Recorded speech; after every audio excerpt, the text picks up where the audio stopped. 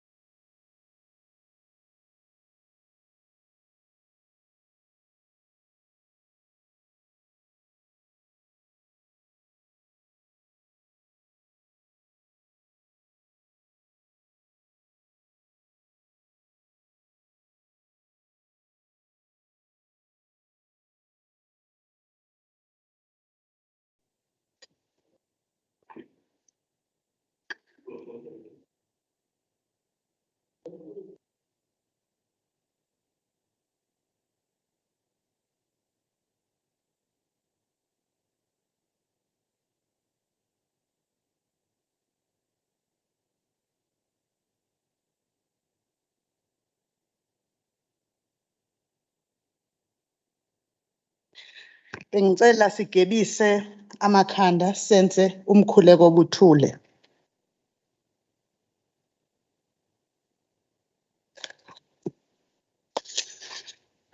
Amen.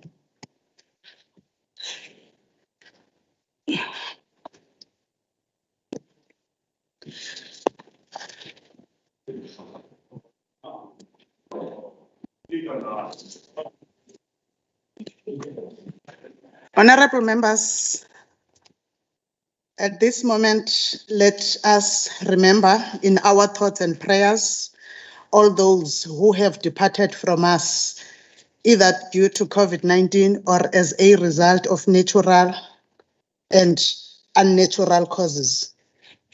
Honorable members, we note the passing on of Her Majesty Regent Queen Shiyiwe Mantombi Dlamini of the Zulu Nation, who was laid to rest last week. We also note the passing on of Mr. Malu Sishazi, the nephew of the Deputy Speaker, Honorable R.T. Mthembu, Mr. Richmond Simelane, the uncle to MEC for Health, Honorable Miss N. Simelane Zulu, Miss Yondela Nyongo, the niece to Honorable N. Majola, the Chairperson of Health, Mr.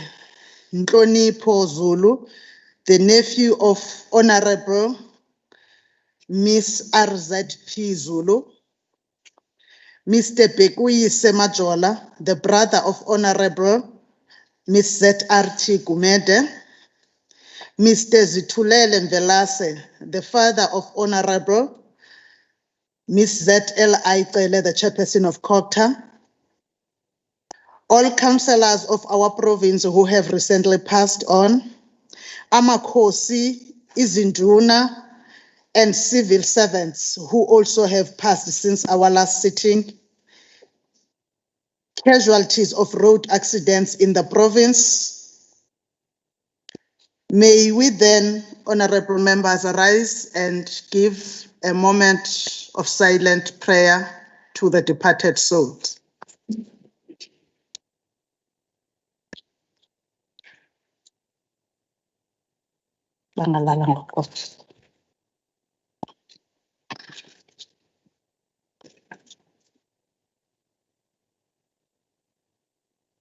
Honorable members, today's sitting is intended to deal with the general budget debate, which will pave way for the work of the Committee of the Whole House. That is then the reason for us to be gathered here today. I will also announce on the ruling on virtual sittings. Honorable members, you are therefore reminded that this virtual sitting is being conducted in terms of the rules of virtual meetings, read with our existing standing rules. In terms of Rule 6 of the rules for virtual meetings, the quorum requirement for virtual sittings of the House is provided for in the Constitution and the standing rules of the KZN Legislature. Standing Rule 44 of the standing rules provides as follows, open quote, at least 1/3 of all the members of the legislature must be present to constitute a plenary meeting of the legislature, close quote. The rules for virtual meetings also define present as follows. Present means the attendance of a member in a virtual meeting by electronic means in a manner that allows the member to join and participate in the meeting. Honorable members, the Secretary has confirmed that we have the required 1/3 of members present in order to commence with the virtual sitting. The sitting is therefore properly constituted. On party voting, honorable members, Rule 7D of the rules for virtual sittings also state that the presiding officer must, before or at the start of the discussion on the matter, expressly inform members if a party vote will be taken, opened and closed the quotes. In line with the above, I wish to confirm that voting on the reports of the Portfolio Committee on Finance and Standing Committee on Oversight will be done on a party-by-party basis. A party vote is a collective vote order. A party vote is a collective vote on behalf of all the members of a party present at this virtual sitting, up to the total membership of that party in the sitting. However, I will allow an opportunity for any individual member to vote differently from his or her party or to abstain if any member wishes to do so. We will now then, honorable members, proceed with the rest of the matters on the order paper. We will start with the apologies. The first apology is from the Honorable S. Zigalala, the Premier, who will join the sitting physically later on, but is connected so far. Honorable Dr. Aikika is attending Eid al-Fitr, also known as the Feast of Breaking the Fast. Honorable Mr. A.V. Khoza has organizational work, and Honorable Mr. V.R. Mlotshwa and Honorable M.E. Phakathi have commitments. Honorable members, I am delighted to now take this opportunity to wish Belated happy birthday to the following members. Honorable S.W. Mshengu, who was born on Workers' Day. Honorable T.S. Mjali, who was born on the 2nd of May. Honorable N.B. Mthethwa on the 5th of May. Honorable Deputy Chair of Committees, MPP Zungu, on the 8th of May. Honorable G.N. Swartboy Ntombela on the 8th of May. And Honorable B.N. Sithole Muloyi, the MEC for Agriculture and Rural Development, on the 10th of May. Honorable members, I hope that all of you had memorable birthday celebrations. We wish you only the very best for the future, and may all your wishes be fulfilled, and may all your dreams come true for the people of KwaZulu-Natal. Honorable members, we would like to wish the Muslim community who are celebrating it today, the 14th of May 2021, a most joyous celebration. On voter education, members are requested to remain behind immediately after the adjournment for lunch so that they can be briefed on how the program on voter education will unfold on Saturday, the 15th of May. This one, honorable members, I am reminding you for the last time on the submission of disclosure of financial interest forms. Members are urged to submit their disclosure of financial interest forms. The deadline for submission was the 30th of April 2021. Honorable members, as a public representative, there is no reason for you to be reminded about the submission of the disclosure of financial interest form. Therefore, we are only reminding you today for the last time. Know that it's your responsibility and take charge of your responsibility as a public representative. We will now go to announcements or reports by the Premier. Honorable Premier, we give you an opportunity to make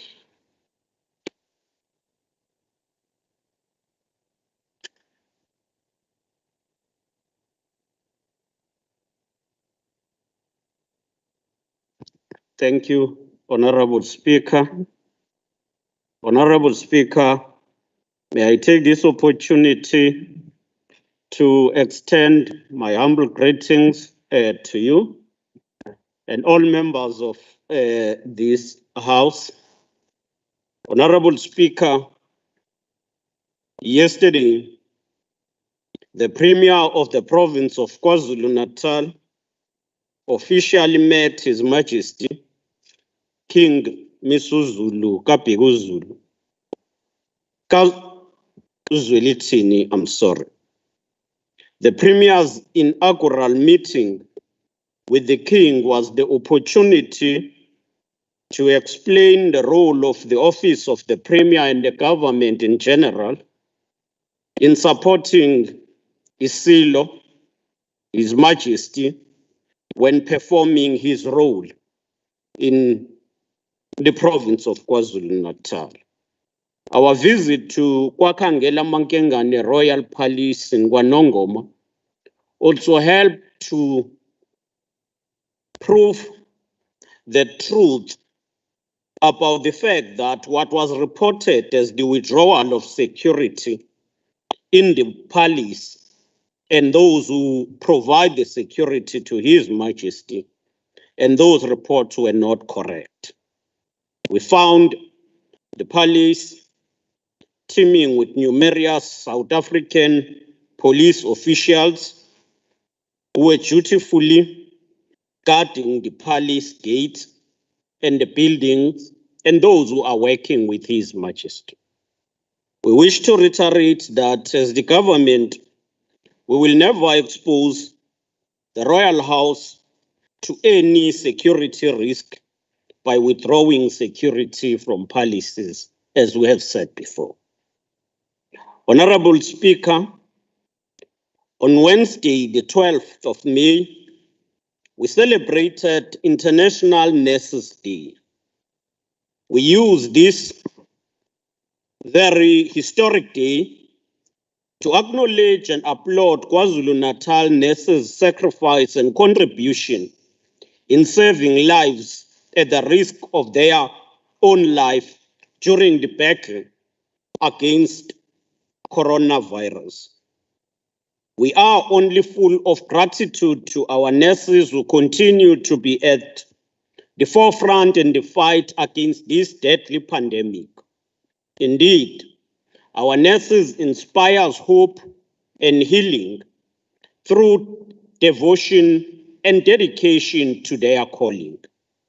Also on Wednesday, the province of KwaZulu-Natal held its inaugural Climate Change and Sustainable Development Council in the 6th term of government at the Inkosi Chief Albert Luthuli International Convention Center.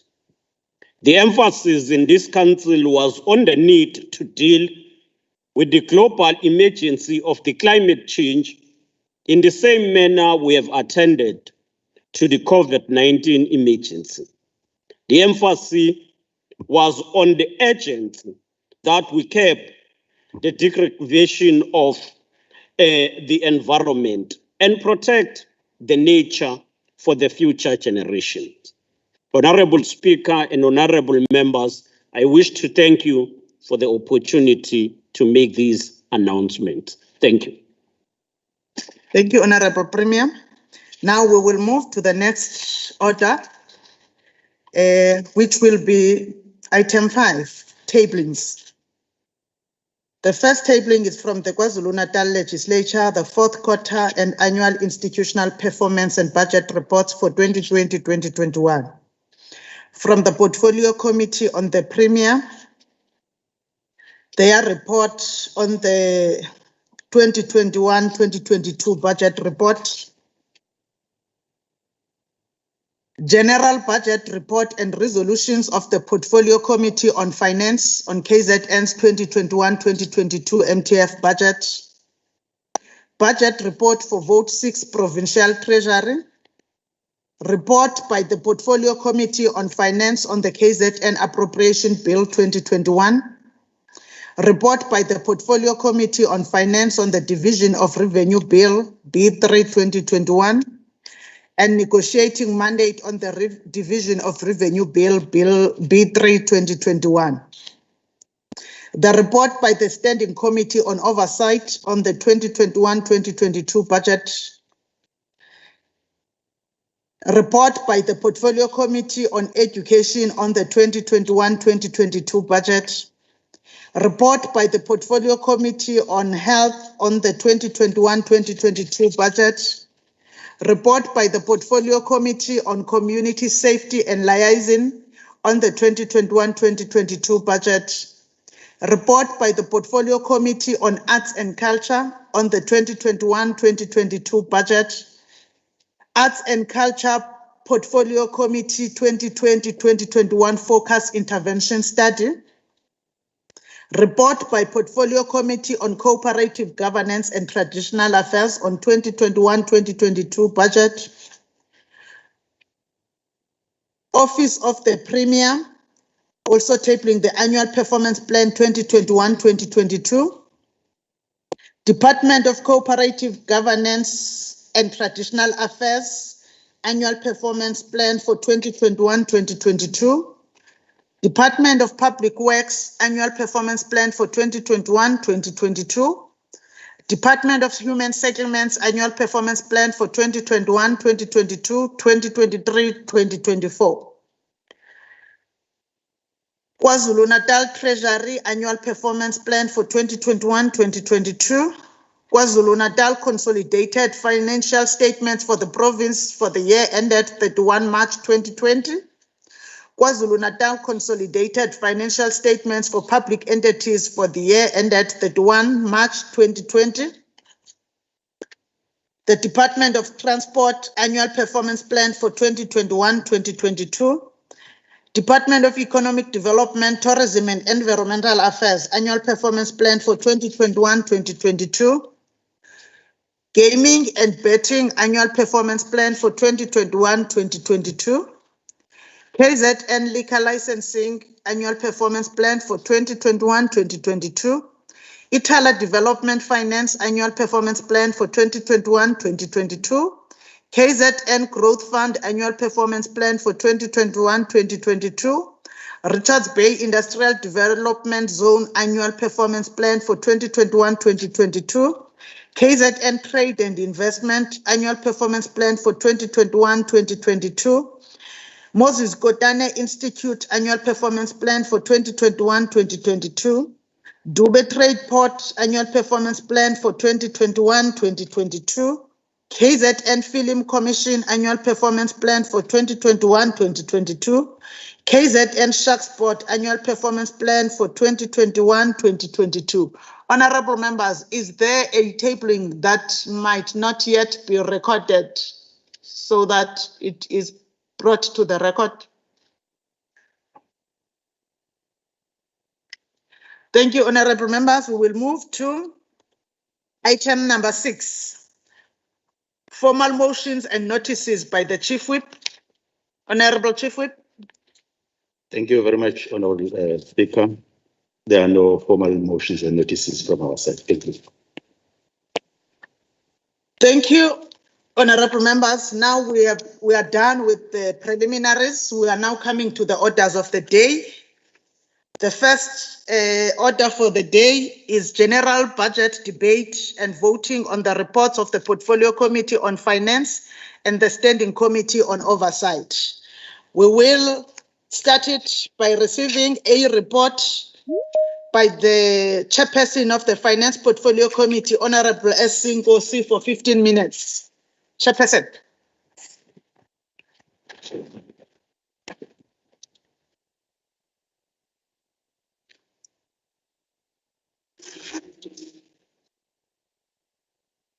When you are caught unprepared, did not think that I'll be called so early.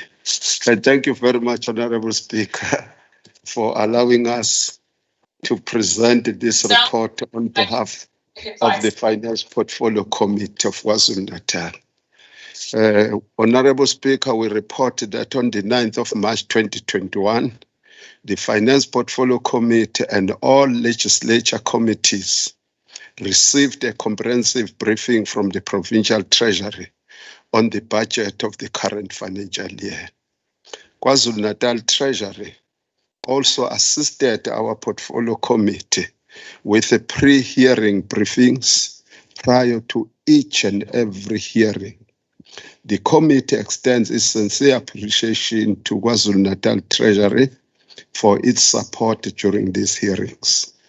The Finance Portfolio Committee held the MTF budget hearings with all the 14 votes of our provincial government and all public entities from the 19th of March to the 11th of May 2021.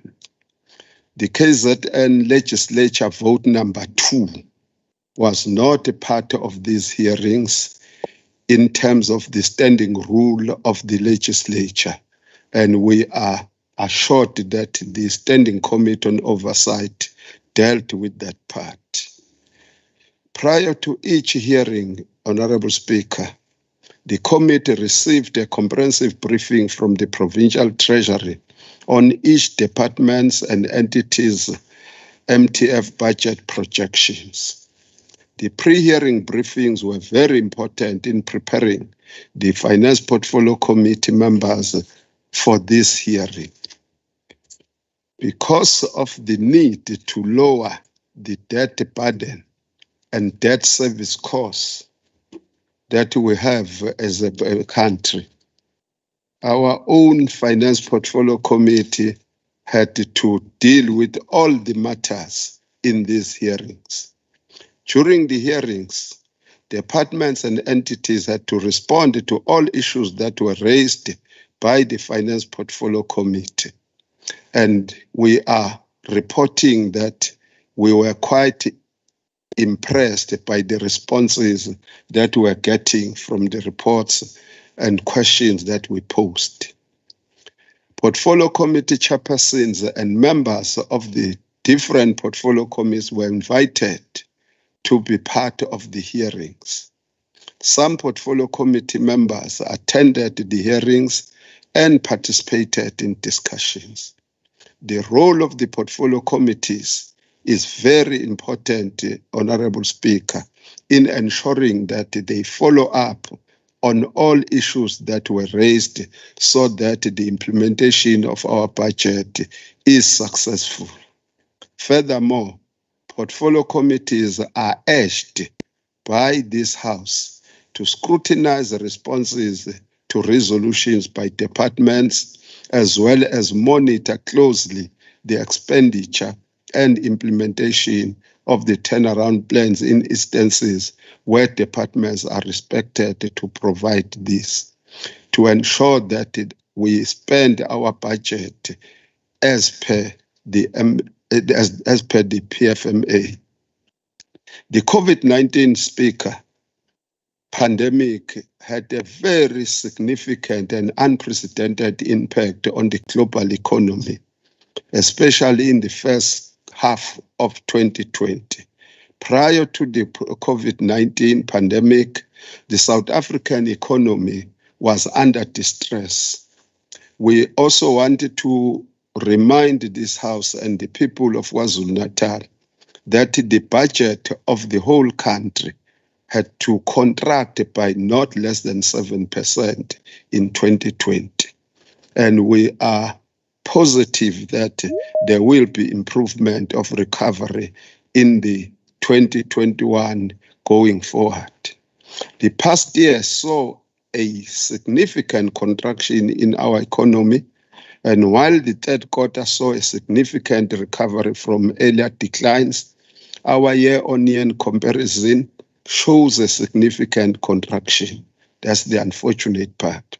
In addition, our debt service costs continue to climb, influenced by an elevated sovereign risk premium. This meant that our government had to take drastic steps in order to arrest this challenge.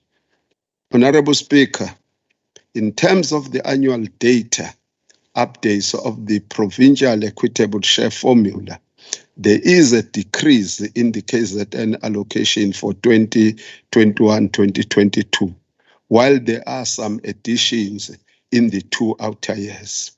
The National Treasury did not grow the outer year by 4.4% as we expected, but reduced the baseline, and this contributes significantly to the budget cuts that departments will report as from today. An addition is made to the provincial equitable share, Honorable Speaker, where an amount of just more than 1.6 billion rand is added to the Department of Health, as we are seeing the impending threat of COVID-19, the third wave specifically.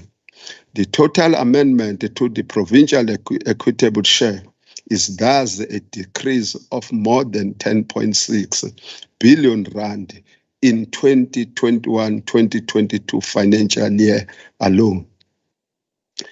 On the conditional grant, Speaker, which is of major importance to all of us as the people of KwaZulu-Natal, National Treasury indicated that the budget cuts made against the conditional grant allocation were partly due to there being no provision made for any cost of living increases over the MTF, and as many public servants are paid from the conditional grant allocation, cuts are made in this regard.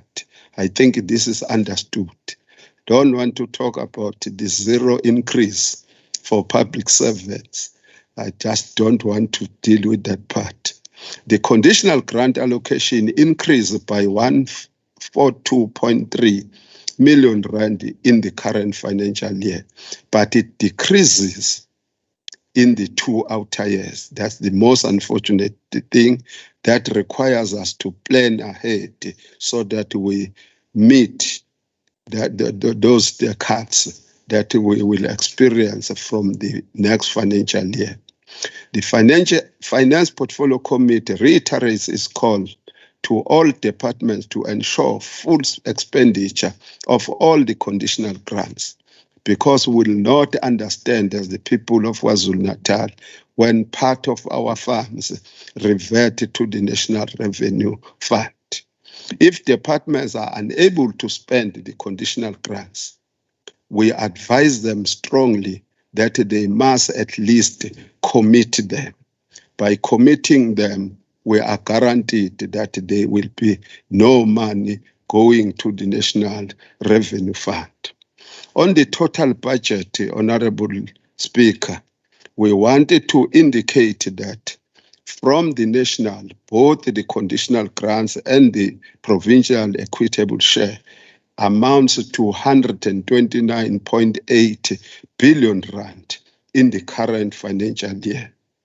We also wanted to remind this House and the people of KwaZulu-Natal that the limited opportunity for our province to collect our own revenues will amount to just above 3.7 billion rand. Then what does that mean to the whole budget of the current financial year? It indicates that our budget for 2021-2022 financial year will be 133.6 billion rand that is available for spending. And this excludes the contingency fund of just more than 366 million rand.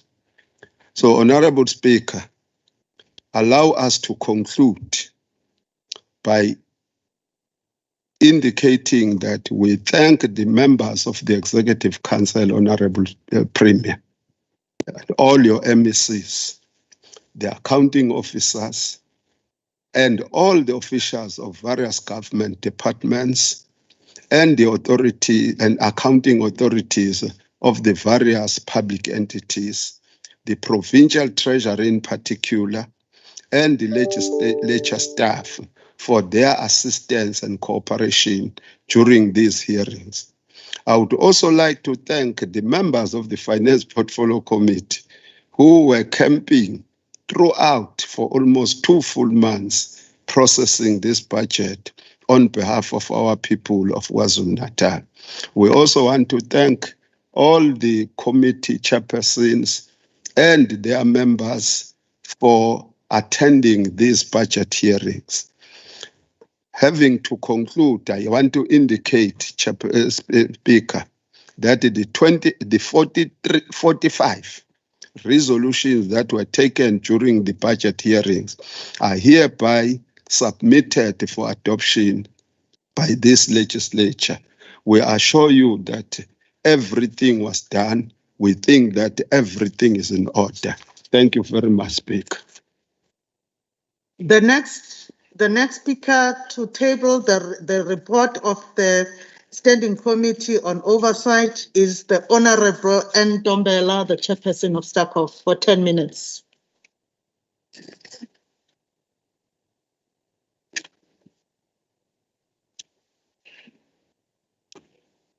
Thank you, Honorable Speaker. Greetings to the leadership led by Honorable Premier and members of the Executive Council and honorable members. We presented the report of the Standing Committee on Oversight for 2021-2022. This report is an oversight report reflecting the views of the Standing Committee on Oversight following the presentation and consideration of the legislature budget's allocation for 21-22. The Standing Committee on Oversight met with the provincial legislature for vote 2 on the 24th of March 2021 to consider the 2021-22 budget allocation for the legislature. Submission of information and usefulness thereof. The committee wishes to commend the legislature for having been consistent in providing reports timeously to the committee and for tabling their accountability reports to the House consistently. The reports that have been presented by the legislature to the committee have been reliable and have shown the seriousness with which the institution is taking their accountability role. The committee has always been supported by the budget analyst from the Provincial Treasury, Ms. Claire Trebold, who has always brought the Treasury perspective to the legislature budget. The information provided by the legislature has always been given to the committee, has always given the committee an assurance on the financial health of the legislature. The summary of the budget was reported as follows. On operational budget, 534,000, statutory amount for members, 93 million, of which remuneration for speaker and the deputy speaker is 3,578,000. The total budget is 627,785,000. Total to be appropriated, excluding members' remuneration, is 534,723,000. Responsible MEC, of course, the Speaker. The administrative department is Legislature. The accounting officer is the Secretary of the Provincial Legislature. The budgetary consideration process, the committee was provided with the documents in November 2020. The consideration of the budget comprised the budget hearing between the legislature and the committee.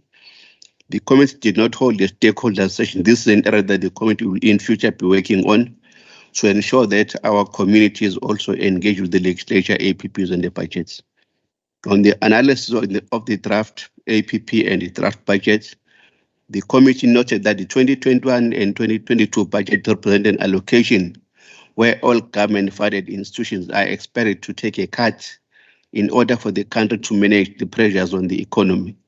More importantly, this is a budget that had to be designed amidst the COVID-19 pandemic, where as many resources as possible had to be channeled towards fighting this pandemic.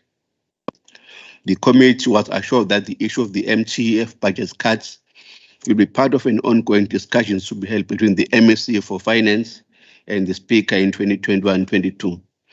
The Provincial Legislature will be supported in the 2021-22 adjustment estimate process if the budget cuts are not manageable. The committee has noted that the reducing the budgets of the legislature has had mixed effects on the work of the legislature.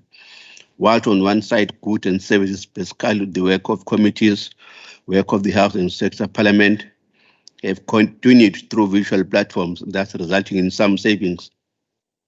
The lack of increase on salaries allocation has an effect of hamstringing the legislature from employing much needed support services, that is researchers for committees.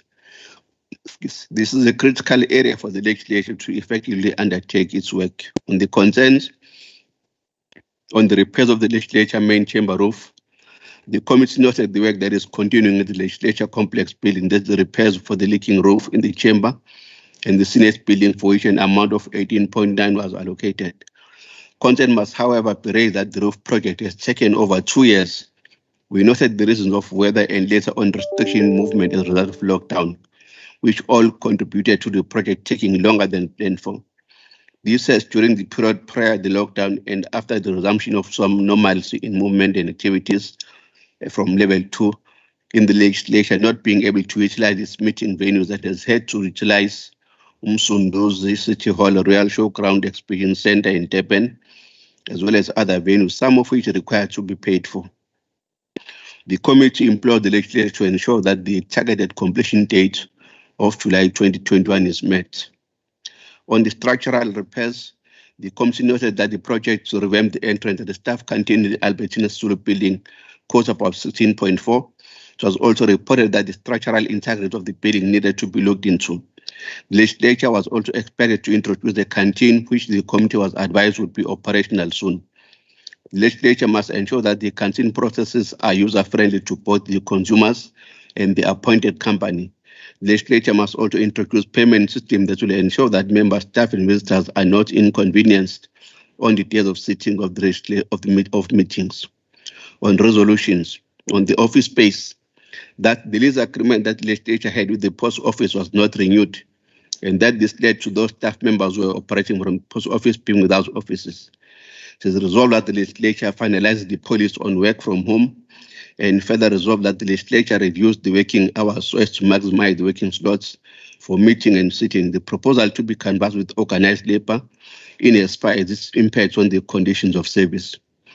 The proposal referred to above must be brought before STACOV by the end of September 2021. On political parties funds, that the legislature managed the transition from the previous dispensation to be in line with the National Act. We therefore resolve that the legislature provide a report that reflects how the first 3 months of the period after the dissolution of the Political Parties Funding Act of KZN have been managed, and whether there are any issues outstanding from the previous processes. On corporate attire, that a decision was taken to resuscitate the project to provide the legislature through the provision of corporate attire.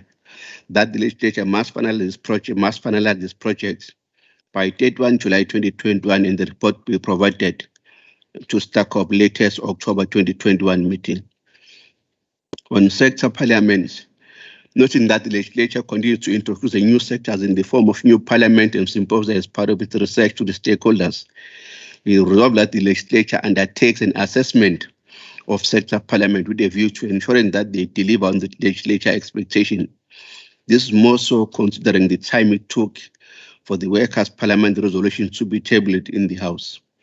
On the digitization e-legislature, noting that the strides made by the legislature toward introduction of the e-legislature, the committee resolved that the legislature reports progress towards achievement of various milestones set for the digitization of the legislature process. On the empowerment program, that the legislature is moving towards digitization of its processes, and that the process requires both staff and members to be able to operate utilizing the new system, also applying the new technologies. We call upon the legislature to ensure that it also develops a training and empowerment plan for members that will go hand in hand with the digitalization process. The legislature to present the plan at the next meeting on the standing committee. All political parties represented in the portfolio committee accepted and adopted the report. Thank you, Chair.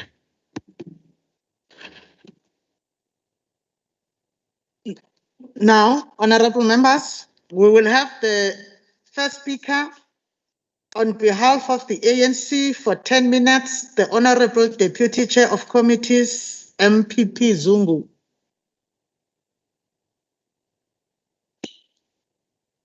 Thank you, Honorable Speaker.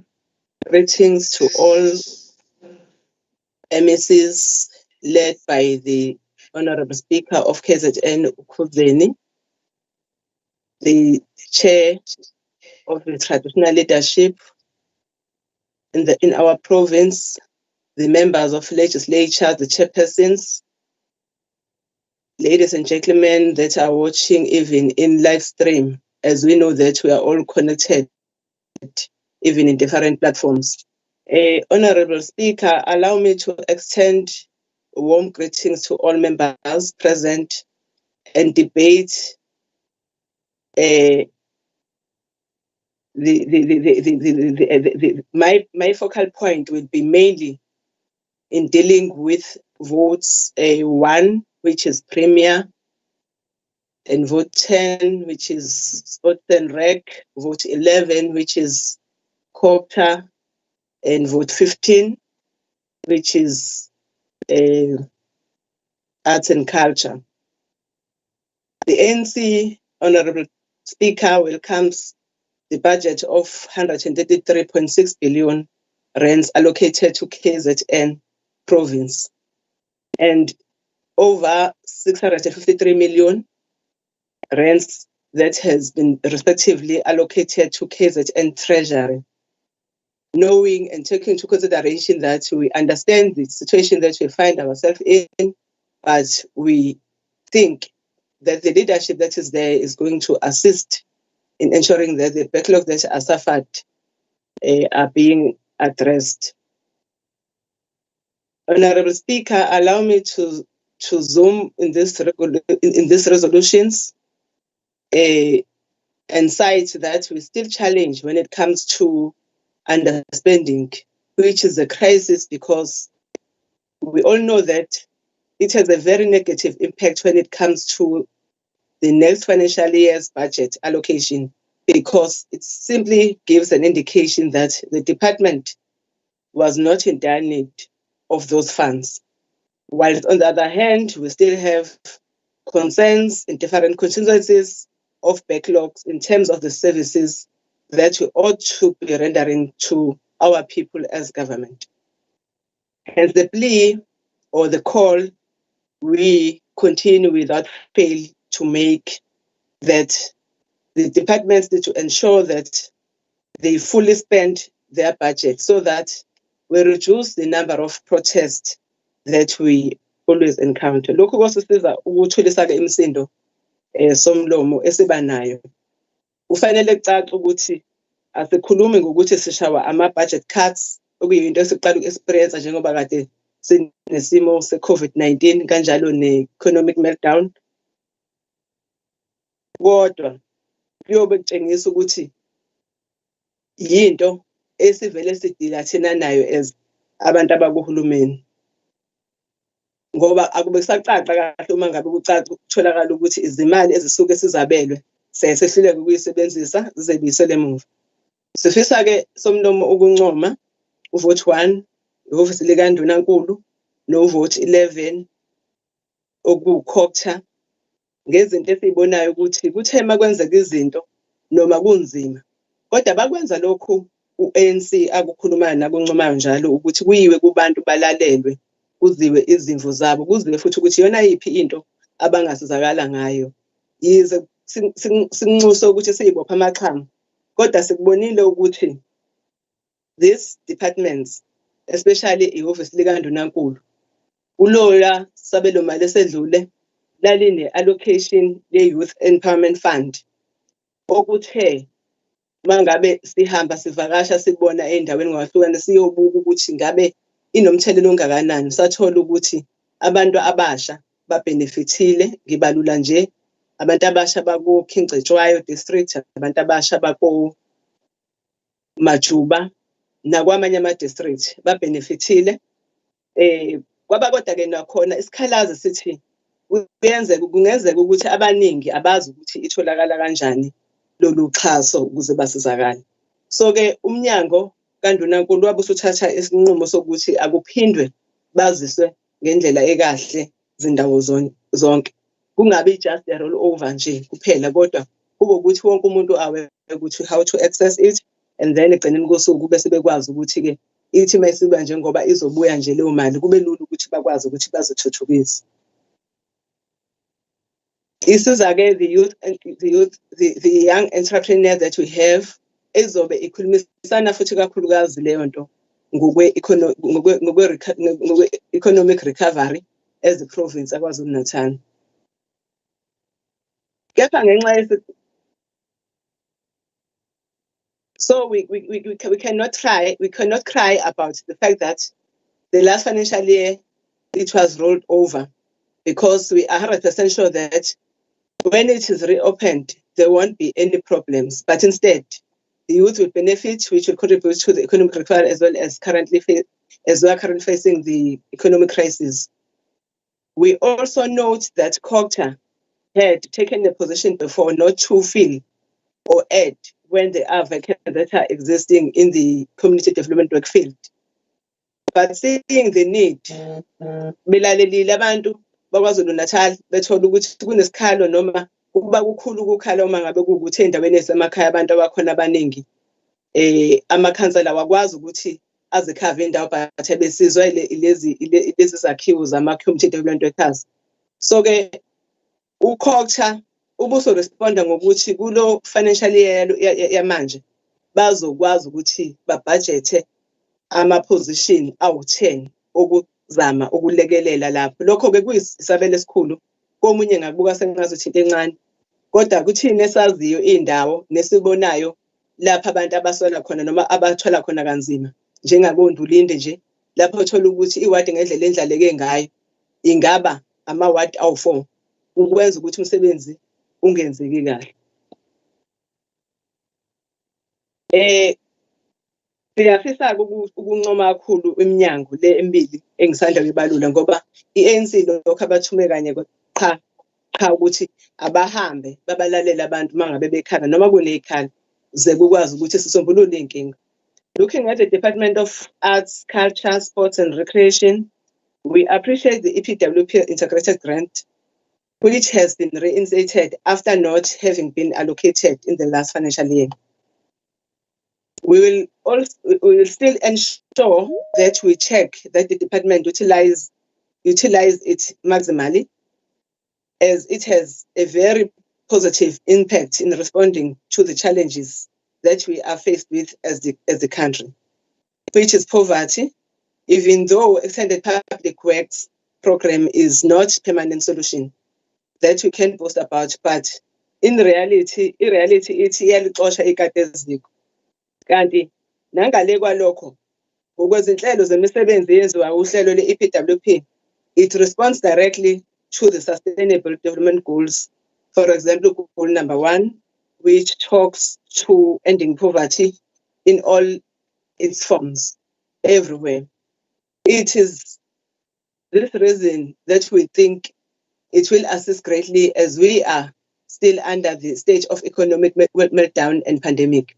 Honorable Speaker, of course, we support the budget and have full confidence that there will be improvement in all areas where there are challenges in all departments. That confidence is received through the standing leadership that is provided by both political and administrative support in different departments. Of course, Honorable Speaker, if we adopt a motto that says the time is always right to do what is right, and doing it right the first time, we will definitely win this war that we are faced with as a country. UThixo usethembile njenge-African National Congress and njengabantu baseMzansi ukuthi asiwuhole lo hulumeni, simfuziselo wakhe wasinika namandla ukuthi sibuse phezu kwakho konke okusiwuluntu.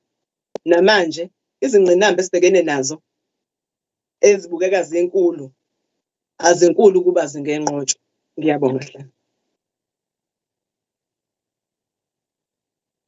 The next speaker for 10 minutes for IFP is the Honorable Leader of Official Opposition, VF Sabisa.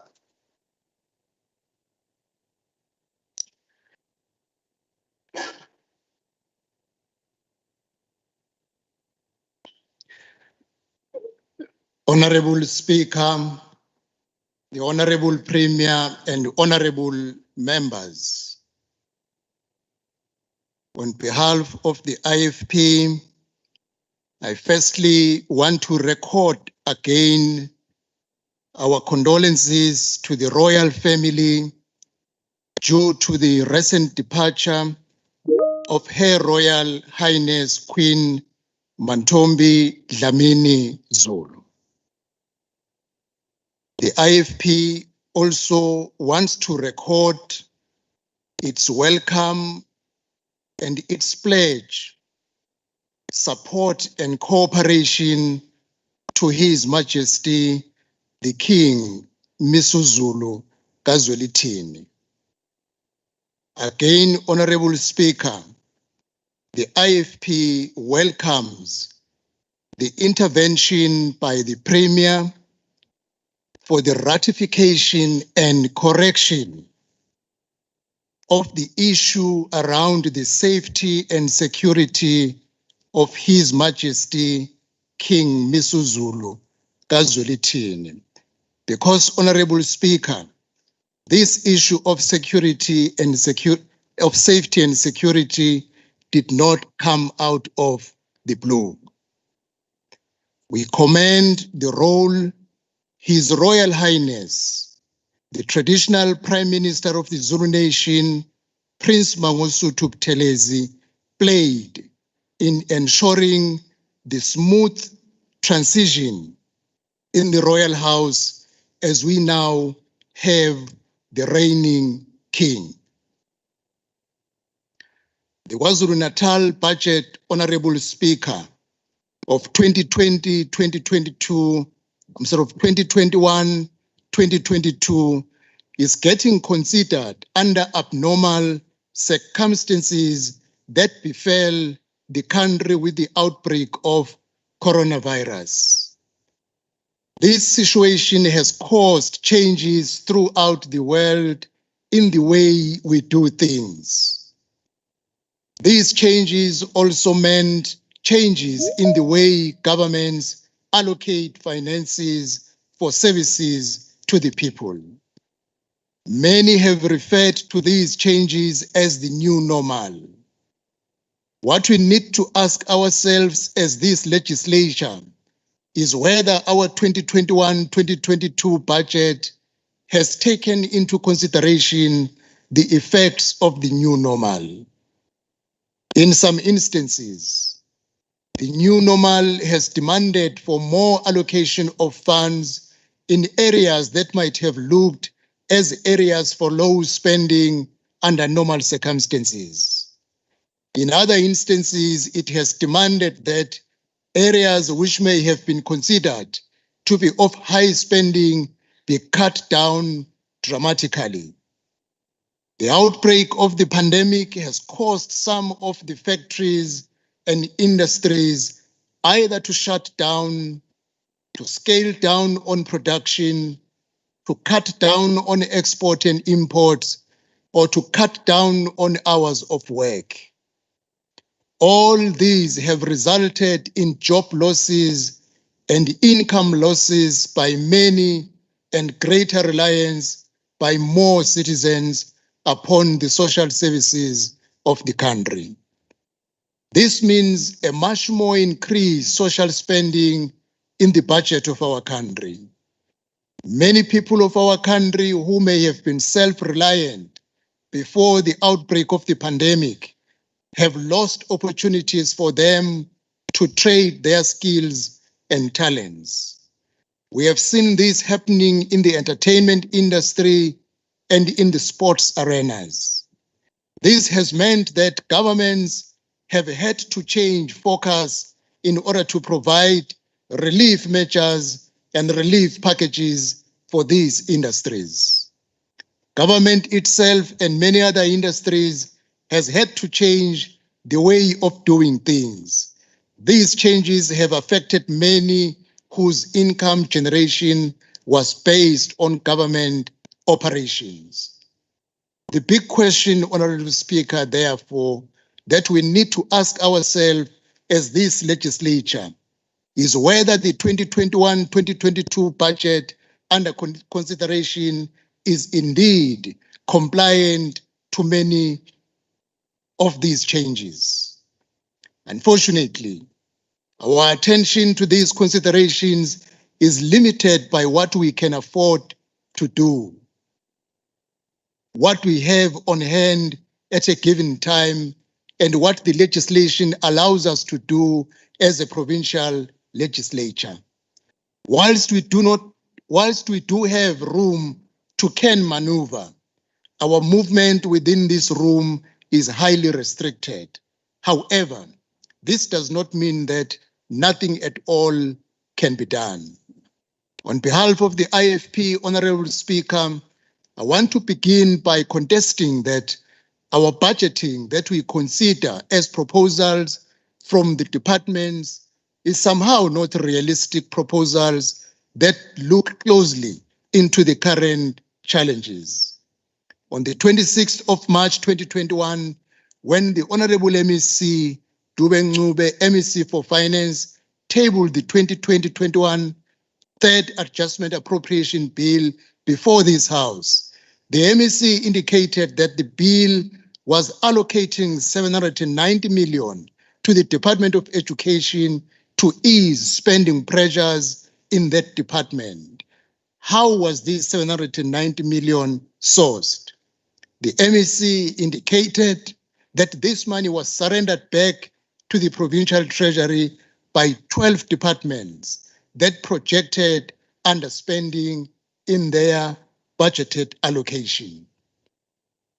The issue here is not about allocating the much needed financial resources to education, Honorable Speaker, but what this underspending by all these 12 departments and reallocation indicates is that as this legislature, we may have over-allocated funds to areas that were not primary areas of need, and we may have under-allocated funds to areas that needed more than the allocation given.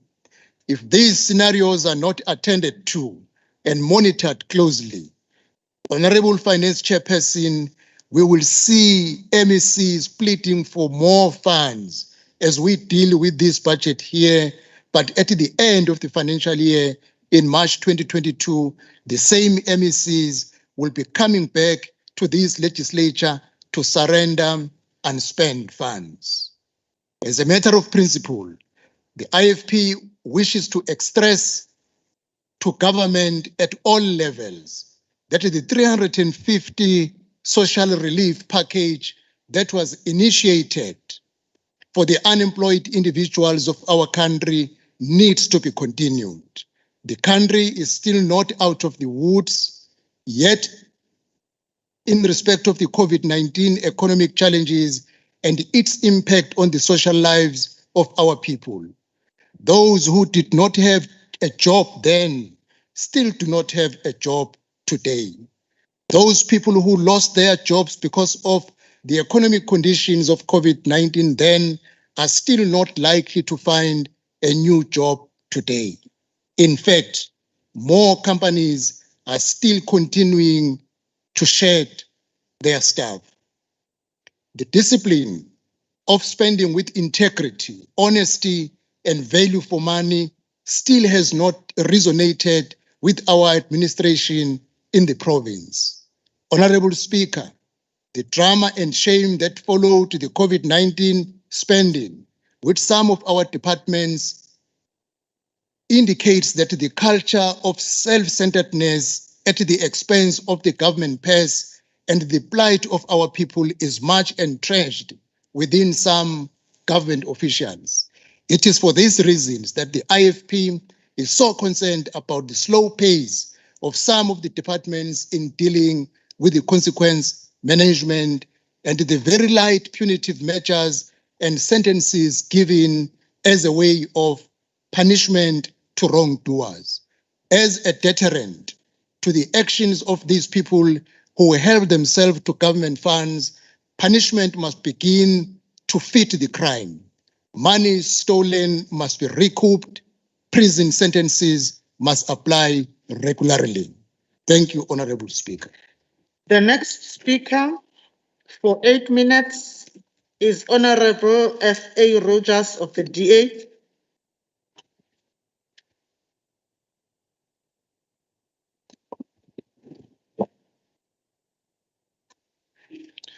Diabulela Somloma Mama. Madam Speaker, allow me first to officially, on behalf of the Democratic Alliance, to welcome His Majesty Misizulu KwaZulu-Natal as the monarch to the royal nation. We wish him good health and wisdom as he begins this new chapter in the history of our province. It is often said that during the times of sorrow, new futures are born. We look forward to welcoming His Majesty into this house and building a mutual and fruitful relationship. Madam Speaker, Richard Rumelt had the following to say in his book, Good Strategy, Bad Strategy, and I quote, "Bad strategy is more than just the absence of good strategy.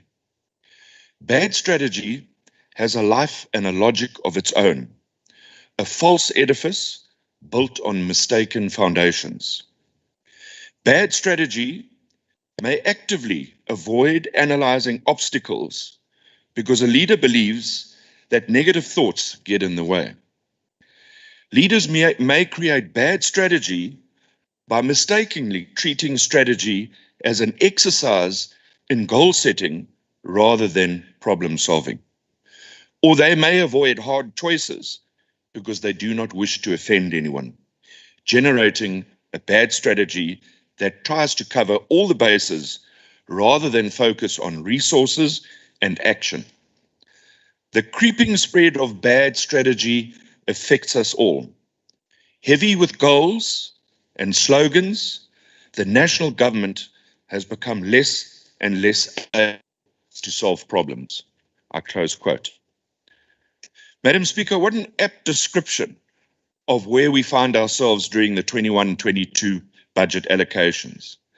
And indeed, the further challenges that await KZN as we implement this proposed budget.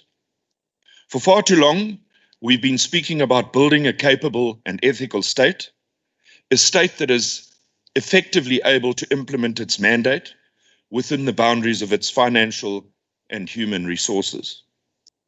As Roosevelt wrote, leaders may create bad strategy by mistakenly treating strategy work as an exercise in goal setting rather than problem solving. The warning signs were all there that KZN lacked the capable state.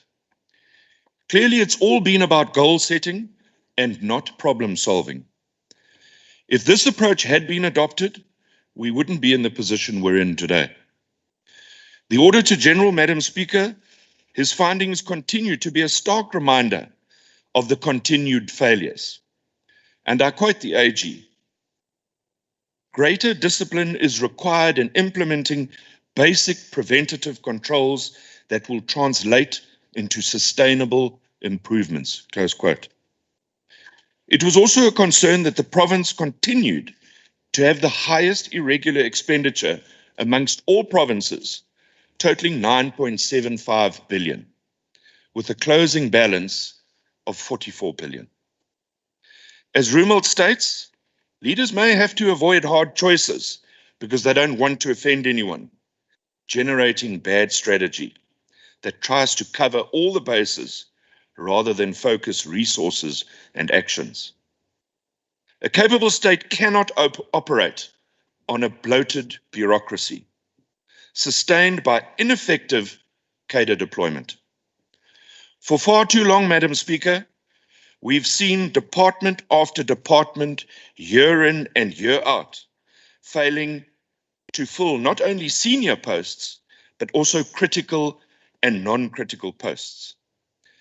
This simply means that had the province removed those positions by now, we wouldn't be in the position we're in now. Yet, every year, we continue to budget for these. Now we find ourselves in hard economic times, and we face a compensation crisis. We are now forced to implement two types of provincial equitable share fiscal consolidation cuts, cost of living increases, and reduction in headcounts. The reality is that it's all a little too late. This should have been done long ago. Had this been done, we would not have had to cut the budget by over 10 billion this year and 14 billion in the 22-23 year. As Roosevelt wrote, perhaps this is a case of leaders not wanting to offend anyone, because I personally can see no other reason for not having taken these steps timeously. We are now left with no choice. Fiscal circumstances have become our master and dictator. We have become a slave to the fiscal circumstances. Added to this challenge is, of course, the fact that wage negotiations have still not yet been concluded. The chance of the 0% increase being adopted on the cost of living adjustment appears to all impossible. I was interested to see my good friend, Honorable KK Nkosi, who wanted to avoid this issue. But as leaders, we can't avoid this issue. Speaker, on a positive note, when I engaged with National Treasury, they did indicate, interestingly, that National Treasury has indeed got a contingency fund should the wage negotiations not agree on a 0% increase. The sad reality about that, Madam Speaker, is that once we take away from any contingency reserve, it has impacts on the outer years for us. Roosevelt talks about a good strategy having three elements: diagnosis, guiding policy, coherent action. Had we achieved this, we would not be in the position we were forced, because of circumstances, to implement decisions that will ultimately have a negative impact on service delivery. The significant cuts on the Department of Agriculture and Rural Developments will result in the department running at 76% capacity. This, Madam Speaker, is a critical department that should be operating at 100% capacity to ensure food sustainability economic growth, particularly in our rural communities. You see, Speaker, heavy goals and slogans like radical agrarian socio-economic transformation are a bad strategy. With this department now being financially hamstrung, we will never see this radical agrarian transformation. Again, proof that slogans are not yielding the desired results. If one looks at the committee's the committee's resolution 66 of 2021, where farms located in the Moy River area lie fallow and unproductive, they cannot be part of radical transformation. And this, Madam Speaker, is no isolated case. Just a year ago, the Premier invited me to engage with him on agricultural challenges, and I shall report back later. Thank you, Speaker. The next speaker for 10 minutes is from the ANC, Honorable S.M. Sonjiba, Chairperson of Triple P.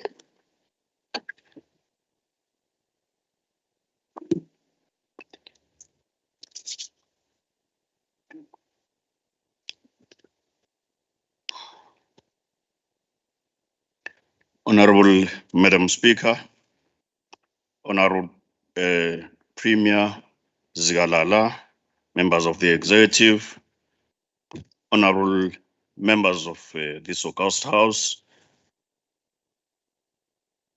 ladies and gentlemen,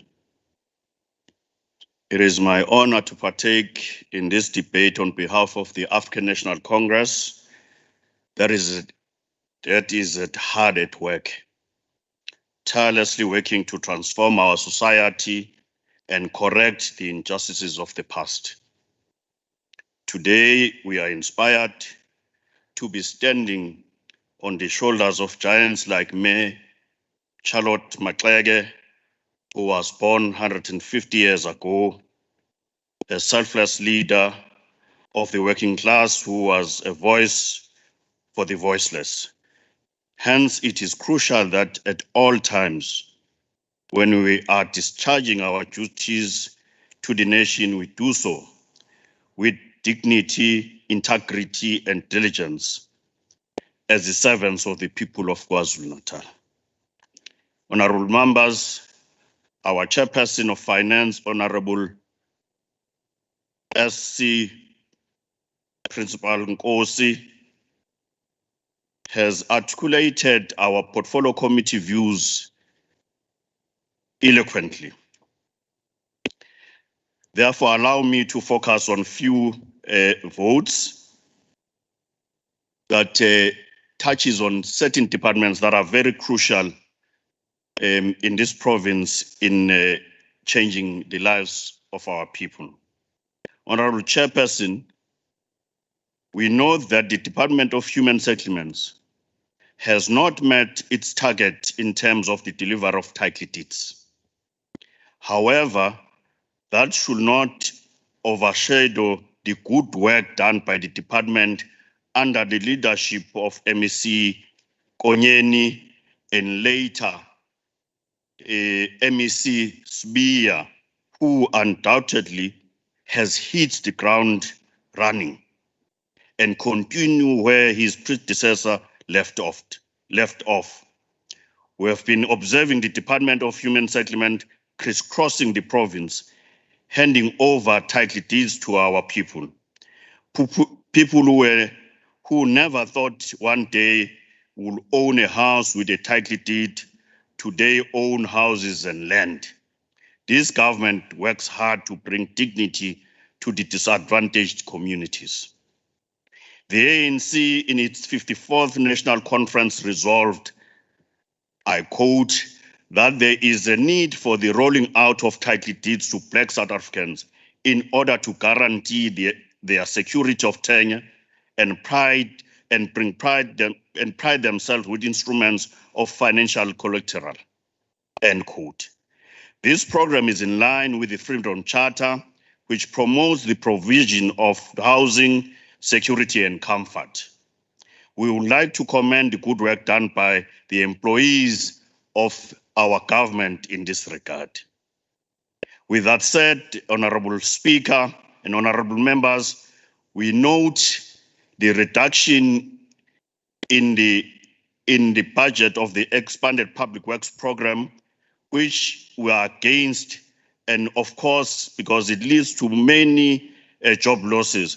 However, we note the fiscal strain faced by our government at all levels, which by no means justifies that there should be loss of jobs, because we are about job creation. We note that there is a distortion as well out there about why this program was started. There are those who are spreading lies about this program. This program, the idea of this expanded works program was to help our people to get temporary relief, as they also help carry out social useful activities. It was never meant to be a program that employs people permanently and we are told we pay people penance. But those people who are in this program, they appreciate what government is doing, because to an extent, mothers who are cleaning veggies on the side of the roads, they are able to put food for their kids, and they are able to take kids to school, some of them. Honorable Chairperson, we want to register our disappointment by the non-filling of vacant posts by the Department of Transport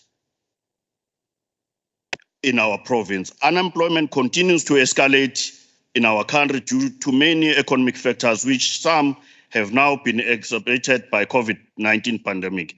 Therefore, we're making a strong call upon officials of the department to rise to the occasion and do what is required from them. Honorable Chairperson, we also note the disappointment of the incomplete infrastructure programs of the department due to criminals who disguise as business forums. These business forums are not only seen in an area where we were told about the bridge in Mzumkulu, but they continue to spread around the province. And we want to call our government to act and act decisively against those criminals.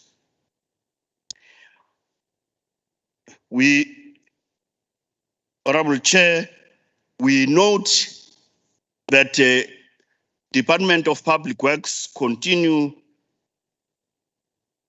to not spend on the conditional assessment of the state-owned properties.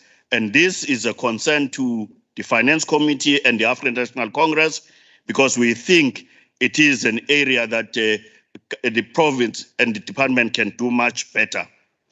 Honorable Chairperson, Honorable Speaker, pardon me, we also want to call the government, Honorable Premier, that there are officials who continuously not doing what they are supposed to do. And this, according to us in the African National Congress, must be stopped. Some of the departments are not spending money simply because officials, they are getting away with it. And we think, as the ANC, the executive, the legislature, we must be vigilant on our oversight, because our people deserve the officials who are serving them, who are committed, and we will not allow monies that are not spent because officials are not doing what they are employed to do. The ANC support the report by the Chairperson of Finance. Thank you very much, Honorable Speaker.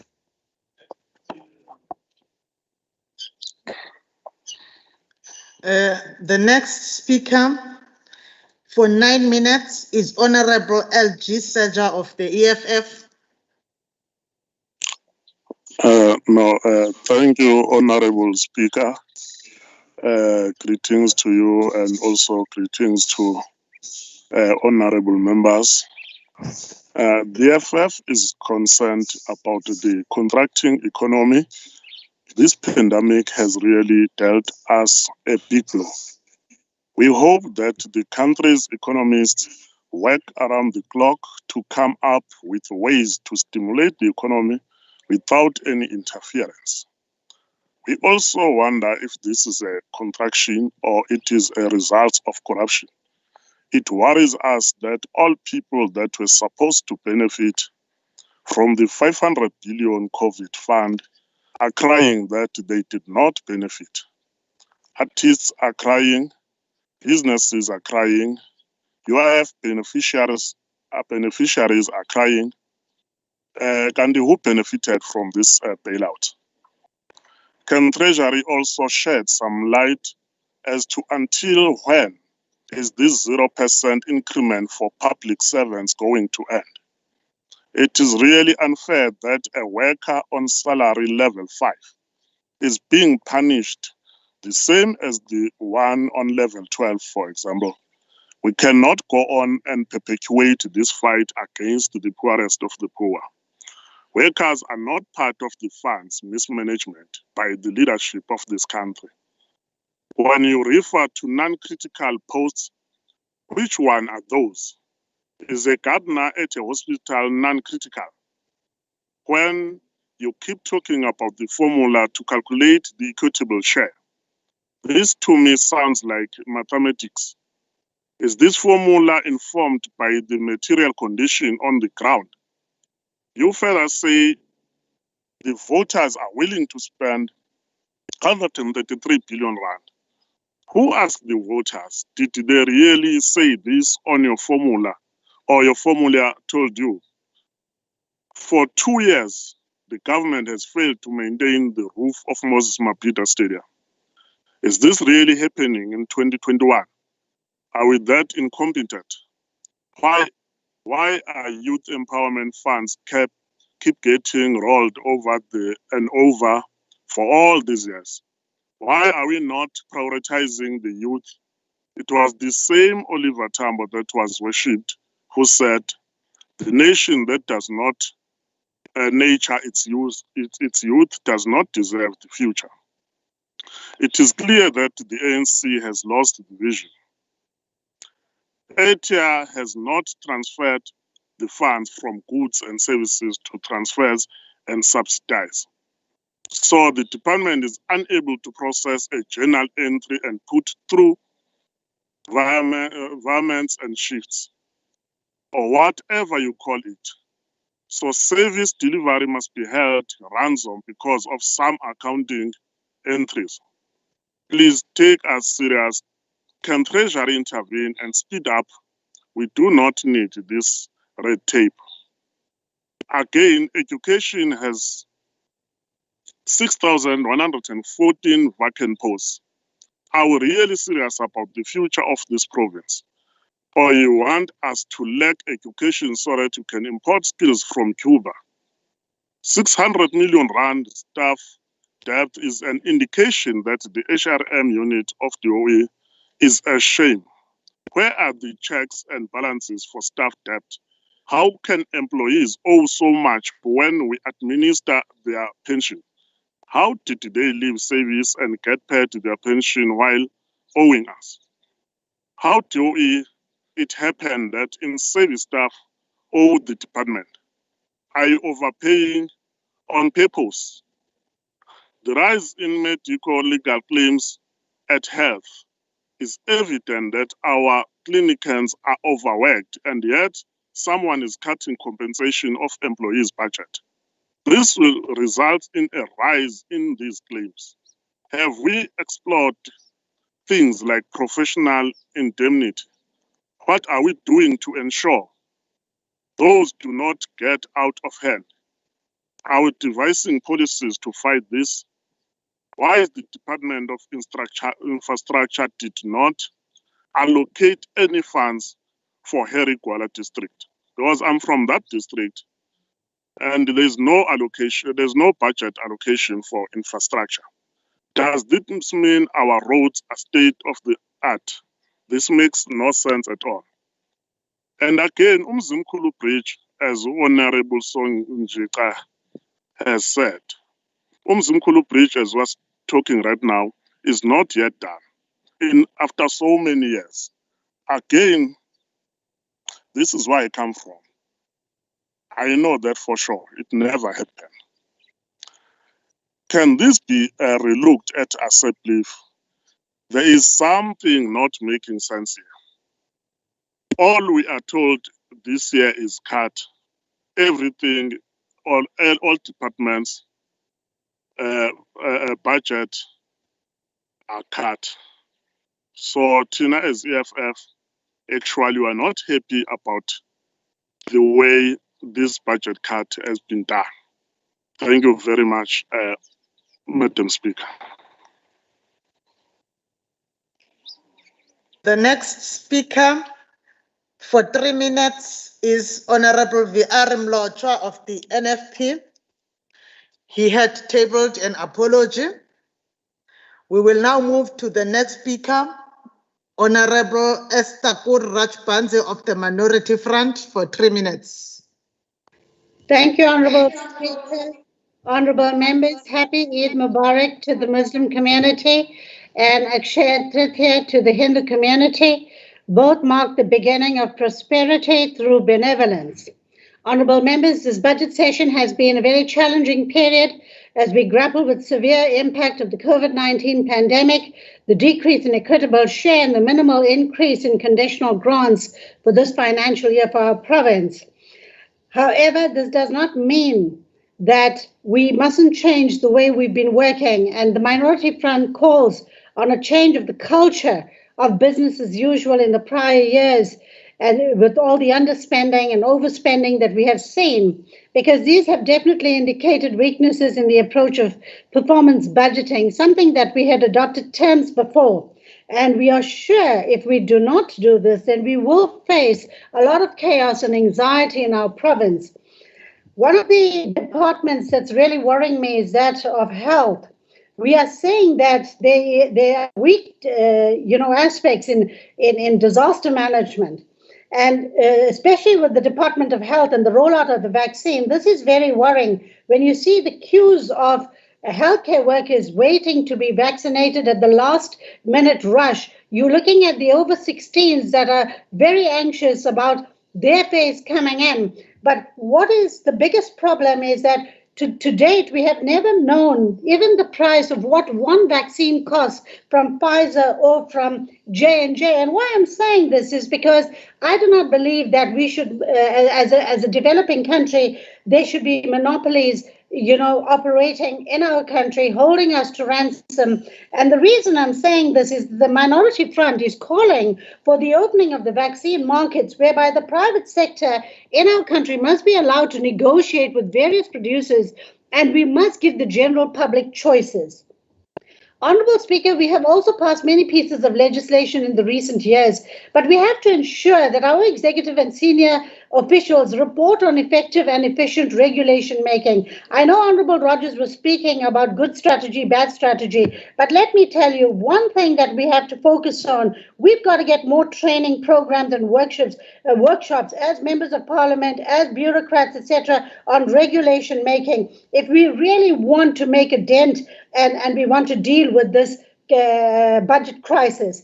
The MF acknowledges that we have not paid lip service to corruption, but unfortunately, long outstanding investigations, current cases show that the delays are about double talk. Double talk cannot exist today. It mustn't become our trademark as politicians, because for far too long we have very powerful committees, but they just conveniently cooperate with each other. Rather now, we must take the adversarial position to fight for justice. And I'm saying this because the MF is supporting both the finance and STACOV reports. But it's important. Honourable Member, your time has expired. Credibility crisis. Thank you. Honourable Members, I know we don't usually do this, but I think we're now forced. We are requesting our guests, the members of the Fourth Estate, to really ensure that they do not, even by default, become part of the proceedings through their gadgets, also impeding in the manner that we're running the House. It's an appeal. We will now go to the next speaker for 10 minutes For the ANC, the Honorable M. Govender, Chairperson of SCOPA. Thank you, Chairperson. On behalf of the African National Congress, I'm honored to speak today. Let me commence by recognizing May as Workers' Month and acknowledging the vital role that workers play in building our country and its economy. Indeed, all of us owe a huge debt to the workers of this country whose blood, sweat, toil, and tears have shaped the country and created the firm foundation for us to build on. However, it is unfortunate that those who have been worst affected by the effects of the COVID pandemic are the workers and the poorest of the poor. It's an accepted fact that the more privileged amongst us have escaped the worst ravages of this pandemic, whilst the poorest and most vulnerable have been severely hit. But this is not a time to throw up our hands, point fingers, or blame. What is called for is decisive action and a way forward. And in this regard, Honourable Speaker, let us commend the Honourable Premier and his team for moving swiftly to ensure that the KwaZulu-Natal economy is revived and for launching bold initiatives to rebuild the economy, create employment, and introduce new economic growth paths. Honourable Speaker, the KZN Economic Recovery Plan is an excellent initiative with the province reprioritizing existing resources to support ailing businesses as well as provide a safety net for the poor. And we must applaud the support for localization and the promotion of locally produced goods. In this context, agriculture has been identified as one of the most important drivers of the economy and is being used to promote inclusive growth and job creation. The program of the department will include livestock production, mechanization, as well as veterinary supplies. And we are pleased to see, Honourable Speaker, that funds are being expended to institute a provincial food security program through the revitalization of the One Home, One Garden initiative. As has been much discussed, the provincial equitable share has suffered sizable cuts, and this has resulted in all provincial departments having their budget allocations slashed, with one of the areas most severely impacted on across departments being the compensation of employees. In the Department of Agriculture and Rural Development, the number of posts to be filled have had to be reduced, resulting in the department having to operate at around 76% of its approved establishment. This obviously impacts negatively on critical service providers, including veterinary services, agricultural colleges, research, and admin support. We welcome the support of producers and the creation of 482 job opportunities through the EPWP and the department has, however, consistently underspent over the past 3 financial years, and this is a cause for concern because the under-expenditure on conditional grants, such as CASP, Ilima, Letsima, and others, has actually resulted in the funds being cut, the funds of the department's, the conditional grant allocation being cut. Honourable Speaker, let me then go to the Department of Economic Development, Tourism and Environmental Affairs. And this department, while also sustaining budget cuts, has a key role in the reconstruction and recovery of the provincial economy and has had to look at reprioritizing funds to cater for job retention, job creation, investment in infrastructure, SMME support, industrialization, and localization. The Finance Portfolio Committee notes that the department has budgeted to fill all 102 vacant posts within the establishment in 21-22, and we want a report about the filling of these posts, as well as an indication as to whether all these posts that have been budgeted for will be filled in the financial year. We are also concerned about the non-provision over the MTEF in respect of transfers to municipalities, because projects for development and upgrading of airports and the KwaMajomela Light Manufacturing Center are budgeted for under goods and services rather than under transfers to municipalities. And we would want a report as to why these funds that are supposed to be transferred to municipalities are budgeted under goods and services. And we also want a time frame for the transfer of these funds. We are also concerned that service level agreements between the department and municipalities allowing for the transfer of funds have not yet been finalized. Honorable Speaker, the rationalization of public entities is a very good way of streamlining costs, cutting them and introducing greater efficiencies. But this process has been long drawn out and is not yet concluded and has resulted in difficulties for public entities who cannot fill critical vacancies and the like. We are then urging for a speedy conclusion to the process, and we want a progress report about timelines for this conclusion. We would also want to acknowledge the important role that the Black Industrials Program, Operation Bula, will play in achieving the economic transformation targets of the province. But again, the program appears to be moving at a much slower pace, and we would like to hear about more progress in this regard.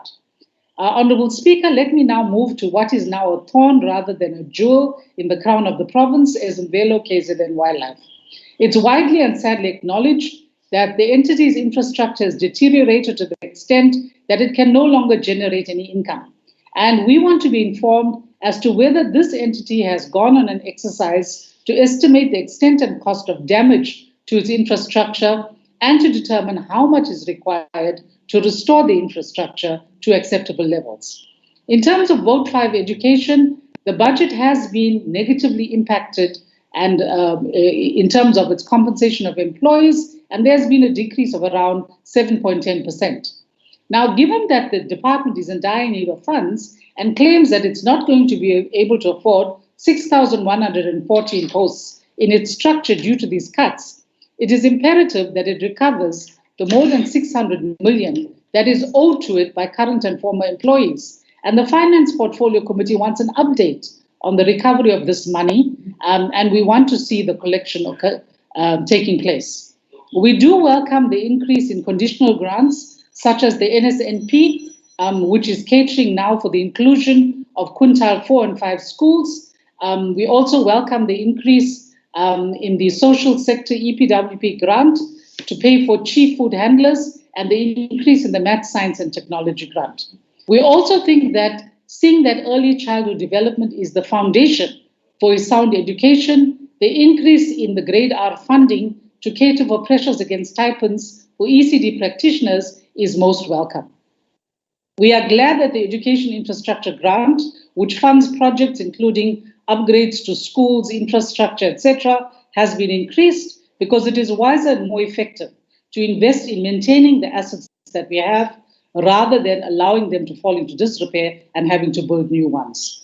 Honorable Speaker, we also want to commend the Department of Education on its transformation of the schooling system program, which it has initiated to save money.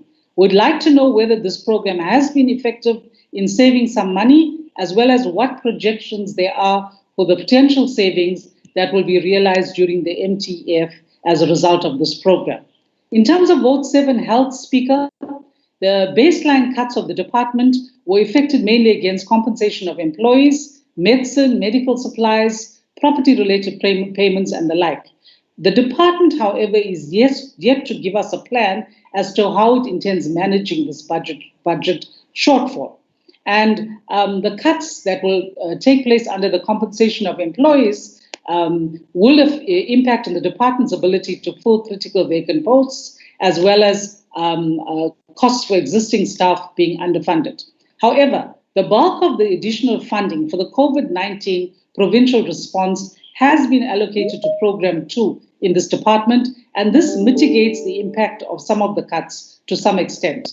There is also welcome additional funding for the HIV, TB, malaria, community outreach, and HPV vaccine grant, and in respect of the new COVID-19 component, and which will assist the rollout of the vaccination program.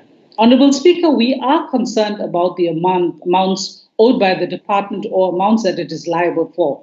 Included amongst these is an amount of 541 million that the department is being sued for by the NHLS. And in addition, unbudgeted medical legal claims continue to add to spending pressures of the department.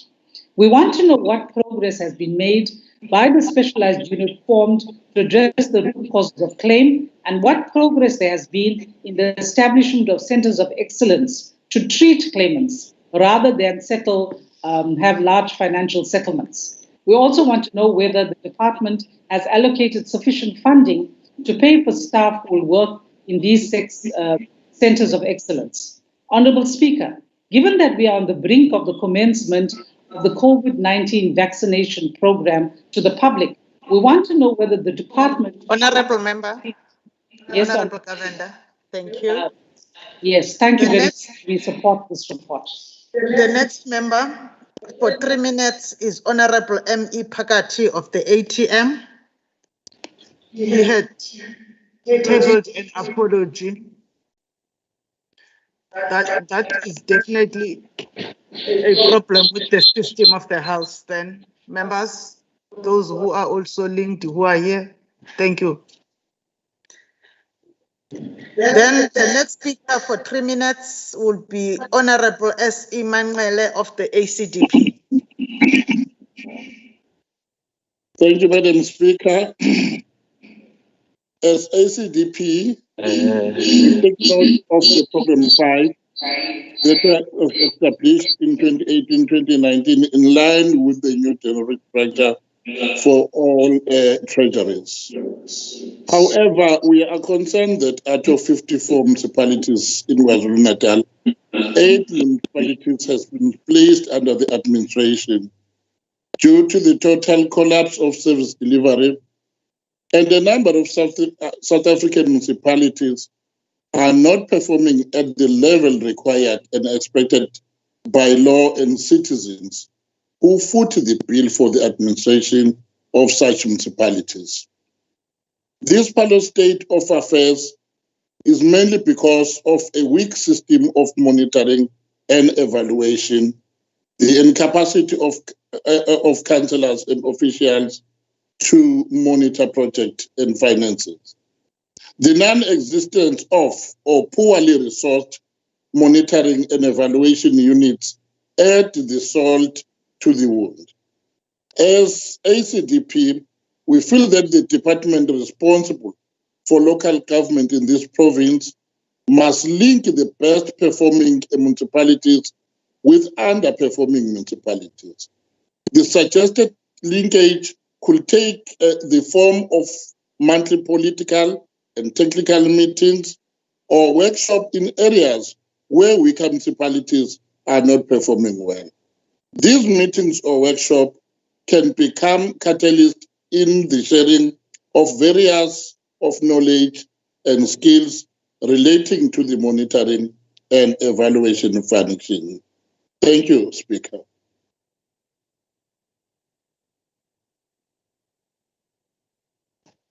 The next speaker for 4 minutes is Honorable F.A. Rogers of the DA.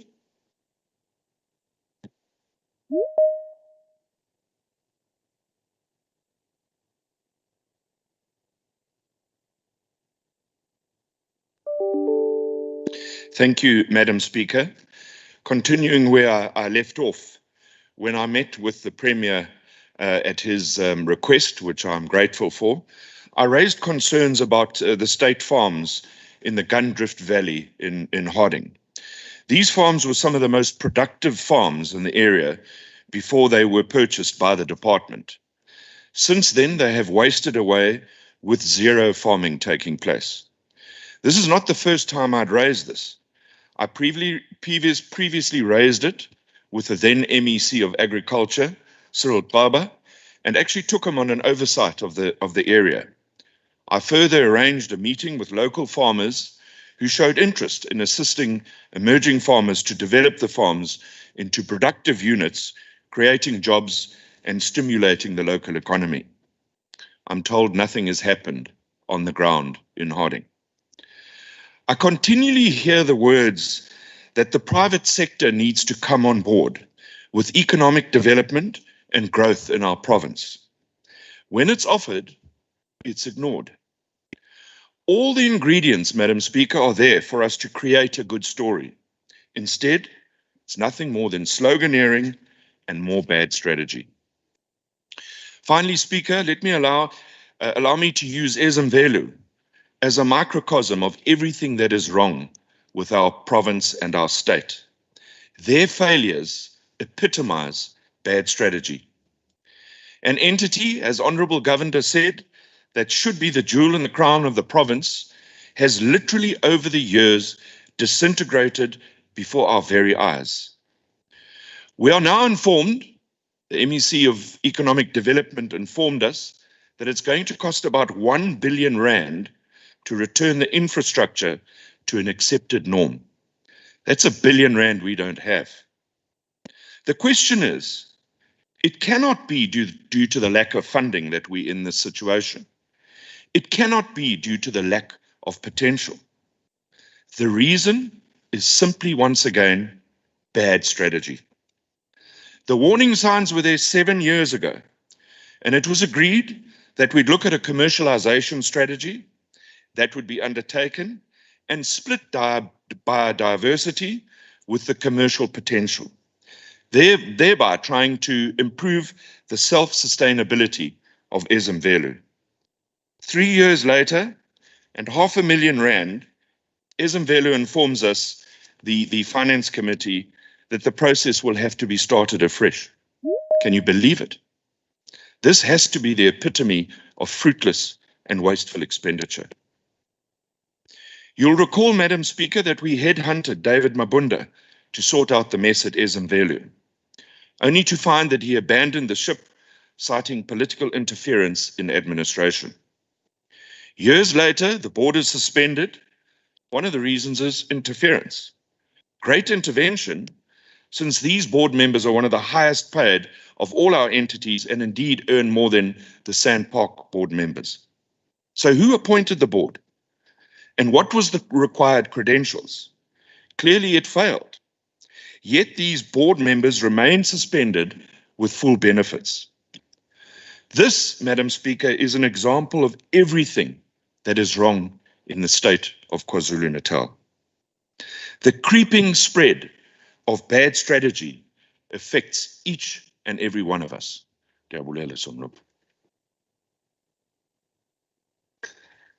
Then the next speaker for 5 minutes is the leader of the official opposition, Honorable V.F. Labisa.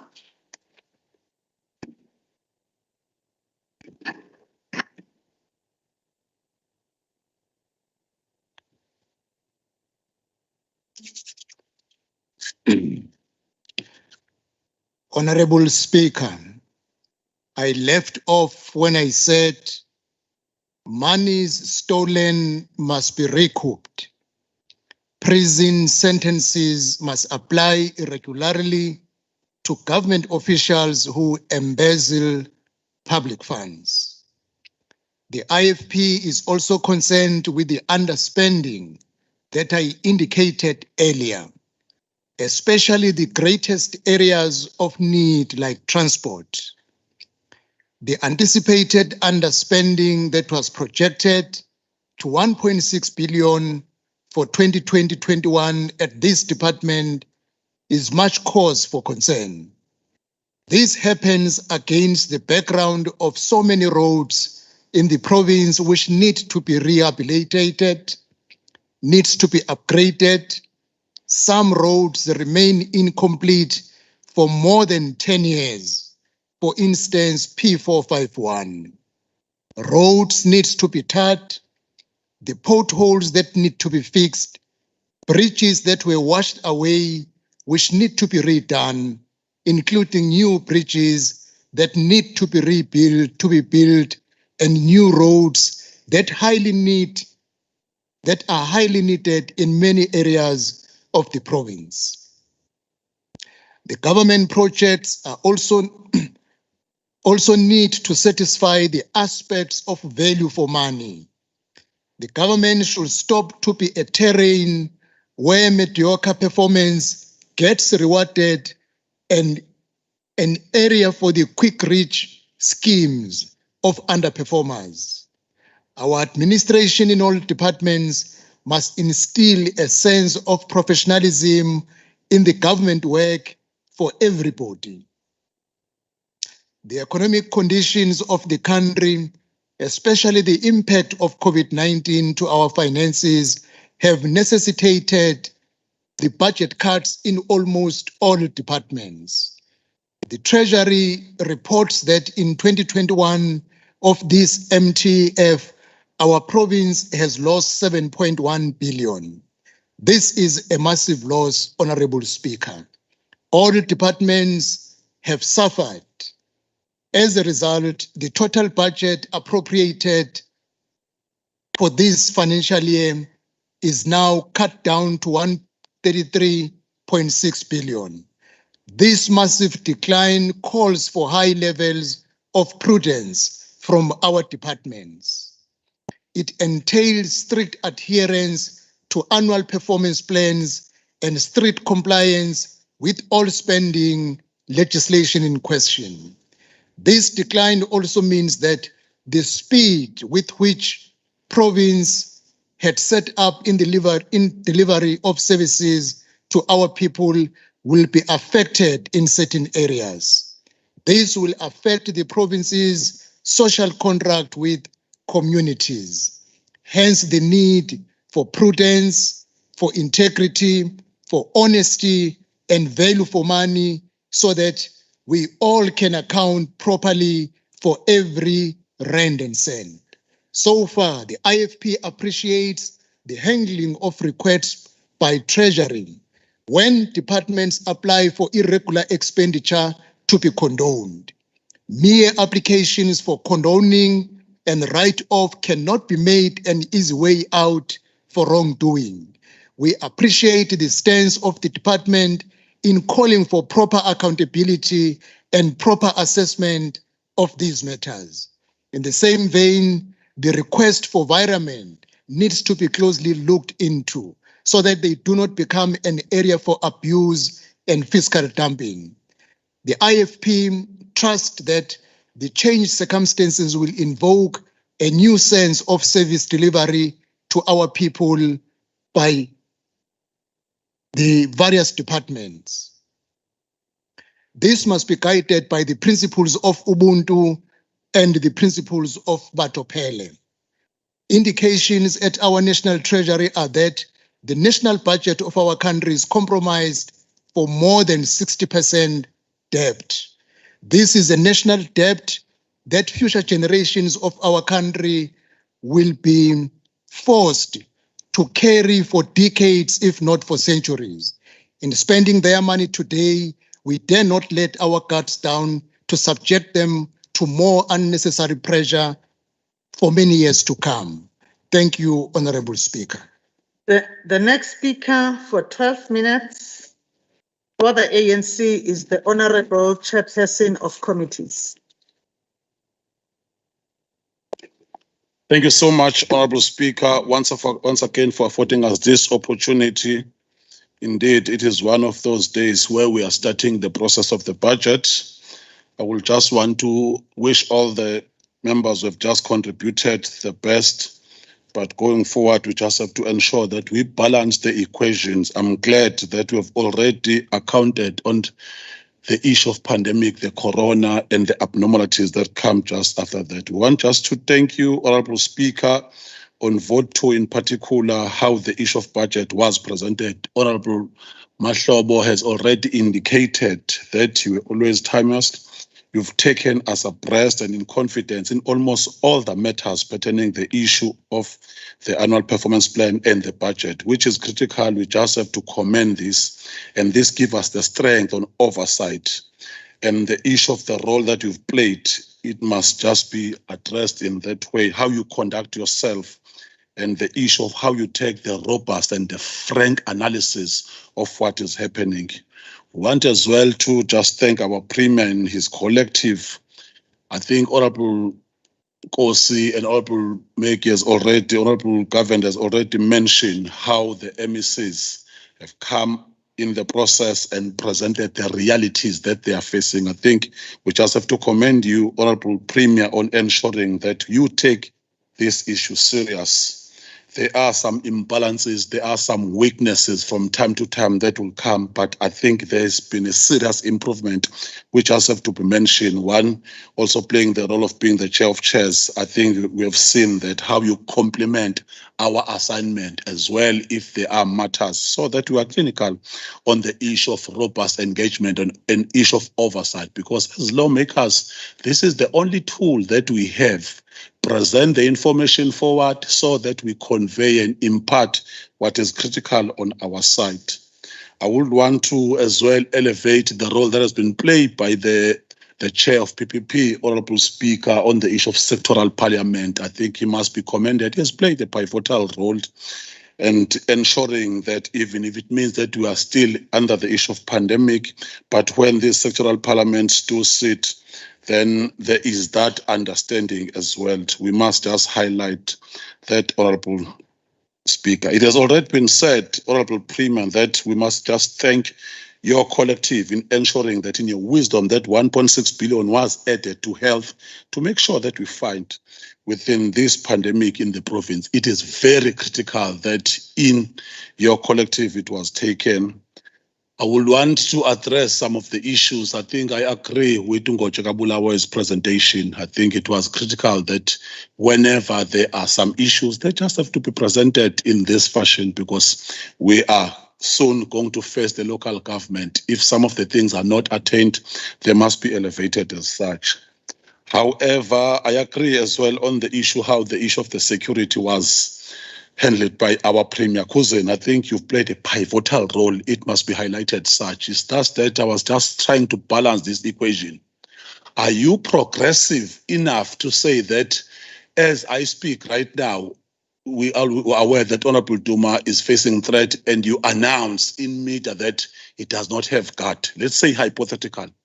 Is that a progressive statement? We must just start from there. For me, security issue is a very sensitive matter. You are not progressive if you are announcing to the media the two prim of the province. Right now, I saw him, he does not have the security. Because these are serious matters. I think how you've handled Cousin, even not being pedantic with the details, because we understand that you know more. You could even take us more on deeper details, which are not critical for this, because whenever you talk about security, there is a threat that is critical. There is an issue of state security. We're glad, Honorable Premier, that you've grown in stature with this element. And at some point in time, you might have been misled and think that, no, let me go to details because you know, but you still maintain that understanding as well.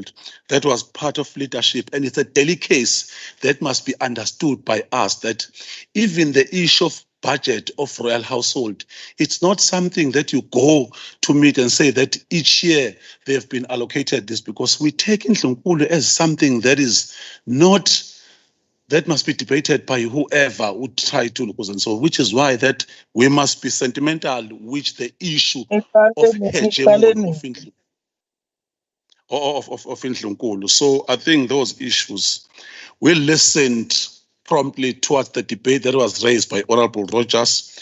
We agreed in some of the things that he has just elevated. Let me start, Honorable Speaker, by harnessing the issue of gun drift of Harding. It's a critical matter, it's a fundamental matter, but in the past, Harding is a timber town. Those farmers, commercial farmers, white commercial farmers, used to pay something like 130 rand at the end of the year. And it was taken as something normal, up until your Honorable Ravis of this world became the speakers, and they challenged and they changed the policies. We thought Honorable Rogers will also elevate that if the commercial farmer is owning the farm, he'll get a 60 days account with your AGRI, with your TWK, will go to the bank and will not account for collaterals. But immediately when the Dumas of this world with the melanin, with brown skin, a lot of things will come across with that process. Rural development have played a role. There are some weaknesses within agriculture national, but in reality that these days you have abantu abamnyama asebethola ithuba lokunikezwa amaplaza. However, Chair, Honorable Rogers is a new elected lead of the DA. debating this budget is not adequate enough. We want to understand his brain set. Does he see your Mngwangos of this world, your Mbalis of this world as experiment, input, throughput, output, or he sees them as their colleague? Because he can't just come and debate the budget without taking us the know-how that his party is taking the Africans as experiment. My money is not our own in terms of ideological understanding, but we felt so belittled that these days the DA still sees Africans as the experiment. They have an audacity, yet we are expected that when they analyze, when they scrutinize the government, they will give us proper thing. I don't think so, Honorable Kuzen. I think they'll give you the poison. They must not be listened to because they will always mislead us. They can't be frank with us, not unless you yourself in the province of KwaZulu-Natal, we did mention the other day, because we are fair, Honorable Speaker, that Honorable Rogers as a person, we don't see racial detonate of being a racist. He's a good person, but it is not adequate all by himself that he's not a racist, because he is with people who are so racist to the core. And his DA these days is writing a document that when we see an African child, we see an experiment, the failure is like they are taking these people into a feedlot. They will feed them.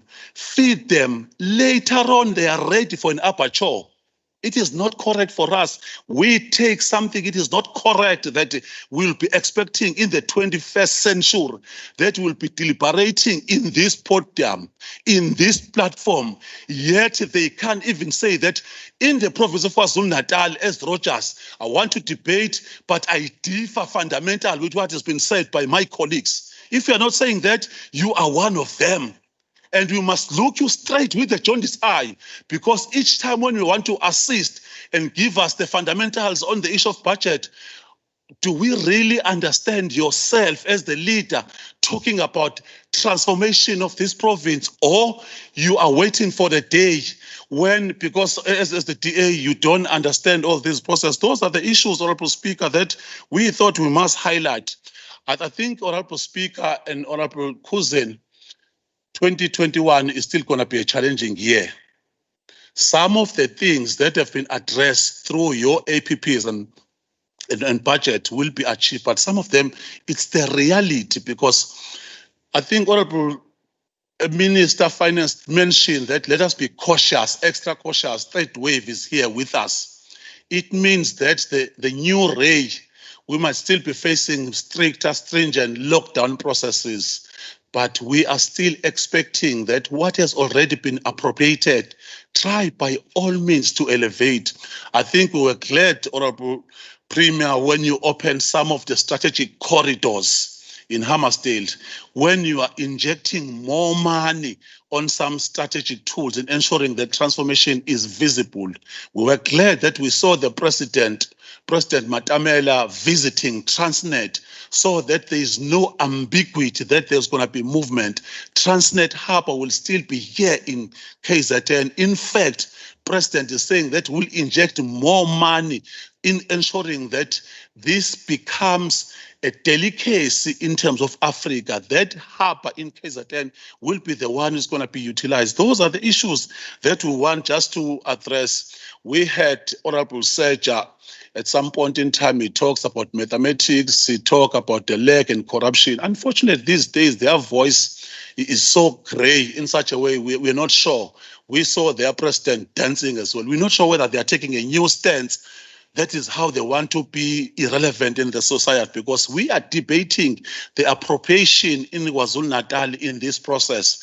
What is the EFF saying? They are not just being clinical on this issue. There are a few issues before we close and land, Speaker, that we want to elevate in some of the department. It's true when they are talking about the issue of road infrastructure in the province. It is something that, at least Umapedla has just, Prima mentioned the other day, that he has just hit the ground running. Unfortunately, there are some critical vacancies within the Department of Transport which must be addressed clinically. It is something that must be addressed. I think on the issue of Agriculture, Honorable Government as well mentioned the issue of research unit, which we commend, but critical in ensuring that Black farmers are assisted in the process. There is the reality that the economy has contracted in the process, but how do we make sure that the issue of 30 days payment are implemented as the reality? And fortunately, the MEC will come and idealize those issues. Other than that, Speaker, we are glad that you've been afforded this opportunity. We support all the process that has been tabled to us. Thank you so much. Honorable members, we are now going to give to the MEC for Finance in the province of KwaZulu-Natal, Honorable N. Dube, to respond to the debate for 20 minutes.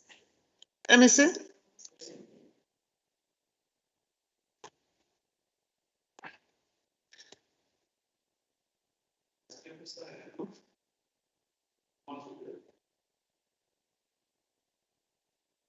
Honorable MEC Dube. Yes. Thank you, Honorable Speaker. I'm getting to you. My apology for that delay in the connection. Thank you, Honorable Speaker. I wish to greet you, Honorable Speaker, and honorable members of this House. I also wish to greet the Honorable Premier, Honorable Kuzini, and all the honorable members. And thank you very much for all the contributions from the honorable members. I would wish to respond as follows, honorable members. First of all, thanking the chairperson of the Portfolio Committee for all the support and the work, hard work that both the Finance Portfolio Committee, the STACOV, and the SCOPA committees of the legislature are doing in our province. The contributions by Honorable Zungu that the KZN province of the issues of the under expenditure. As the province, we have a history of spending within the 2% of our provincial budget, Honorable Speaker, for the past 9 years. And of course, there is always a room for improvement by the various departments. And we do agree that we will continue monitoring this with the leadership of the members of the Executive Council, various MECs, looking at their in-year monitoring of the departments to ensure that we detect the early warning systems and the poor spending patterns by those various departments. We do rely on the accounting officers, of course, as well as the chief financial officers and the monitoring units to ensure that we are sticking within our key performance indicators and areas, so as to ensure that we indeed spend where we said we are supposed to spend in terms of what we presented here at the legislature. Honorable Hlabisa, we do agree with you, Honorable Hlabisa, that we are indeed in the new normal that has demanded that we spend in the areas where we have not have had to spend before. And we do agree with you, indeed, when you say that there has been a lot of pressure for government to spend, to do a lot of spending on the social spending due to a loss of jobs by many members of our communities, but also a lot of companies that have had to fold in their businesses, and many even small businesses that were forced to close, even big businesses that have had they were forced to close down.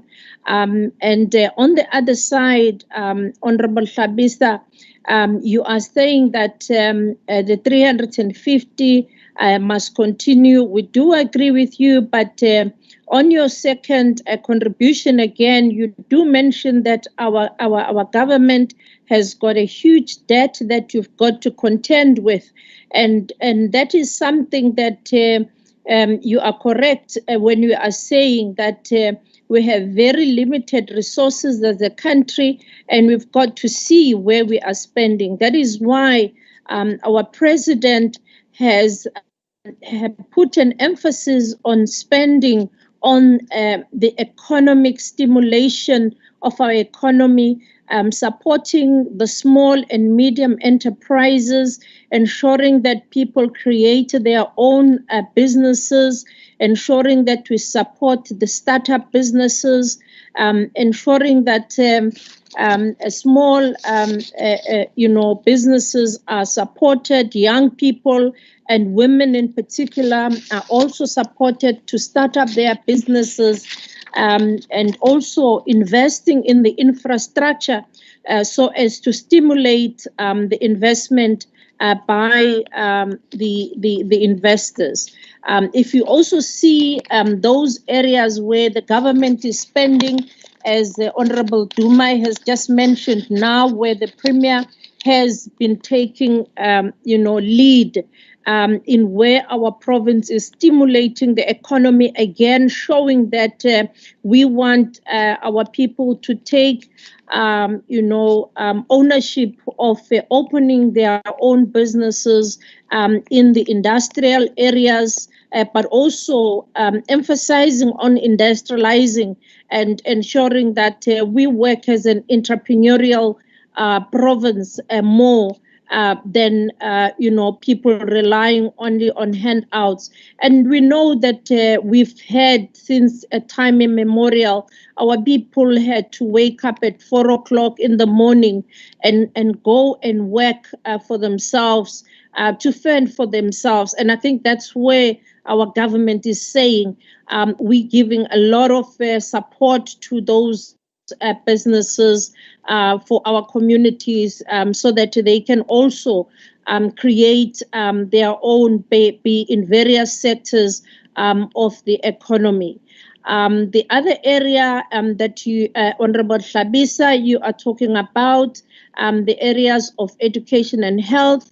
We have undertaken to start the conversation in terms of how we are spending. And the Honorable Governor also indicated that we are grateful that the national government has given us money for COVID and the vaccine, as well as the TB, HIV.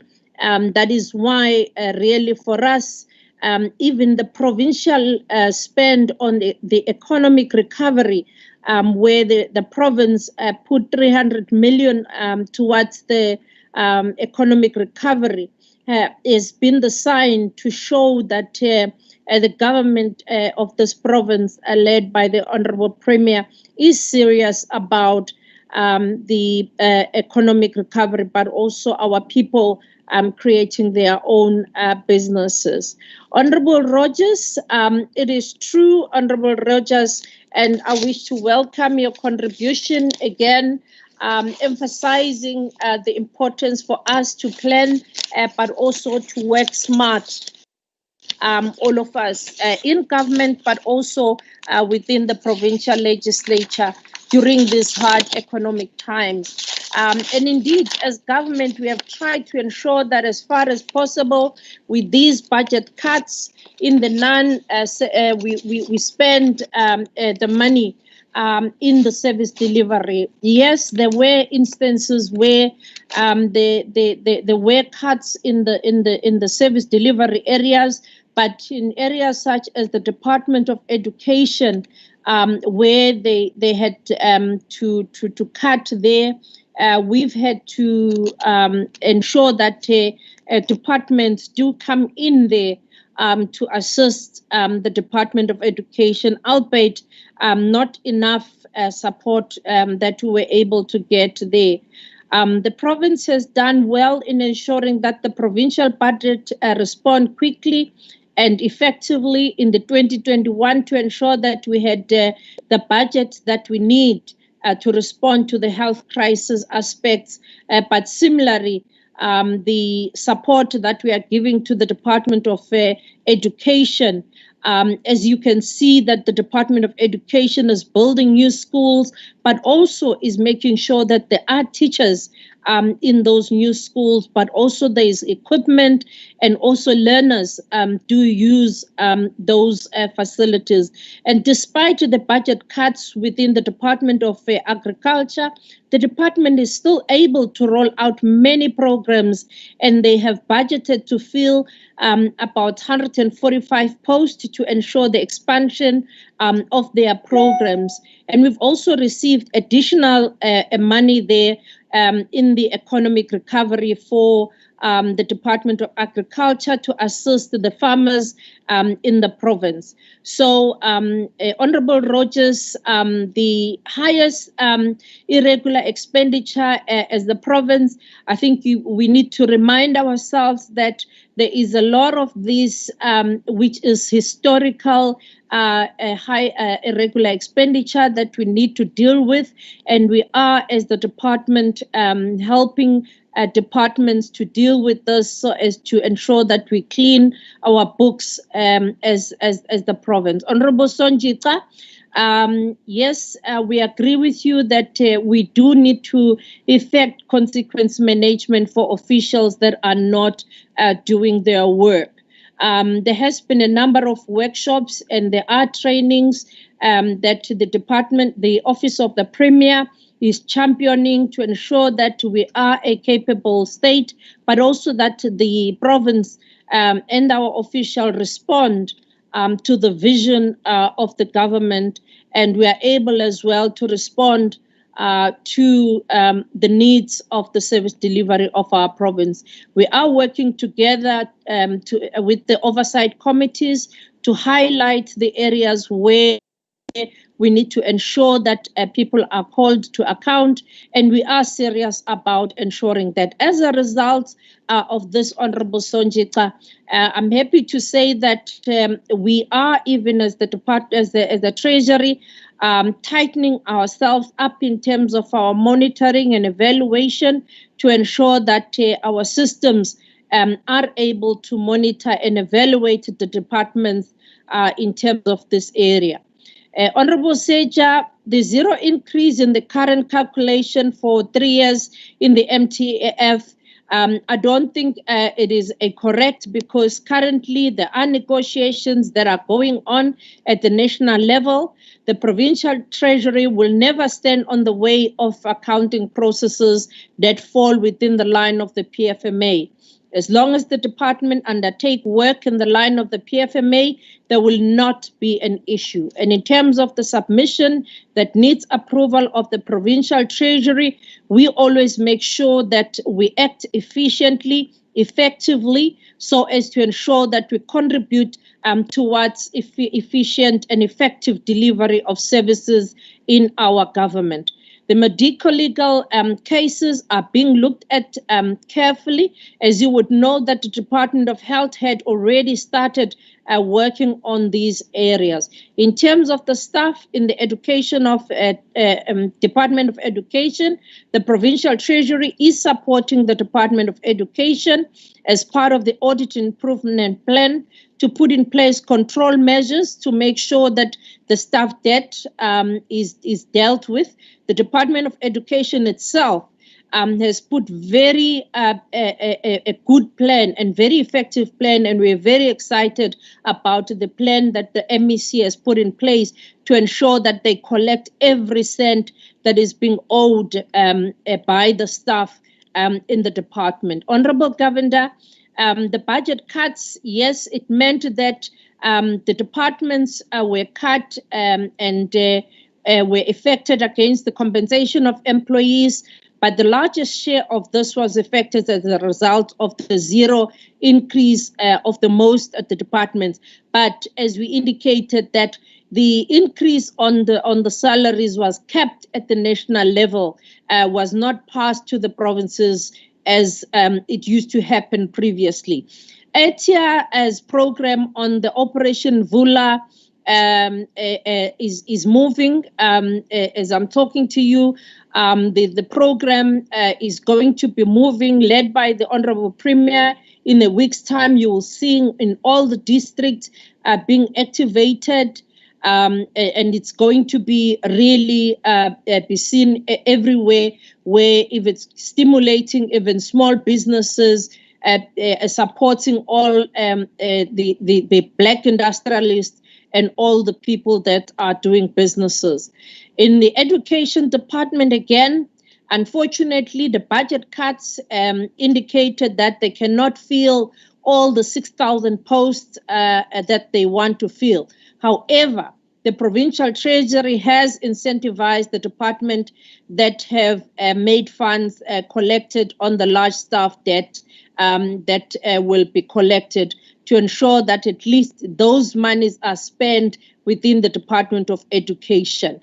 So we are supporting the Department of Education, honorable members. Honorable Duma, I wish to agree with you that indeed, as the department working under the leadership of the Premier and the whole of the Cabinet Collective, we have set ourselves to ensure that we work to put our province at the apex of delivering on the much needed job opportunities for our communities, but also to lead when it comes to service delivery areas that are expected of all of us.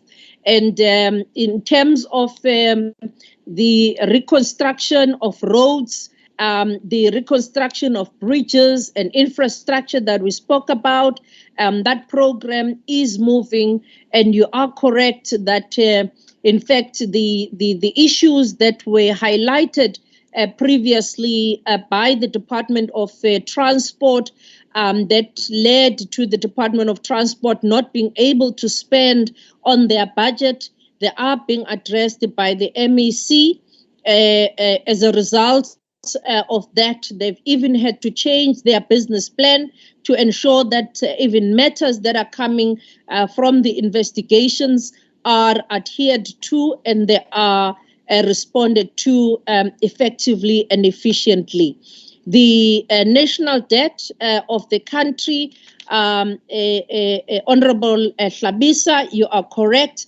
That is why all of us have got to spend responsibly, but also we need to ensure that we teach our people how to fish rather than giving them a fish all the time. And that is why the government is spending more on infrastructure investment, on economic reconstruction. The government is spending more on supporting Black industrialists. The government is spending more on the economic recovery, but it's also still spending more on ensuring that there is safety net for our communities, as well as spending, as you would have seen in the budget of the National Minister. The basic income grant has increased for elderly people, for the children that are getting the basic income grants. Abantwana bethu uhulumeni ukwazile ukuthi izibonelelo zikhuphuke, izibonelelo zabantu abadala kanye nezibonelelo zabantwana zikwazile ukuthi zikhuphuke noma izimali zingekho ngendlela ekufanele ngabe zikhona ngakhona, kodwa uhulumeni ukwazile ukuthi akwazi ukuthi abantu bakithi ababonelele ngenxa yezimo zomnotho ezimi kanzima ngakhona. Konke lokho kwenziwa ngenxa yokuthi siyabonakala isimo somnotho ukuthi asimile kahle. Ngaphandle kwalokho siyavuma ukuthi kumele ukuthi sonke njengamalunga walendlu ehloniphekile sisebenze ngokubambisana kanye nangokuzimisela ekutheni singabheki ukuthi ngubani ongenzanga kahle kuphi nakuphi, kepha abantu bakithi baKwaZulu-Natal bafuna ukubona intuthuko, bafuna ukubona impilo zabo zishintsha, and ours is to ensure that wherever our communities are, whichever corners of our rural area, our peri-urban areas, wherever our communities are, they do get the services. And this is what this government has set itself for. And this budget, as you would have seen it, as you were debating it, it does exactly that. And that is why, Honorable Rogers, as you were talking about your discussion with the Honorable Premier, it points out to the leadership of the Premier that we welcome all the contributions that all the honorable members are making, without saying that because you're not coming with the same views, those views are not being acceptable. But we are saying, in the interest of moving our province forward, we are going to ensure that we embrace every contribution, we embrace every working citizen of this province and of this country to move KwaZulu-Natal forward. Honorable Speaker and honorable members, I do wish to thank all honorable members for their contribution, and all the MECs and all the members of all the committees for their contributions. And I wish to say that our commitments with the team of the Treasury is to ensure that indeed we play the oversight role, but also the supportive role of ensuring that the monies that have been appropriated are spent where they are supposed to be spent. Thank you, Honorable Speaker. Siyabulela mphathisi. Malungu ahloniphekile, sifike ekugqibeleni kwengxoxo-mpikiswano yohlahlo lwabiwo-mali. Indlu ke ngoku kuza kufuneka ivotele imibiko ebekwe phambi kwethu ngamakomiti amabili, elo lezimali nelo elibhekele ukusebenza kwendlu yowiso-mthetho.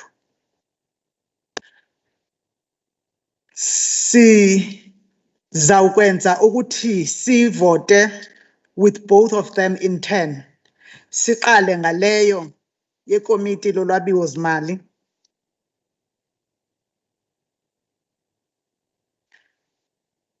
Ngicela ngaphambi kokuthi ke sikwazi ukubeka umbuzo endlini, table staff nindisondezele amanani amalungu akhona endlini nakhona ekuxhumaneni esixhumene ngako.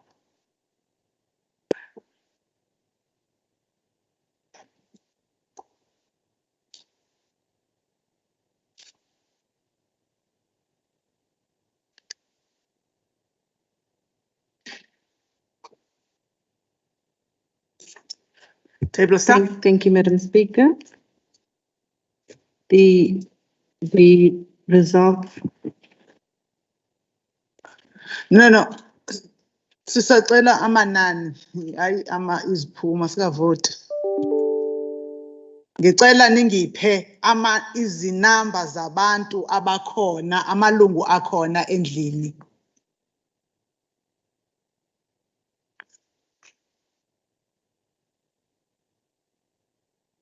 You can just give it to me, because now the debate that is going on there is really holding us back.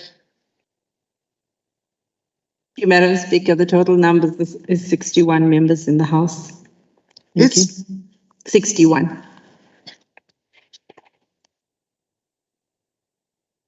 Ngokwesicelo sekomiti lezezimali, ndizawubeka umbuzo endlini. Isishayamthetho saKwaZulu-Natal siyavuma ukwamukela umbiko wekomiti lezezimali. Njengoko bengishilo ekuqaleni kwengxoxo-mpikiswano, njengamanje ngizohamba iqembu neqembu nenhlangano nenhlangano ukuthola ukuthi ivota kanjani. Mese ngiqeda lapho bese ngithola ukuthi likhona na ilungu elifisa ukuba nokuvota okwehlukile kuloko kweqembu noma inhlangano yalo, noma elifisa ukuligodla elalo ivoti. Ngizoqala nge-Inkatha Freedom Party.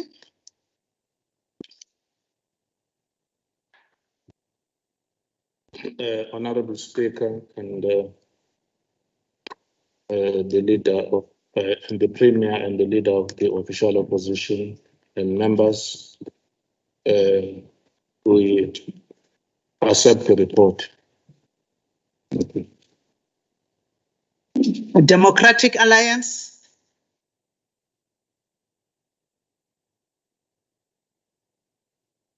Thank you, Speaker. The Democratic Alliance, being a progressive political party, adopts the report.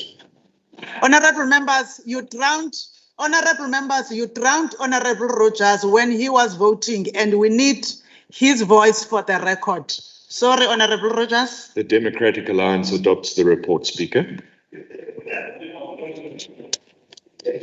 Economic Freedom Fighters. Somlomo hloniphekile, EFF iyaleseka ikomiti. NFP is not in the House. Minority Front. Honorable Speaker, the Minority Front supports both the finance and STACOV reports. Thank you.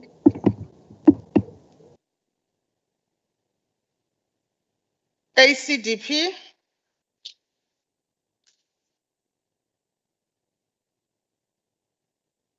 ACDP.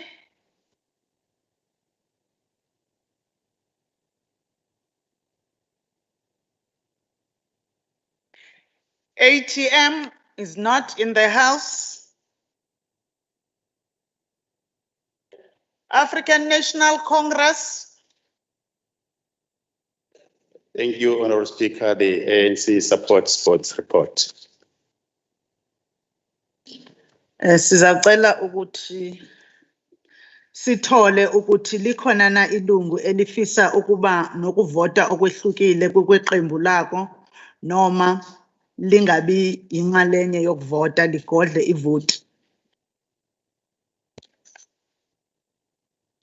Is there a member that wishes to vote differently to their party or abstain? Secretary, it looks like there is none. Can I ask for the tally of the votes? Thank you, Madam Speaker. The total votes in favor is 61. The votes against is no. The abstentions is no. Thank you, Madam Speaker. Honorable members, I formally declare the result of the votes as follows. Votes in favor is 61. Votes against ligungu. Abathe bawagodla ube ligungu. Labo abavumelanayo yibona abathe bathola amavoti amaningi. Ngizodlulela phambili ngiye kumbiko wekomiti elibhekele ukusebenza kwesishayamthetho. Njengoba libekile ikomiti ngosihlalo walo, ngibeka umbuzo endlini othi isishayamthetho saKwaZulu-Natal siyavuma ukwamukela umbiko wekomiti elibhekele ukusebenza kwesishayamthetho. Njengoko ke bengishilo nasekuqaleni, ngizawuphinde ngihambe ngokweqembu neqembu nenhlangano ukuthola amavoti, bese emveni kwaloko ngikhangela ukuthi akhona yini amalunga afuna ukufaka amavoti abo ngokuzimele. IFP. Somlomo hloniphekile, hlonishwa uNdunankulu, ngihlonishwa umholi we-caucus, iqembu eliphikisayo, amalunga ahloniphekile, iqembu lenkatha lenkululeko yasekela umbiko. Siyathokoza. DA.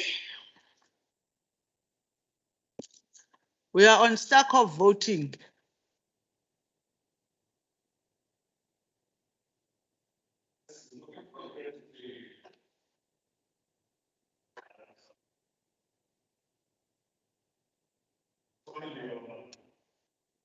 Medisani ilunga.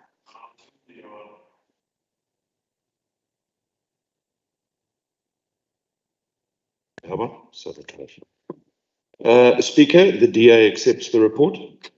EFF, Somlomo EFF supports the report. NFP, ayikho. MF, Honorable Speaker, the MF supports the STACOV report. Thank you. ACDP, usathulekile. ATM, ayikho endlini. African National Congress, Honorable Speaker, the ANC supports the report. malunga sele nginawo wonke amavoti amaqembu nezinhlangano zenu ezinimele. Ingaba likhona ilunga elifisa ukubeka ivoti lalo ngalodwana noma elifisa ukugodla ivoti. Members, I have the votes of all parties. Is there any member who wishes to express an individual vote that is different from their party vote or who wishes to abstain? Secretary, it looks like there is none. Can I ask for a tally of the votes? Madam Speaker, the voting results are as follows. Votes in favor 61, votes against no, abstentions no. Thank you.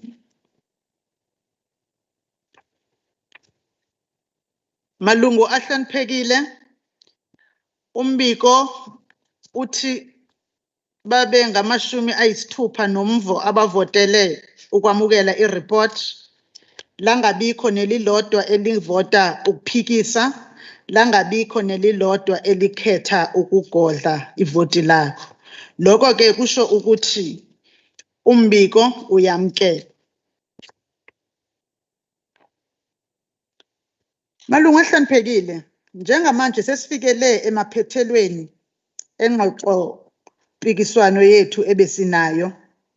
Ntambama ngehora lokuqala amalungu onke ayacelwa ukuthi abuye axhume lawo axhumile ukuze sikwazi ukuqhubeka ngokusebenzisa yona leyo ndlela yokuxhumana ebeniyisebenzisa ngalesi sikhathi ukusukela ekseni.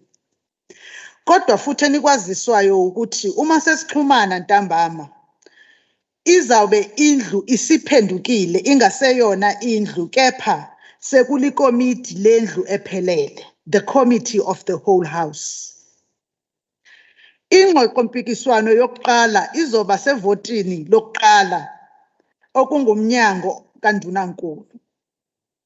Leyo ngxoxo mpikiswano izobe usihlalo wayo kungumhlonishwa uSA Duma ongusihlalo woyihlalo.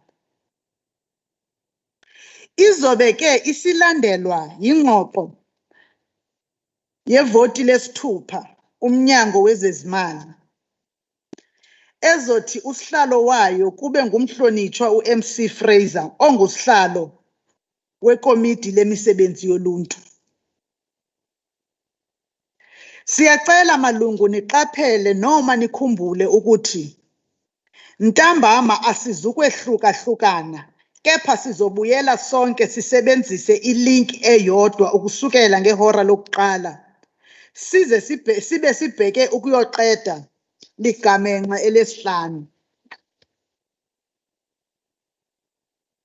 Ngehora lesishiyagalolunye ngolwesine zingamashumi mabili kule amalungu ayacelwa njengoko lusho uhlelo esithe saluthunyelelwa yibona osotswebu ngeqoqo labo ukuthi baxhumane nathi lapho kuzobe sekungena khona ikomiti lendlu elongezelelwe, extended committees of the house. Lapho kuya kuba khona ngesikhathi esisodwa ukwenzeka kwezinkulumo ezimbili. Lapho ke amalunga azocelwa ukuthi axhume kuleyo nkulumo enalelo komiti abajutshwe ukuthi babe yingxenye yalo ngokwamaqembu alo.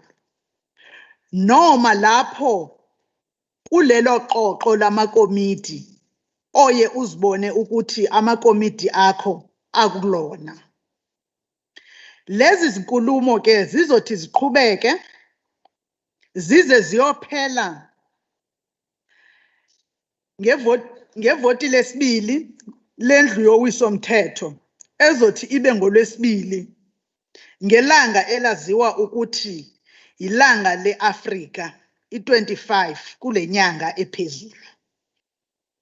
Ngasemuva kwalelo voti lesibili indlu izophinde ibuye izohlangana yonke ndawonye sibe sivotela lowo mthethosivivinyo wohlahlo lwabiwo mali lwaKwaZulu-Natal walonyaka esikuwona.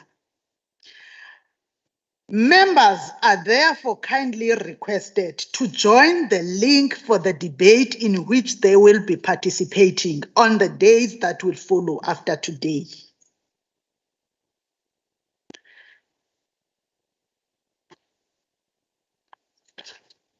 Uma sesifika lapho sicela ukubheka ukuthi Ndunankulu akukho mbiko obungafuna ukudlulisa osalele.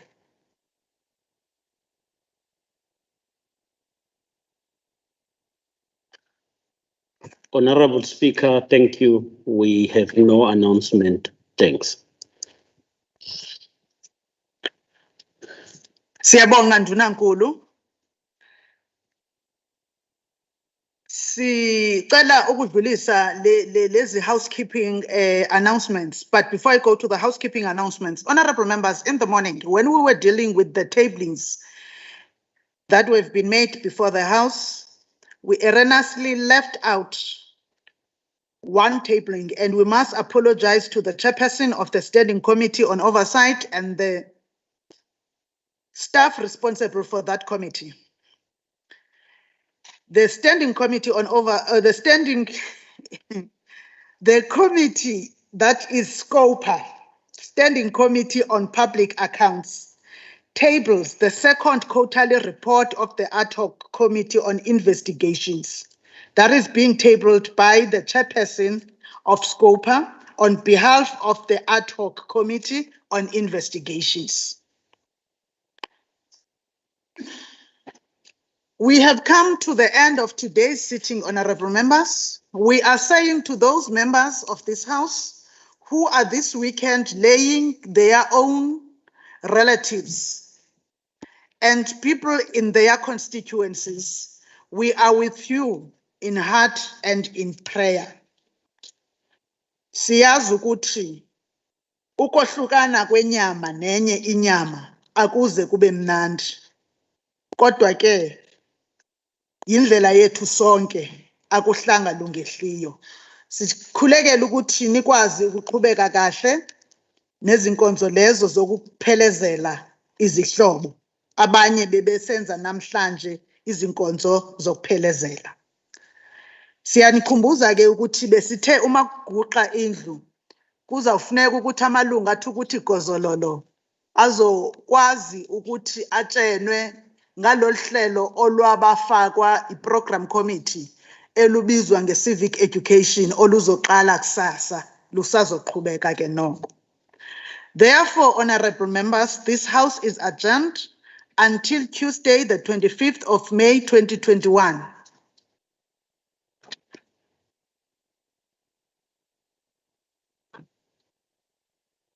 Order, Madam Speaker.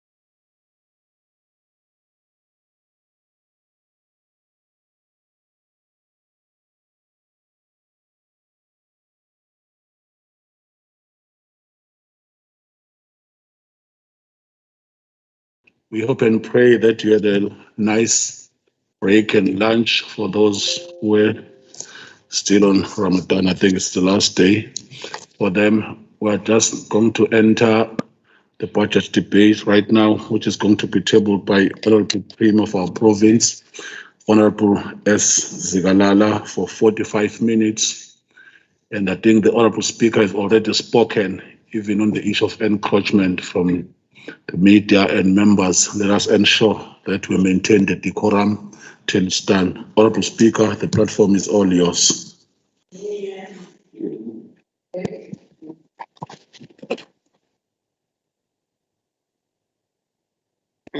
Thank you. Honorable Speaker, Honorable Chair of the House, the Deputy Speaker, Honorable members of the Provincial Legislature, distinguished guests, ladies and gentlemen, Sanbonani Day. We wish to take this opportunity to extend our greetings to all of you and the entire population of KwaZulu-Natal. May we start by taking this opportunity to extend our best wishes to our Muslim brothers and sisters who today mark Eid Mubarak, which is the end of the holy month of Ramadan and the close or the closure of the fasting season.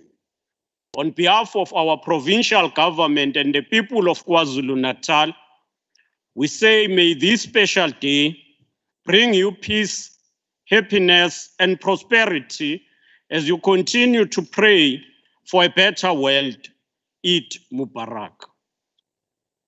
Compatriots, on the 27th of April 2004, as South Africa, we marked our 10th anniversary since the dawn of liberation.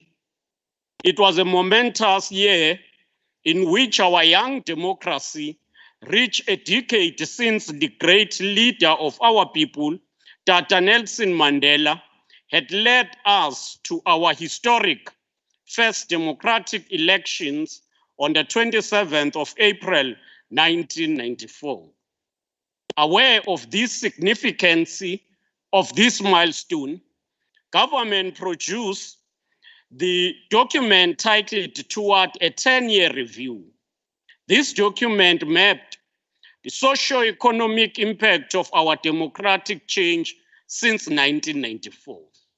The 10-year review document was part of a process of self-examination wherein as the country will look back to 1994 as a significant tilting point in our history.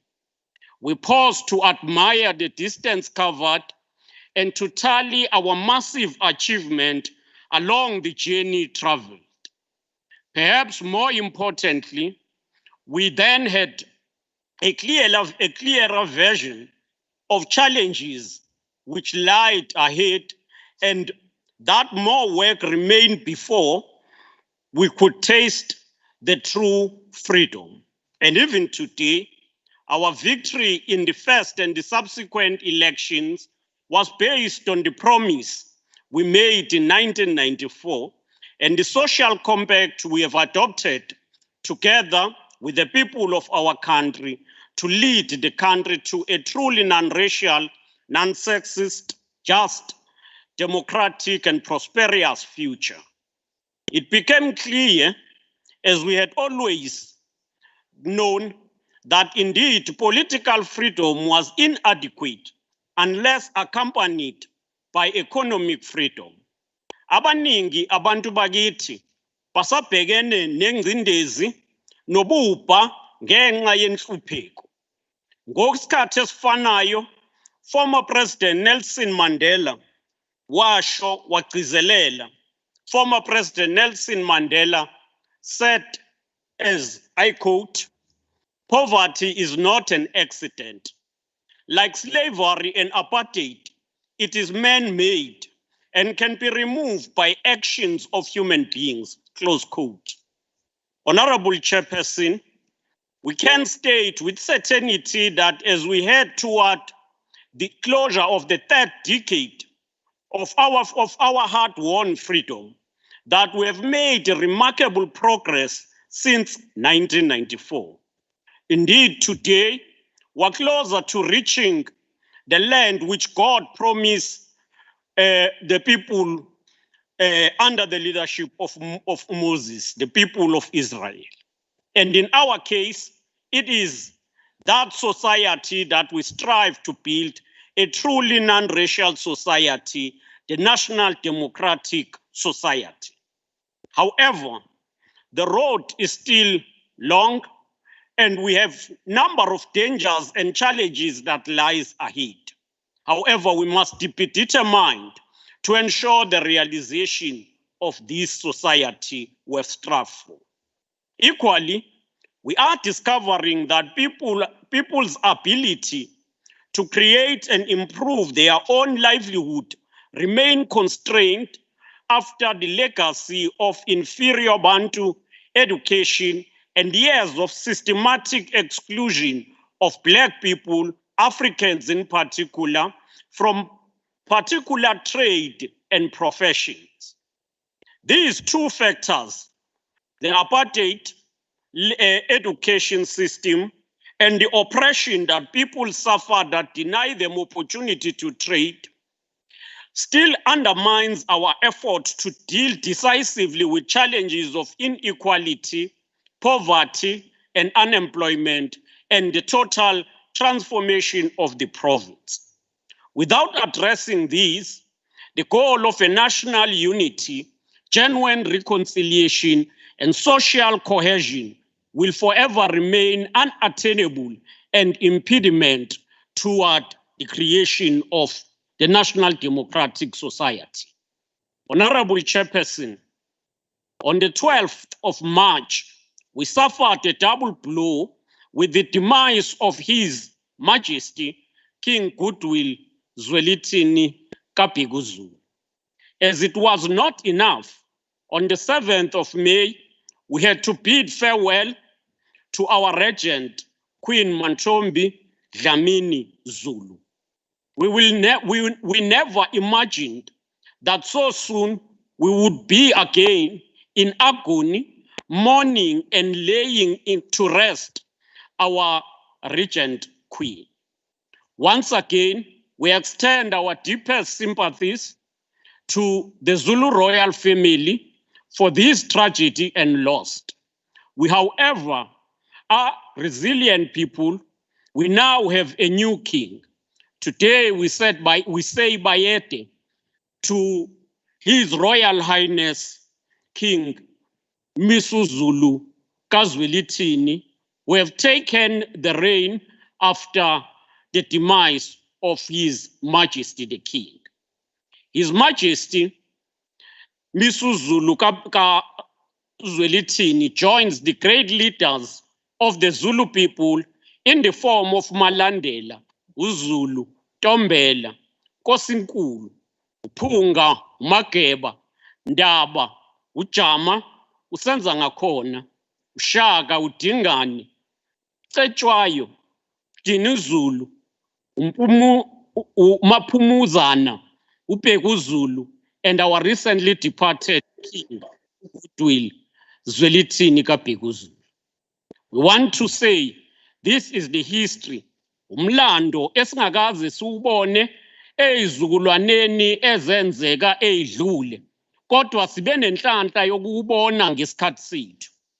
Njengesizwe saKwaZulu-Natal, nangohulumeni waKwaZulu-Natal, siyazibophezela ukuqhubeka sinikezela zonke idingo nokulekelela indlunkulu ukuze ikwazi ukwenza umsebenzi ngendlela.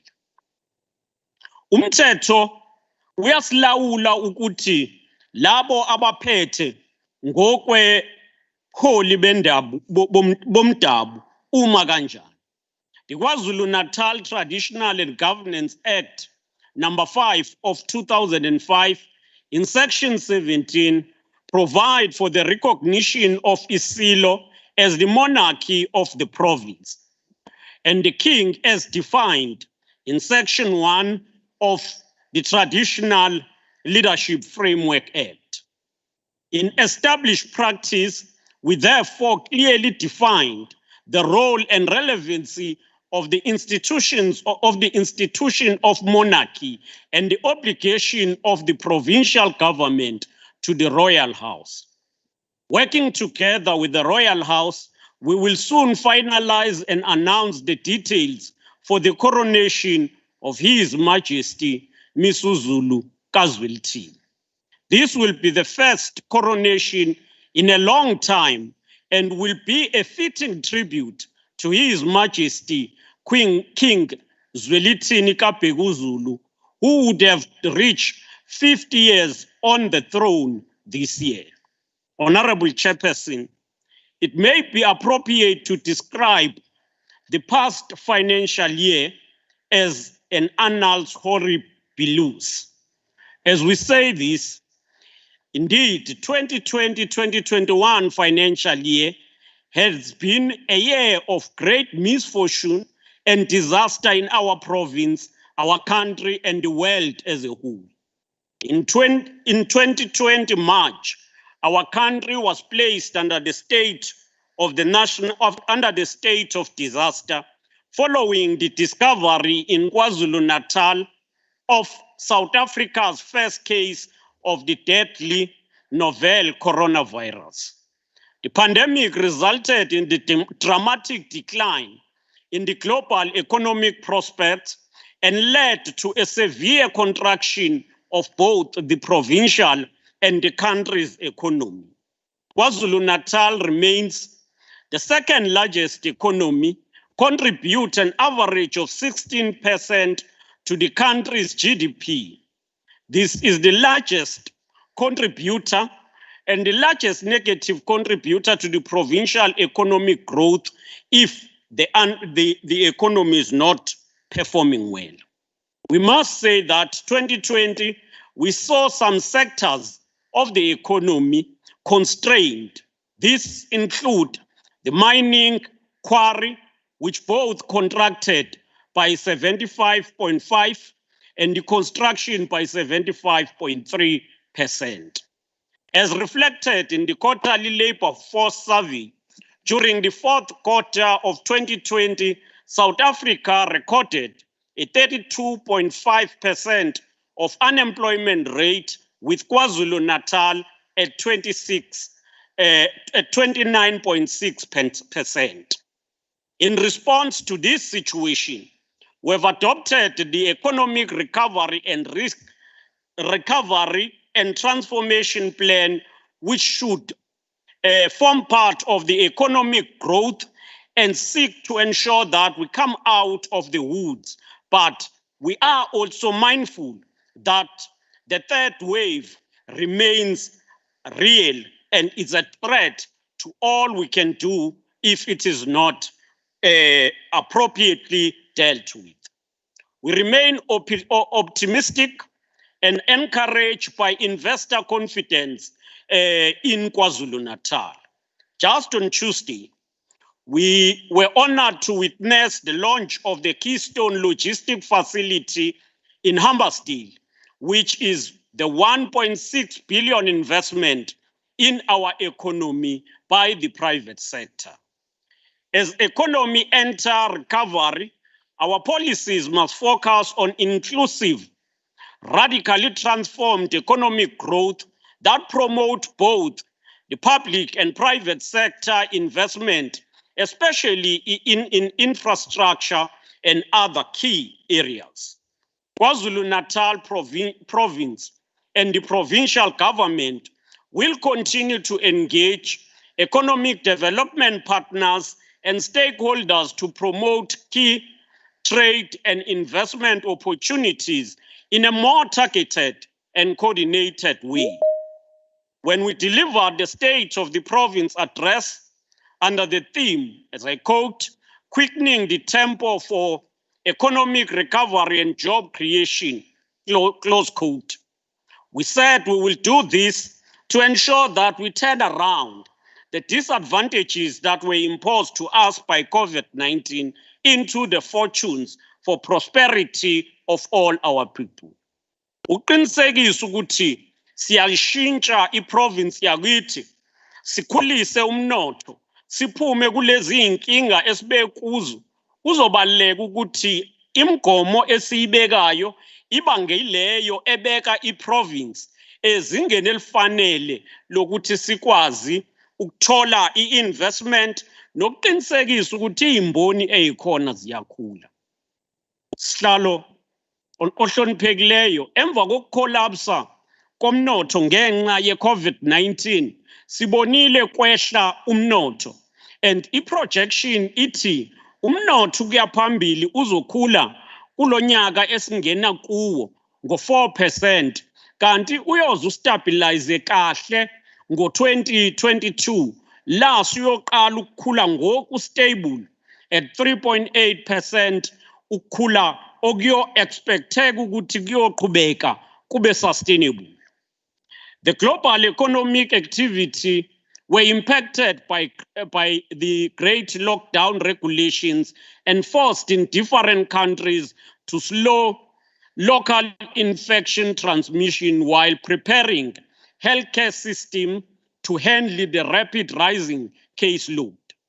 The global economy began to rebound steadily from contraction in the first half of 2020.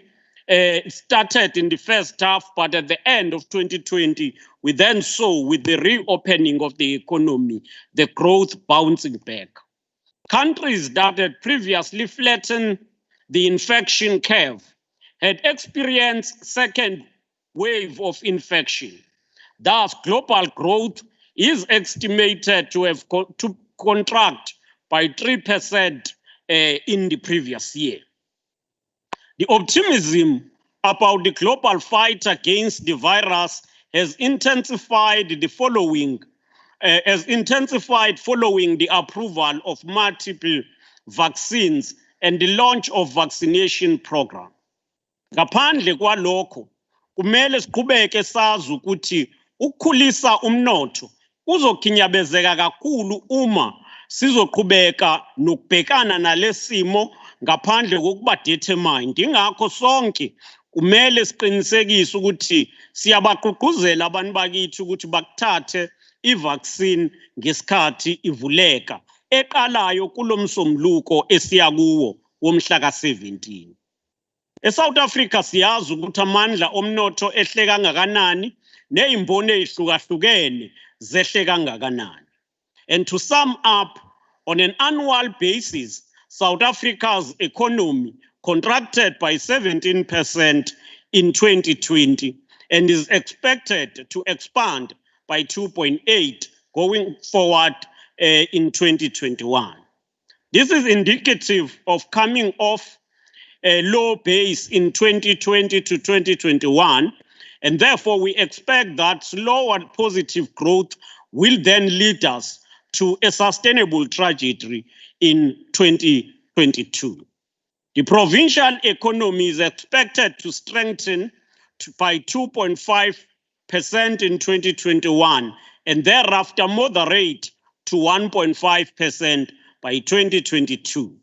The forecast indicates that we're heading toward a strong economic recovery in the province, which is anticipated that it will effectively, if we effectively manage the effect of COVID-19, we will be able to ensure economic growth and prosperity. We know the unemployment rate that has expanded even in the province, but we must be determined to overcome all of these challenges. In the final analysis, the government needs to follow policy direction from national government in regard to structural economic reform to facilitate higher and more inclusive and radically transformed economic growth program. Network industries such as telecommunication, electricity, ports, rail, and roads should, among others, undergo modernization and reform. KwaZulu-Natal need to implement policies that are reorientated toward advantage of free trade in Africa through Africa Continental free trade area agreement that came to effect at the beginning of this year. The province must also lead the private sector and assist business to pursue greater regional opportunities and establish KZN as an export hub for our country. We must also ensure that we grow the tourism industry, which has been very instrumental before it was affected by COVID-19. A strategic, inclusive approach by KwaZulu-Natal government is to ensure an environment for business to access credit, improve productivity, reduce unemployment, and we will do this with working together with all our social partners, which include the labor, the business, and the civil society. We are intending to operate at a regional level and integrate our policies within the national policies and ensure that we grow the Africa intra-trade agenda. Honorable Chair, departments use budget votes to respond to concrete commitments made during the State of the Province address. It is therefore expected that budgetary allocation reflect priorities identified in the SOPA and those that identified in other policy frameworks such as the National Development Plan, the PGDP and PGDS. The OTP, the Office of the Premier, is principally responsible for the transversal functions of government by coordinating, monitoring, and evaluation of provincial programs. OTP develops appropriate laws and policies and provides the strategic direction and management for provincial government. In addition, we take cue from the State of the Nation's address, the NDP Vision 2030, the Provincial Growth and Development Plan and Strategy, the MTSF Implementation Plan, and we customize whatever we do along the NDP. We work also to ensure that we continue to improve on the implementation of the district development model. Honorable members, according to our annual performance plan for this year, among the strategies driven by the OTP are the following. The Operation Siyahlola program, which involve unexpected visits to service delivery centers and provide feedbacks to communities on progress and development initiatives. The Poverty Eradication Master Plan, which targets the poorest households in the poorest wards and support them through coordination as a game-changer intervention. Inkululeko Development Program, wherein government moves as one into an area, engage local stakeholders, and capacitate them to take over the project that will be delivered by government holistically. The Provincial Implementation Plan for 2017 to 2022 on HIV and AIDS, TB, and STIs. We work also to ensure that we provide leadership on the overarching framework, which is Operation Vula, which uses the public procurement to address deep-seated and persistent racial inequalities in our economy. The Provincial Communication Strategy, which enhances the reputation and the recognition of the province, improves stakeholder relations and sharing of technical and financial resources across all spheres of communication.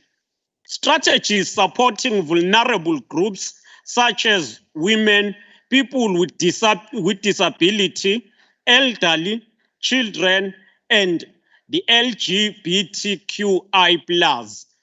group.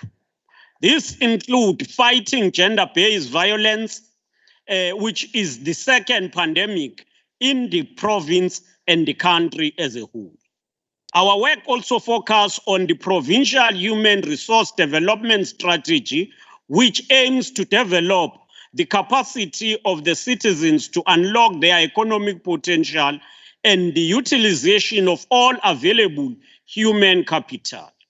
The youth development strategy, which fosters the economic participation of the youth in the mainstream economy.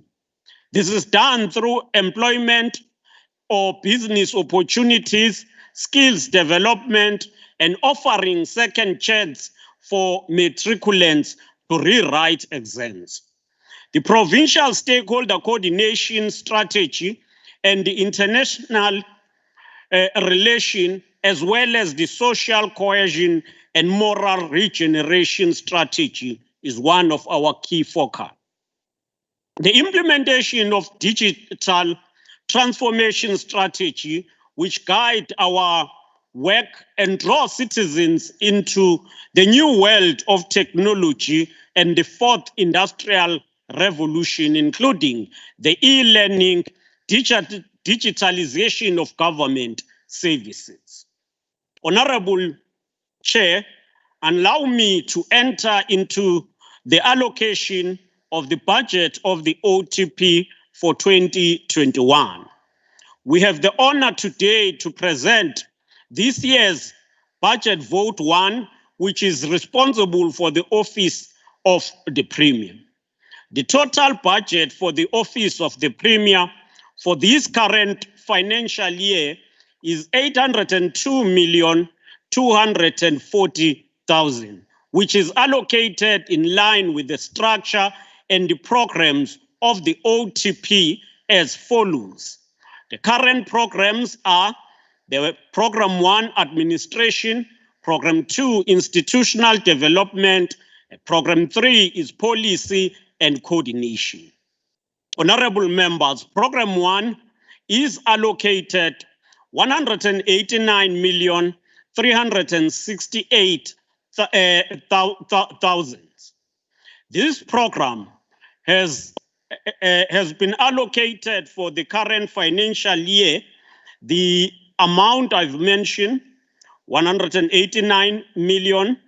The program focuses on the following areas: support to the Premier, the Executive Council, and the Director General, and it further caters for promoting cooperative governance, sound financial management, and advisory services. There are 5 sub-programs, as I've indicated, and these are support, Premier support, Director General support, financial management, and intergovernmental relations.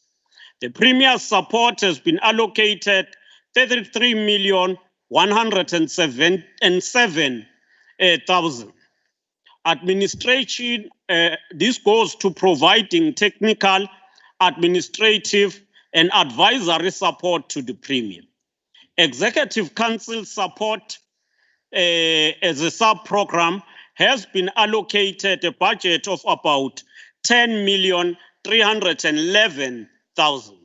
And this focus on the work of the Executive Council, Cabinet is in the clusters, as well as the government, the provincial government committees. The sub-program Director General support has been allocated a budget of 22,309,000 to provide administrative support to the Director General in strategically managing the province.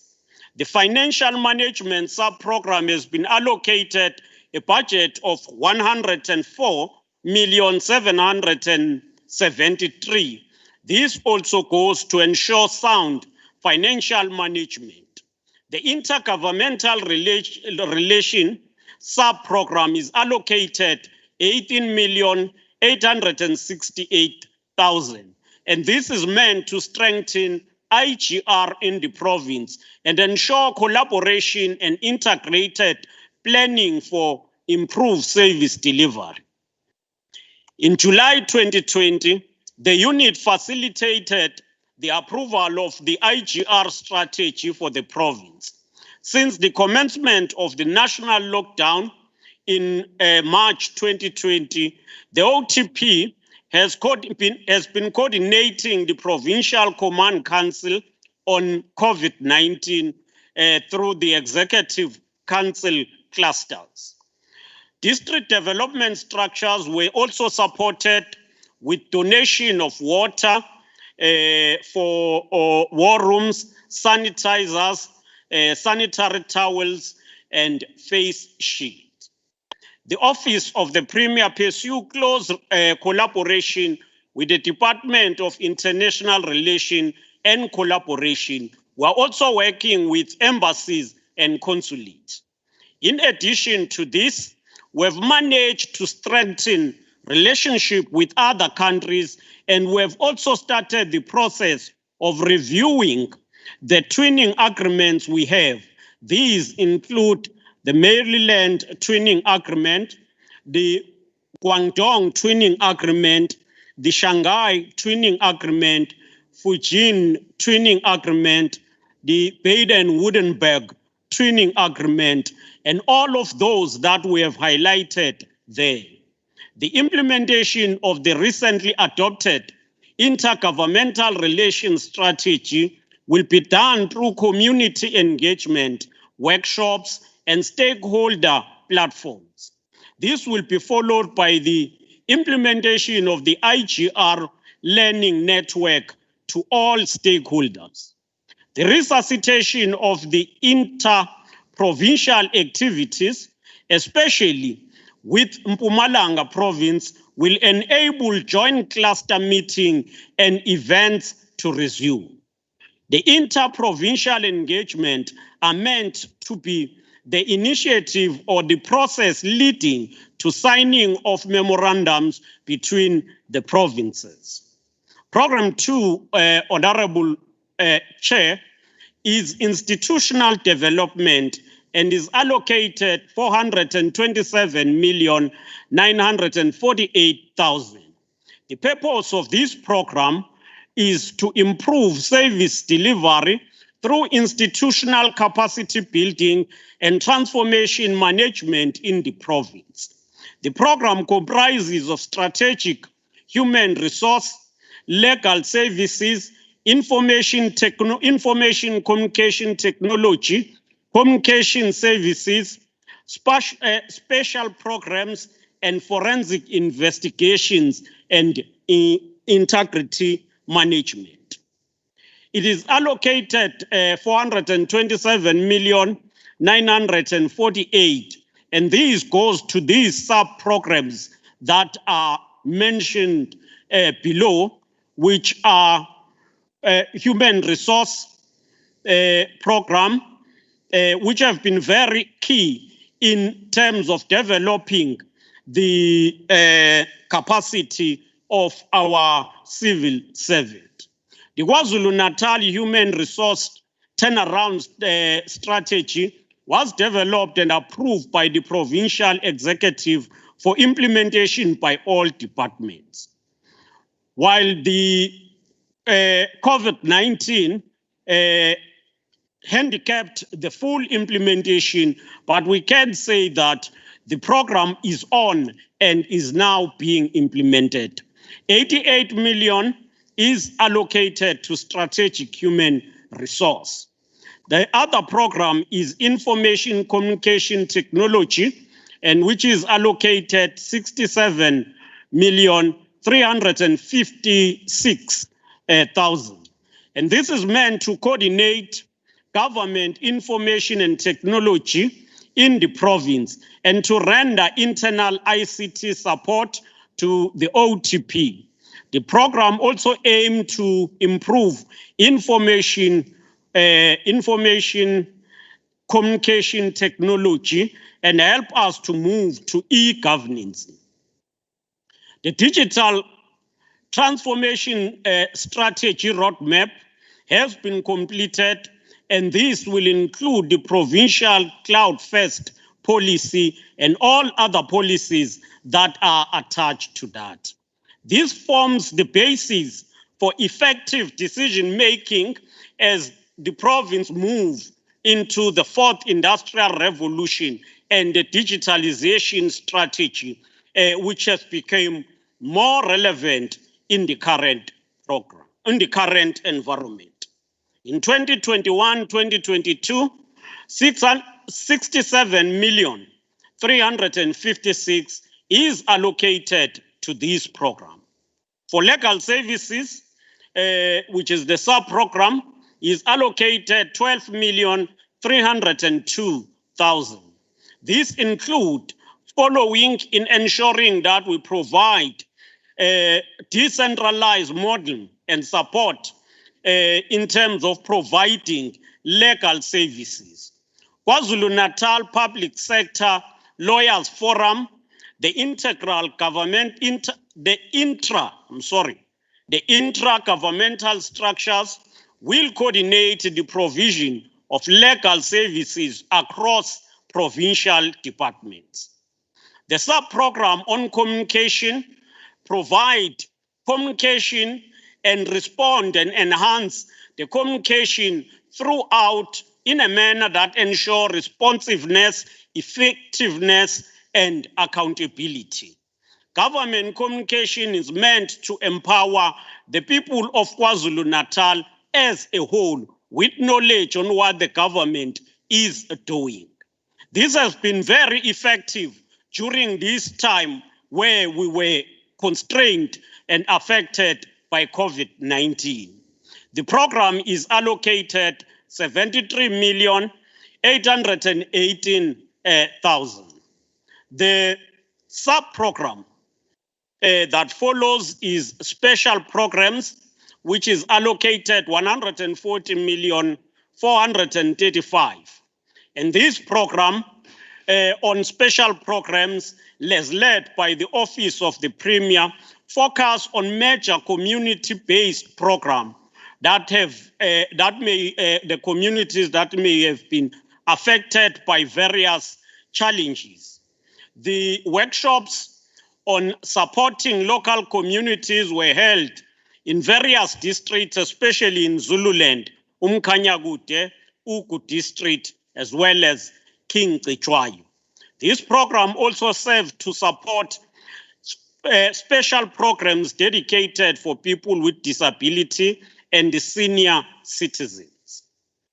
With regard also to this, we also support and ensure that the province participate in various human rights awareness campaigns, such as the Human Rights Day, International Day for people with disability, and the National Day for senior citizens. And therefore, as I have said, the program is allocated as I've mentioned. We also focus on youth development through Youth Directorate, and here we've allocated 50 million was budgeted for supporting young and youth-owned entrepreneurs, and we've given details on how this has unfolded before, and we will be allocating another 50 million for the current financial year. Forensic investigations and integrity management is allocated 45,968,000. This program goes to forensic unit, which is responsible for undertaking investigations and maintain integrity management in the province as a whole. The unit was transferred to the OTP from Treasury in the last financial year. As at the 31st of December 2020, the unit had completed 12 investigations and conducted 42 follow-ups to track the status of the implementation of recommendations arising from forensic units. We will continue our close collaboration with law enforcement agencies to ensure the improvement and deal with corruption decisively.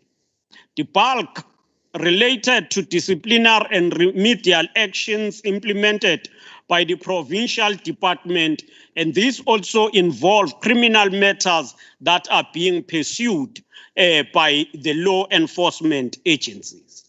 The unit will this year drive strong collaboration to ensure that we strengthen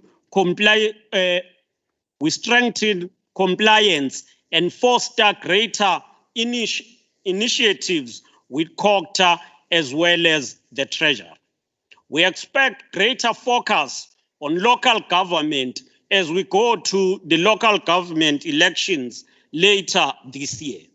Program 3, Honorable Chair, is policy and governance and is allocated 184,924,000. And this program provides the province-wide development and implementation of strategies and policies to achieve coordinated approach toward sustainable provincial growth and development.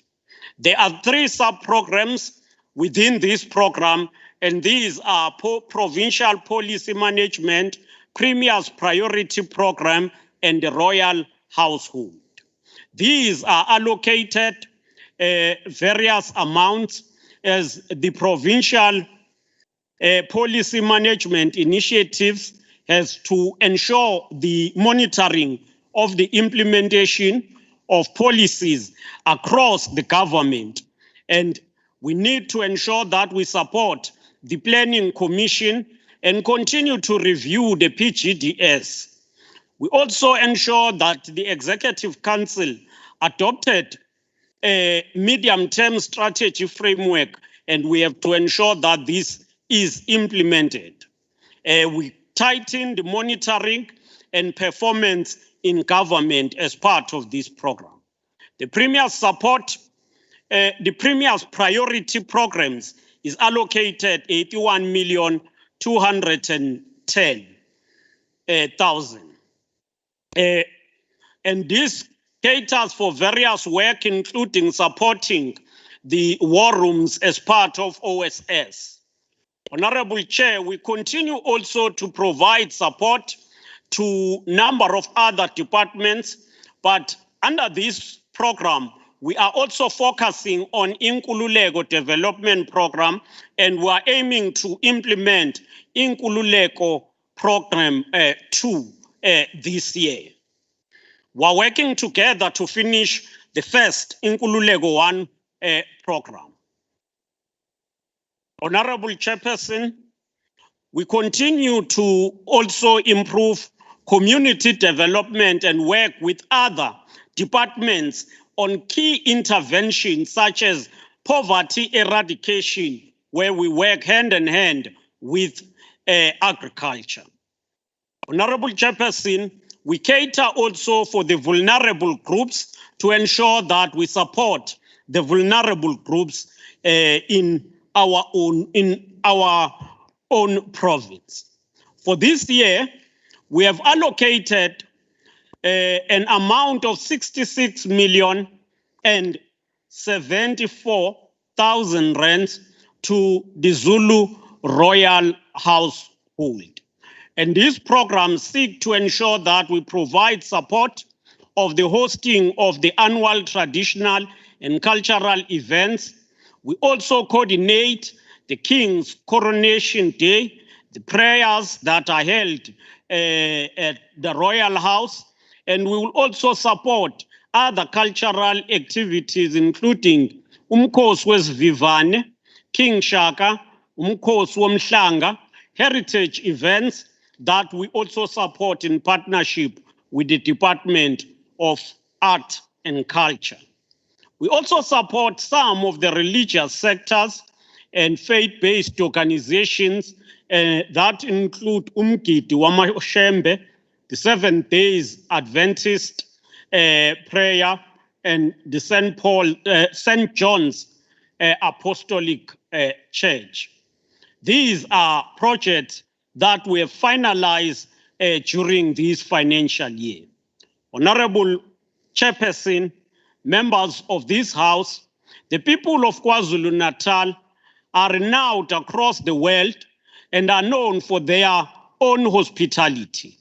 We are known as a society that endures, that has a resilience and overcome challenges. We must work together to overcome the challenge of COVID-19. We must ensure that we do away and go from the past history of violence and conflict which engulfed the province in the previous decade. I wish to implore not just our law enforcement agencies and communities to rise against violence and crime, but also this legislature to be seized with the question of rooting out the culture of violence in the province. We wish to ensure that we build brotherhood amongst all citizens of our province. We have seen the incidents that have happened, including the one that happened in Richmond, where the Ngamu family was murdered. We want to ensure that such experiences are dealt with, and we extend our condolences to the family and urge the police to leave no stone unturned in ensuring that justice is served. Just to step you at a second, Honorable Premier, you've exhausted your first 45 minutes, but I think you're at the tail end. Will allow you just to advance those points. But if you want more, we could always take when you have to respond. Okay, thank you. Honorable members and the citizens of KwaZulu-Natal, we want to impress that this is not the time to despair nor to lose hope. We can discover this sense of hope from the poet written by one of our own, Mazisi Kunene, who said as he wrote, "I watch the rainbow advances with the face of old women who raise their heavy eyes. Like the shadows of magical figures, I bent the rainbow rope from the horizon so that I may tie the earth, so that whatever is past of the past may give the birth." Close quote. Let us put the past of the pandemic of violence in the past and tie the earth to the rainbow so that the new may be born. And with that, Honorable Chair, and given the time, we have a responsibility, and history must judge us as people who rose to the occasion and confronted the contemporary challenges. I thank you. With that, Chair, may I take this opportunity to thank the Director General, thank the Executive, thank the Portfolio Committee for the support that have been given to us. And may I take this opportunity to formally table vote 1 with a budget of 802,240,000. Together, growing KwaZulu-Natal. I thank you, Honorable Chairperson.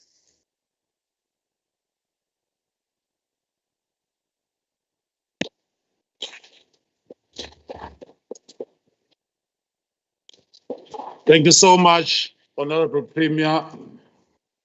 Your presentation was on point. You were able just to exhaust your time in a nice way. I'm not sure whether I did acknowledge officially our DG Masabel, Mrs. Mkhize. Siyabonga kakhulu presence yakho nangomsebenzi enwenzelwe indunankulu. Thank you so much, Kuzen, for that presentation. We'll proceed. Honorable members, we are opening the debate now. And the first speaker is Honorable HCQ Madlopa for 10 minutes. The platform is yours, Mngoni. Sibonile Undunankulu has just adapted nicely in the ICT industry, used ICT today on the issue of auto queue. We acknowledge that we are real in the process of transformation. Honorable Madlopa, the platform is yours. Sihlalo hloniphekile nendlu yakho ngivumele ngedlulisa amazwi enduduzo nokuzwelana nendunkulu yonke kaZulu nesizwe sonke ngokukhothama kukaNomthebe wethu uBhejane Phuma Esiqiwini kanye nokwedlula kaNdlunkulu umntanenkosi obebambe isihlalo sobungonyama sithi dudu.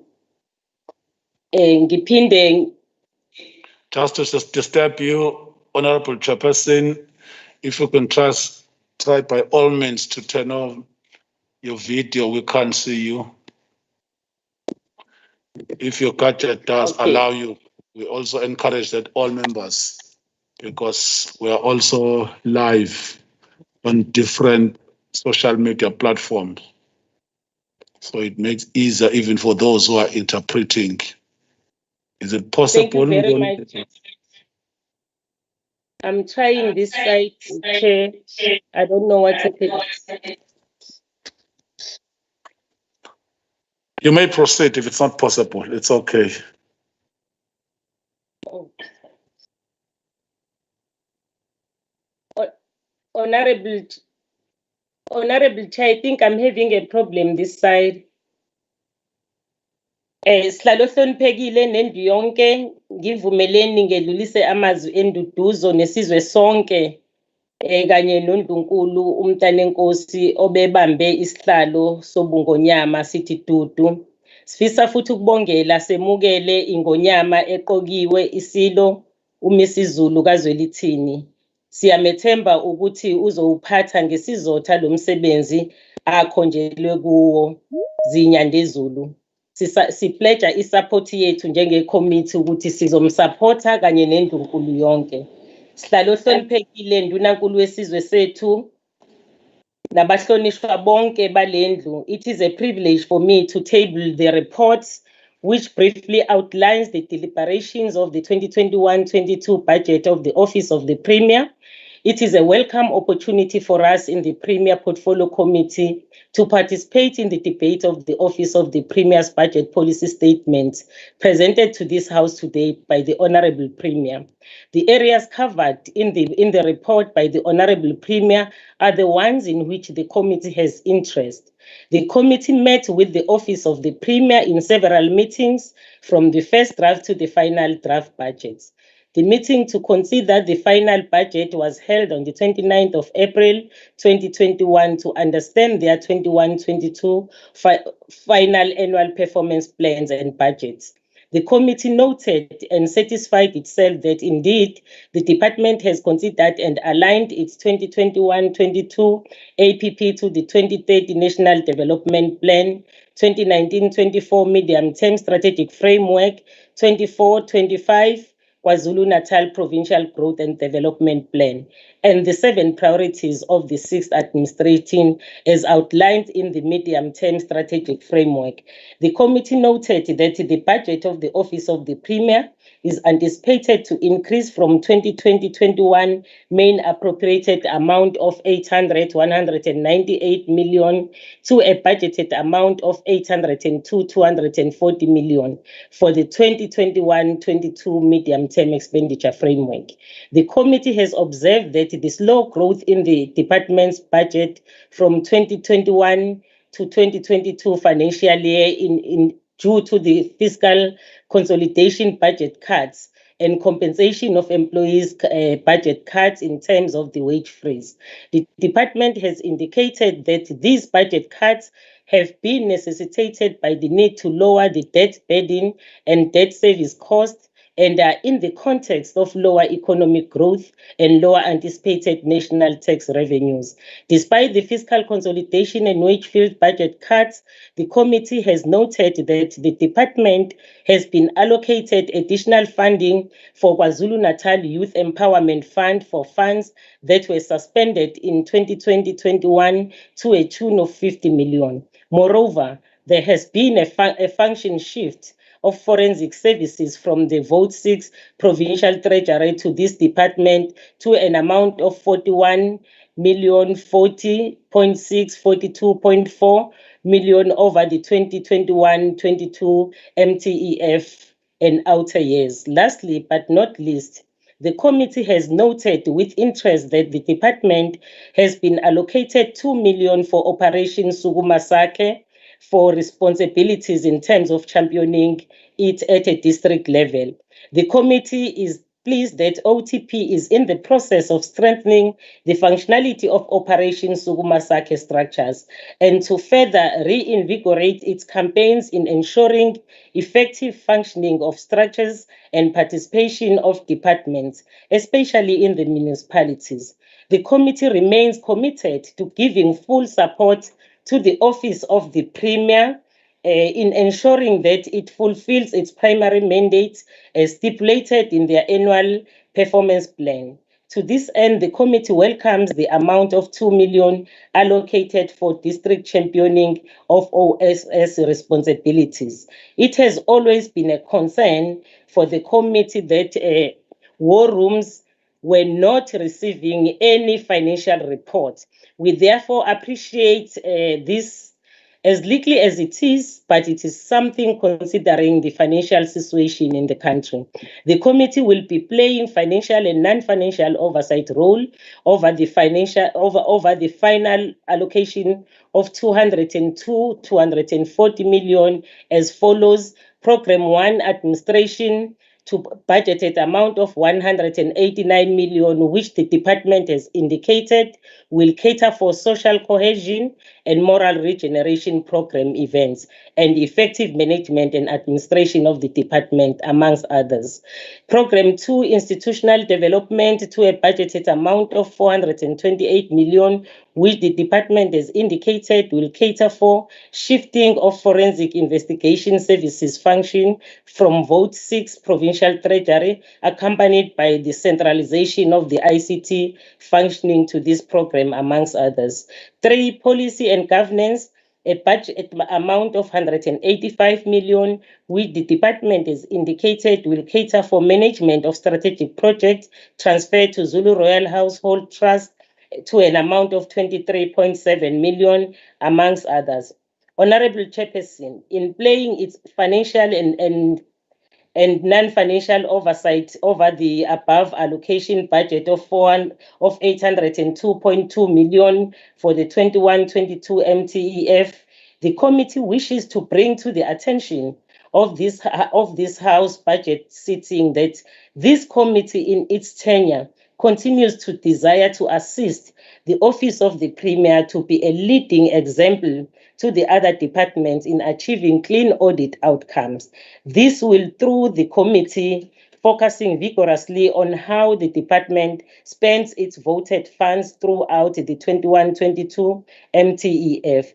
The committee have emphasized again that it will not accept any underspending and overspending by the department. Also, as part of its oversight role, the committee will also closely track the progress on the implementation of the finance and SCOPA resolution during the year.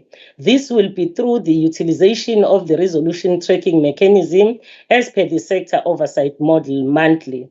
The tracking of resolution will be done with the intention of ensuring that robust oversight is performed by the committee over the financial resources and service delivery performance of the department. Observation and findings by the committee during the engagement with the Office of the Premier, the committee wishes to highlight the following areas of concern that arose. The committee has noted with concern that the department has incurred compensation of employees' budget cuts in terms of wage freeze amounting to 46.6 million for 21-22 MTEF. The committee is concerned that this will impact on the filling of posts in the outer years of the MTEF. In that funding over the 21-22 MTEF only allows for filling of 19 posts, with no funding available from 22-23 onward for the filling of the post.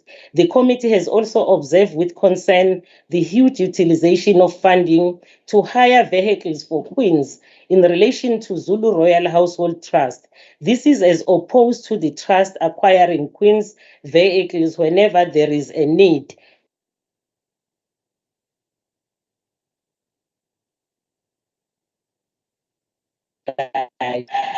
Assured by the Zulu Royal Household Trust will be allocated for the office of the Premier, as the matter was to come up with a permanent solution to this matter. Your next, The Zulu Royal Household Trust. unfortunately, honorable member, your network is giving you a problem, but it's already 7 seconds late. Thank you so much for the presentation. I think the House noted almost everything. Thank you so much. The next speaker to start the debate from the ANC for 9 minutes, Honorable M.A. Chiliza Dunge. The platform is yours.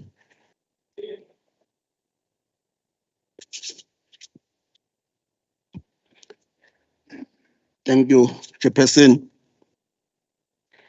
Honorable Premier of KwaZulu-Natal, Cousin, honorable members of the Legislature, the people of KwaZulu-Natal, ladies and gentlemen, Ngiyanibingelela.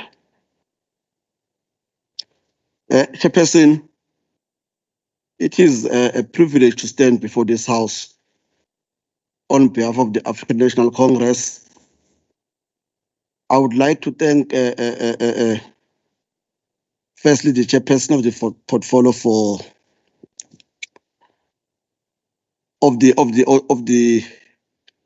OTP, Honorable Sekyu Madlopa, for delivering the committee's report for the 21-22 budget.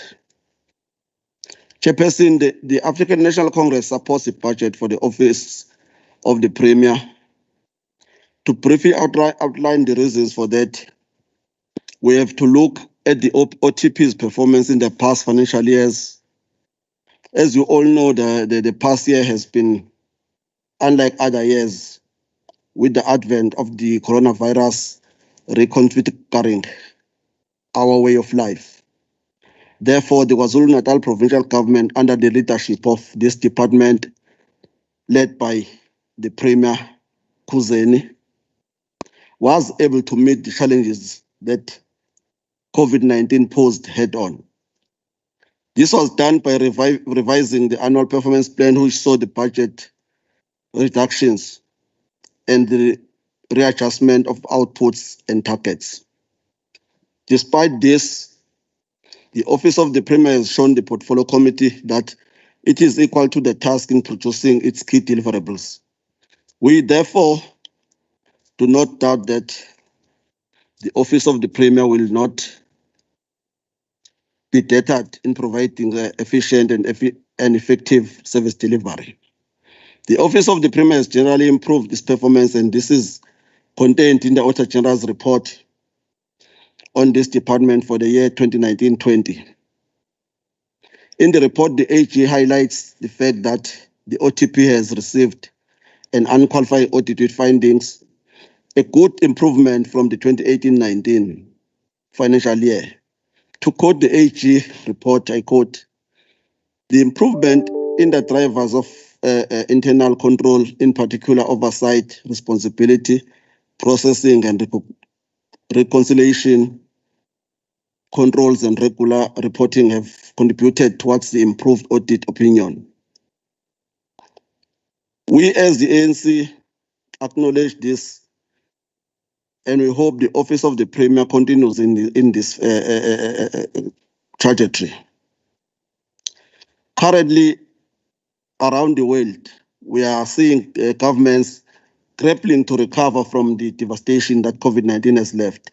However, the KwaZulu-Natal provincial government has done well to recover and adapt to the new normal.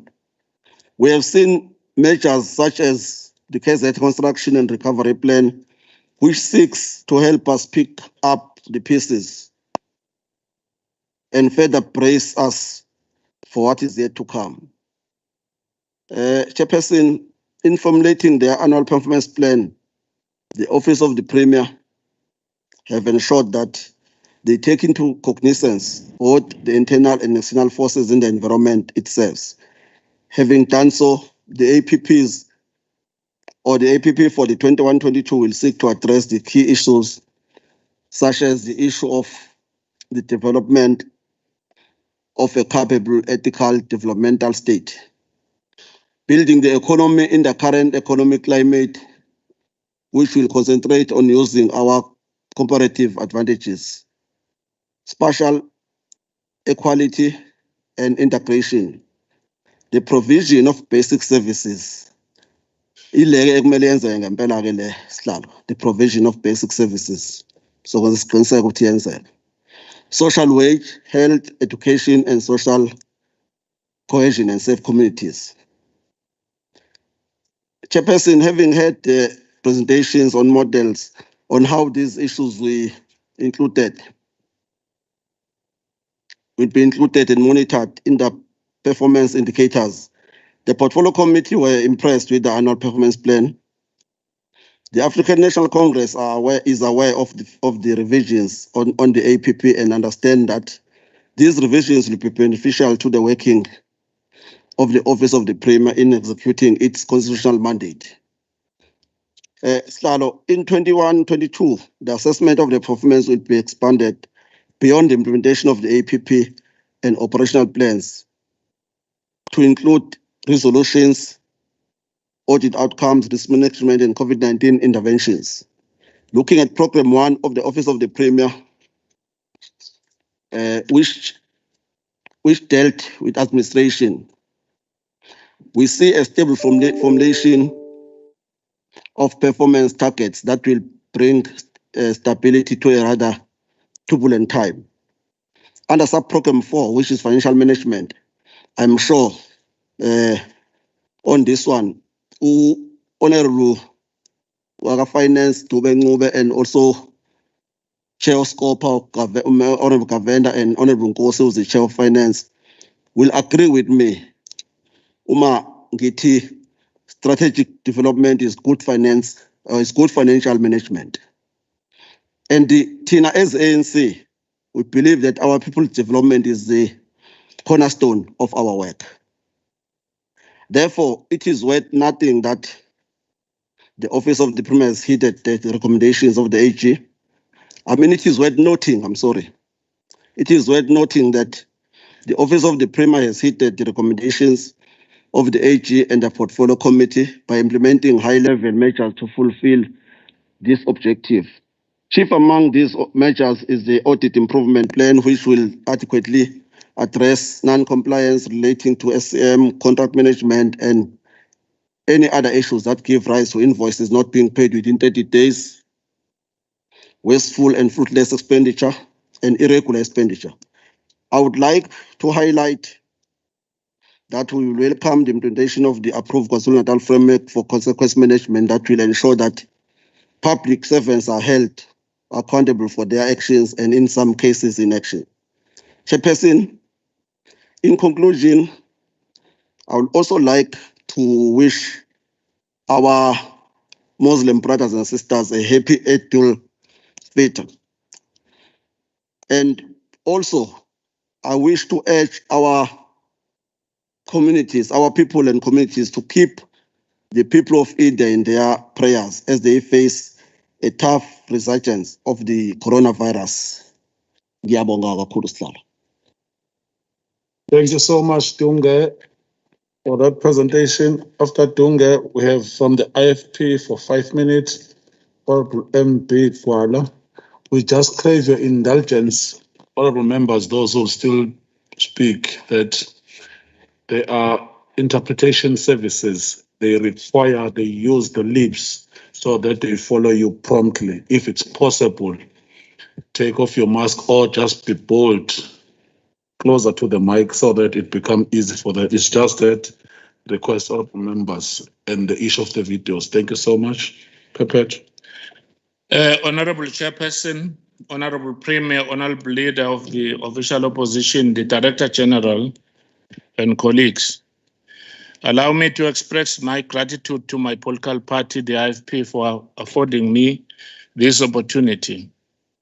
It is unfortunate that when the Premier mentioned the kings stretching from Malandela, omitted King Pande, the progenitor of the present kingship. King Pande is the father of King Cetshwayo.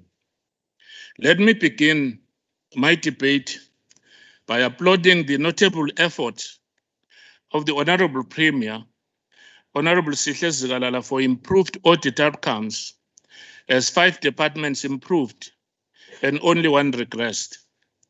The overall progress in the audit outcomes in comparison to previous years is welcomed. However, the fight against irregular, unauthorized, and fruitless expenditure would yield more positive result if greater discipline in implementing basic preventative controls that will translate into sustainable improvement could be instituted. The Premier and his office are the backbone and the engine of the entire provincial government. A dysfunctional OTP that fails to oversee, detect, and redress problems within departments and entities is not useful in translating the words into action.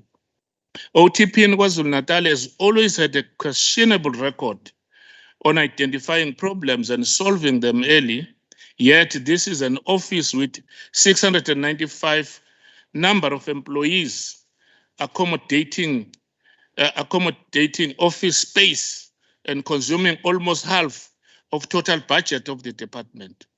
OTP is the second government unit with the biggest number of office staff after the social development in this province.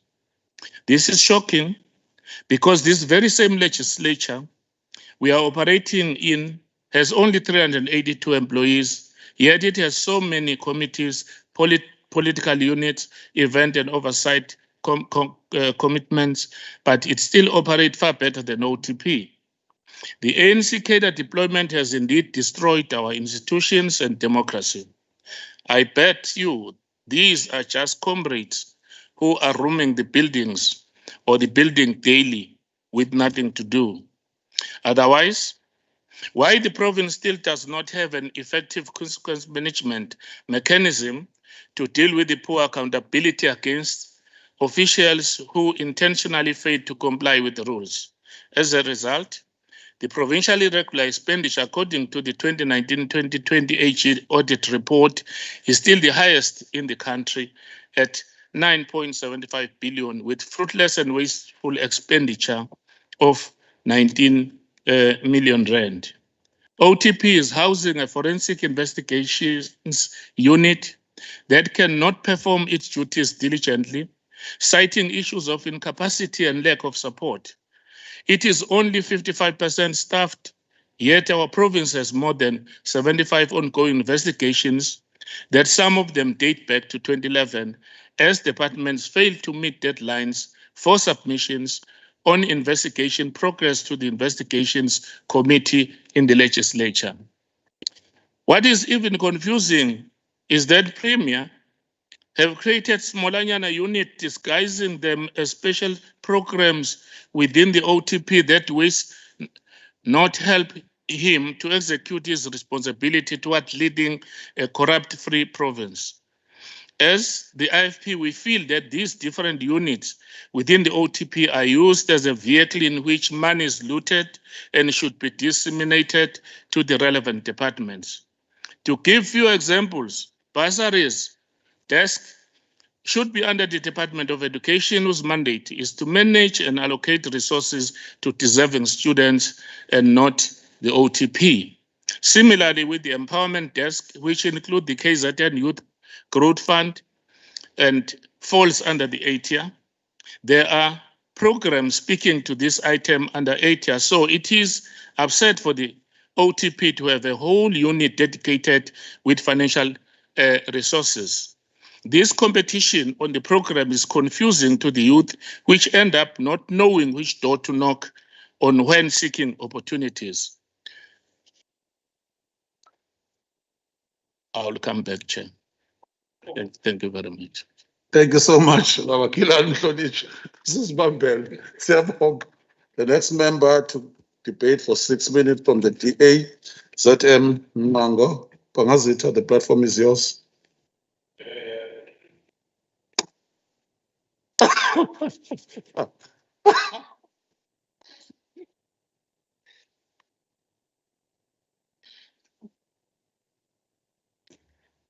Thank you, Honorable Chair of Chairs, for the opportunity to debate 2021-2022 OTP budget on behalf of Democratic Alliance.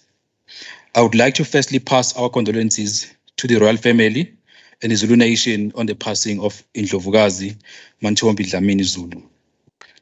Honorable Chair of Chairs, the DA welcomes the budget allocated to the Premier's office and the KZN Royal Household Trust transfers, while we further acknowledge the budget cuts as it affects all departments. Indeed, the report by the portfolio chairperson before this House was adopted by the committee. Honorable Chairperson, last year we constructively criticized the Premier and the AG for getting a bad audit opinion from the AG, especially because OTP must always lead by example. It is on this basis that today we welcome the audit improvement, Honorable Premier, and we hope that your office will improve more and get the audit, which is clean audit next time. Sizokunoma khuzeni mawenza kahle, siceke futhi mawungenzi kahle. The DA previously raised concerns when 50 million Youth Empowerment Fund was rolled over last year, but we welcome the reintroduction of this 50 million Youth Empowerment Fund, as most businesses had been hit hard by the effect of COVID-19. Honorable Chair of Chairs, the DA is really concerned about the function shift from Vote 6, Provincial Treasurer, to Vote 1, Office of the Premier. It is still not clear why forensic services have been moved to OTP. Provincial Treasurer has always been the best place for such responsibilities, as it's not normally tainted by politics. Provincial Treasurer has proven itself over years to be a capable department, regardless who's the political head. Honorable Premier, your office is responsible for enhancing accountability, good and corporate governance within the province. The DA welcomes the fact that the lifestyle audit for senior officials, cabinet members, is now part of APPs, and we will, on an ongoing basis, monitor the implementation. Yilona thuba elingazivele ndunankulu ukuthi ukhombise abantu baKwaZulu-Natal ukuthi awuhambisani nokuntshontshwa kwemali kahulumeni nokuthi ngeke izigelekeqe zisebenze nawe noma eduze kwakho. We can agree with you that step aside or step down by the ANC is confusing even all of you, and the solution is not going to be here now. This is why ACE is going to court. Honorable Chair of Chairs, in welcoming the budget of 66 million allocated to His Majesty and the transfer of 23.7 million to KZN Zulu Royal Household Trust, I would like to remind this House that the late King Zwelithini Kabheka Zulu was always reminding us of the fact that some people steal money using his name and royal family. He even challenged all members of this House to do oversight in his palaces every time the money is spent for infrastructure or upgrade of palaces. Honorable Premier, we must do exactly what the late King asked us to do. It is hard to believe that the expenditure just to replace the old carpet can amount to 1 million. And on the same house, you install a floor tile for 1.4 million. So these are questions that I think you need to do a follow-up on. Also, it is questionable on the Premier that we can have a borehole costing about 3,000 in just one borehole. Those are questions I think we must follow up and do oversight. Honorable Premier, while supporting the Zulu monarchy and protecting its image, we can't seem to forget and ignore the fact that we must ensure there's accountability and proper oversight. It's for that reason, Honorable Premier, we must question why are we spending 117,000 hiring cars just a month for the Queens, which means this department spent more than R1 million a year on car hire. Honorable Premier, we do welcome the transfer of 5 million to purchase new vehicles for the Queen, but we trust we must find means of disposing or selling all cars, because, Honorable Premier, we see now and then when the car are involved in an accident, there's no insurance, but Queens are quick to to hire cars. But again, we can't be blaming the monarchy. We must ask to officials what's going on, why there are no insurance for these vehicles. Again, there's a question of electricity bill on a premium in Walinduzulu, for example, amounting to 571,000 rand. The question again, why so much in just one palace? How arrive to so much money for electricity alone? These are the questions on a premium which sometimes dent the image of the monarchy, and I think you have to do something about that. In saying that, I must welcome the fundraising strategy from the trust, and they are talking about now doing a transaction in terms of the retail. We might have challenges in terms of legislation, but if the law permits honorary premium, we will support the strategy if it does work out. Thank you. I'm coming back. Siyabonga Mpangazitha. Umhlonishwa olandelayo for 6 minutes from EFF AV Khoza. I think he's going to be streaming. Honorable Khoza, the platform is yours. It's connected virtually. We can't find Honorable Khoza. If then that's the case, Honorable Khoza, are you available, not available? Let's proceed. Honorable Member, for 2 minutes from NFP, Honorable VR Mlotshwa.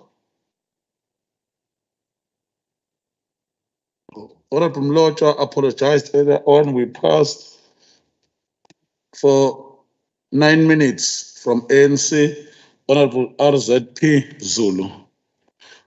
Makeba, the platform is yours.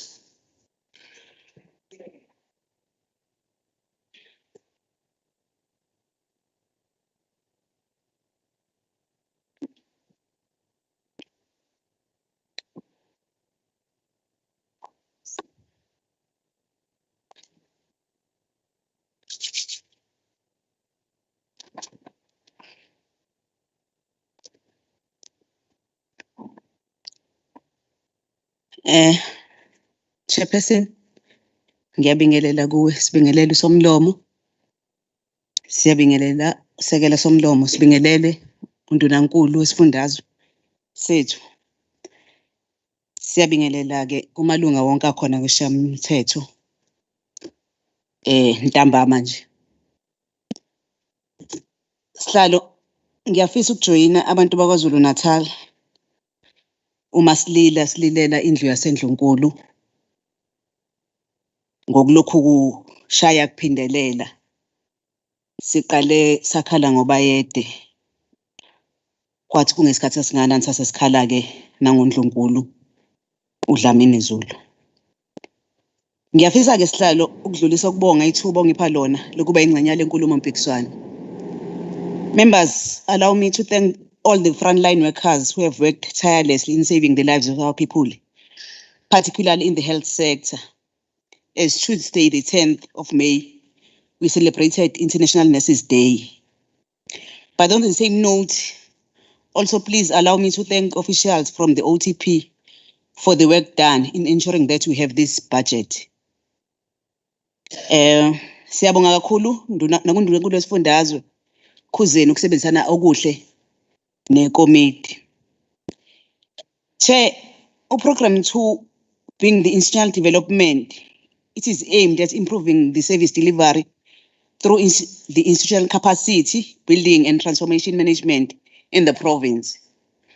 This program comprises of strategic human resource, legal services, ICT, communication services, special programs, and forensic investigations and integrity management. But again, it is also responsible for the coordination of the provincial-wide HR operations. The Office of the Premier, as the coordinating office, oversees the functioning of the HR matters within all the provincial departments. The recently approved digital transfer strategy aims, among other things, to automate government systems for the purposes of smooth running of service delivery, as well as improve efficiency. There has been a need to increase awareness, especially as we were threatened by the possible emergence of COVID-19 third wave. We have seen how it has targeted other countries. This therefore means that we must prepare ourselves by ensuring that proper communication in terms of awareness is done for this possible resurgence. This is budgeted for in communication services. And for us to reach out, different platforms will be used, including local radio stations, televisions, newspapers, banners, pamphlets, billboards, and social media. Chair, it is also important to note that on a policy of HR and HRD,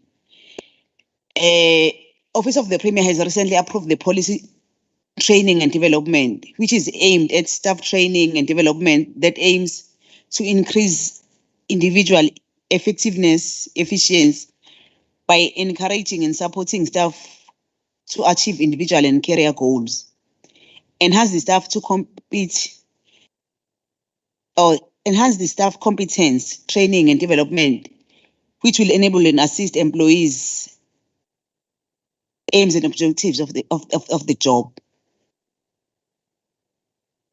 I think it is important to mention that currently the department has employed more than 50% of women in senior management services and 2.4% with sector for the people living with disability. Chair, on the 4th IR, Office of the Premier is finalizing its provincial nerve center optimization strategy. And the strategy entails to enhance governance, good governance and cooperative governance within the province. Also to promote an integrated service delivery model. Also effective stakeholder management and communication. And also to enhance performance management and accountability through monitoring and evaluation. Also on the issue of Provincial Training Academy, the e-learning strategy has been finalized, only awaiting for the realignment for the revitalization of the strategy of the academy. Office of the Premier has issued a directive to all public servants to enroll for online training programs that are offered by the National Schools of Governance. Monitoring is requested to DG so that can be able to account timelessly and ongoing. Various other ICT strategies are in place and being implemented with an aim of increasing and improving efficiencies. These include e-leave and the tracking system. Chair, on the Youth Empowerment Fund, Slalo, allow me to quote President of the ANC, Comrade O.R. Tambo, when he says, as I quote, a nation's success depends also on its ability to encourage, harness, and incorporate into creativity, daring, and energy of youth. 2018 pronouncement by the Honorable Premier, 2,334 applications were received, and 53 beneficiaries were awarded in October 2019 after due diligence processes in the different sectors to the value of 69,473,486. A total budget of 73 million was allocated, which included 3 million for management fees. 408 sustainable jobs are being created.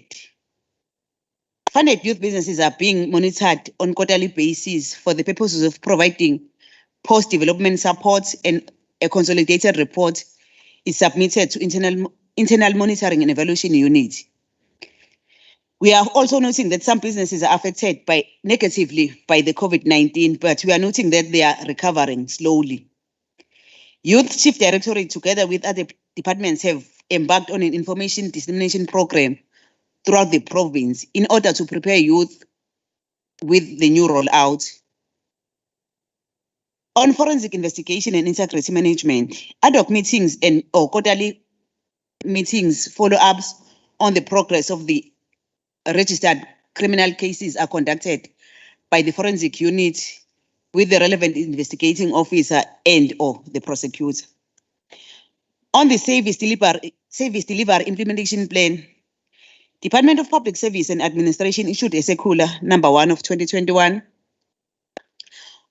on service delivery implementation improvement to all heads of provincial departments, wherein they stated that 2021-2022 financial year will be a gap year in terms of SDI, STPIP, SDIP. This is because they want to align to the strategic planning and annual plans framework of the DPME, as well as impacts of the COVID-19 pandemic. Chairperson, angibonge ithuba ongiphalona. Thank you so much, Ndabezitha. Siyabonga mafebo. I must confess, honorable members, that these masks are also strategic and sometimes can work as a weapon as she approach as the Zulu. I'm also thinking of the day of the wheel, but I was laughing. Unfortunately, you can't see me. Thank you so much. Let's proceed. Let's proceed, honorable members. For 2 minutes from MF, Honorable T. Rajpans.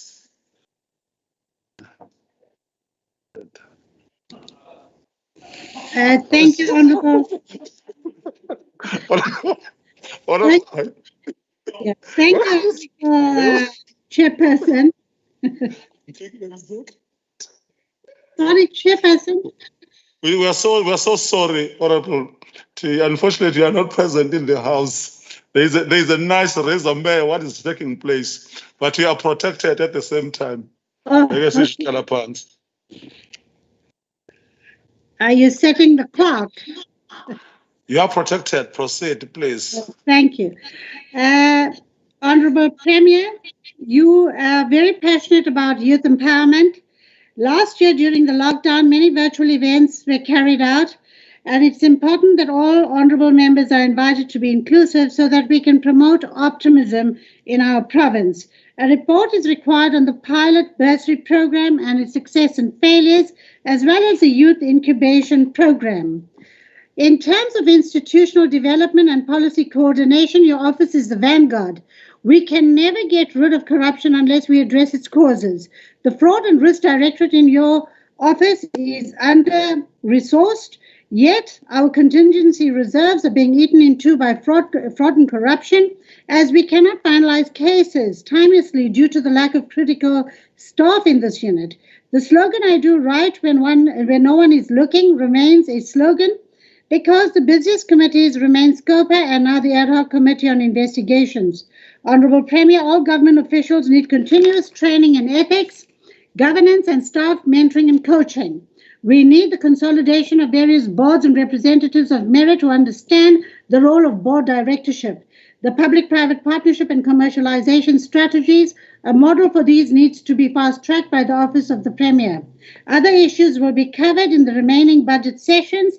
With this, the MF supports this budget with the above recommendations. Thank you. Thank you so much, Honorable Member. Mamoraj, the next member to partake in the debate for 2 minutes from ATM, M.E. Pagati. Is Honorable M.E. Pagati available? If not, we proceed to Mhlonisha Umangele from SADP for 2 minutes. Ngolezana has apologized. I think it was noted earlier on. We thought he has come back. I think we're back to the DA for another 2 minutes. Honorable Zatem Mwango, Pangazim to the platform is yours. Yasazi why isahleli kude kangaka uMpangazitho kodwa progressive siyathembisa jwara.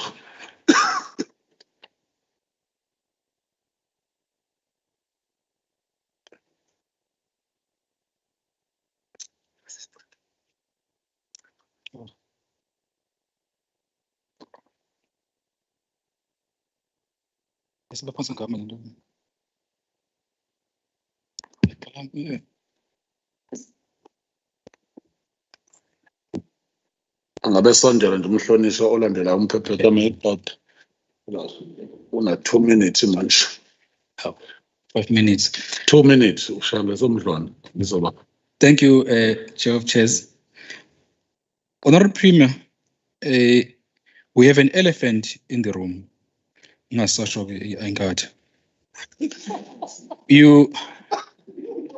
are the only person who can assist COGTA on this matter.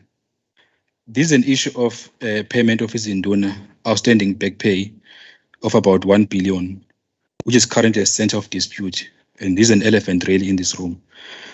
Honorable Premier, you must work closely with COGTA and National Treasurer in an attempt to try and resolve this matter once and for all. The DA is not opposed to payment of his Induna, but we are really concerned that the provincial government continue with unfunded mandate each and every year. We hope that you will find a space to engage with relevant stakeholders and find a solution to this problem, Honorable Premier. We must also acknowledge the fact that there's a NAPP, you talk about war rooms and acknowledgement functioning, and we're hoping, Honorable Premier, this time around we'll find means and ways to ensure that war rooms are functioning across the province. And we must also register our concern around the payment of invoices, which are not really within 30 days. There might be reasons, but I think you can improve with your department, and also want to raise concerns around vacant posts. And I'm hoping that it's going to be your focus moving forward, Honorable Premier. Thank you. Thank you so much, Mhlonishwa.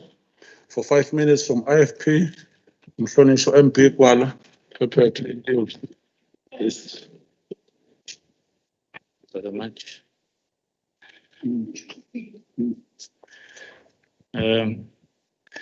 Honorable Chair, I will continue where I ended. Thank you very much.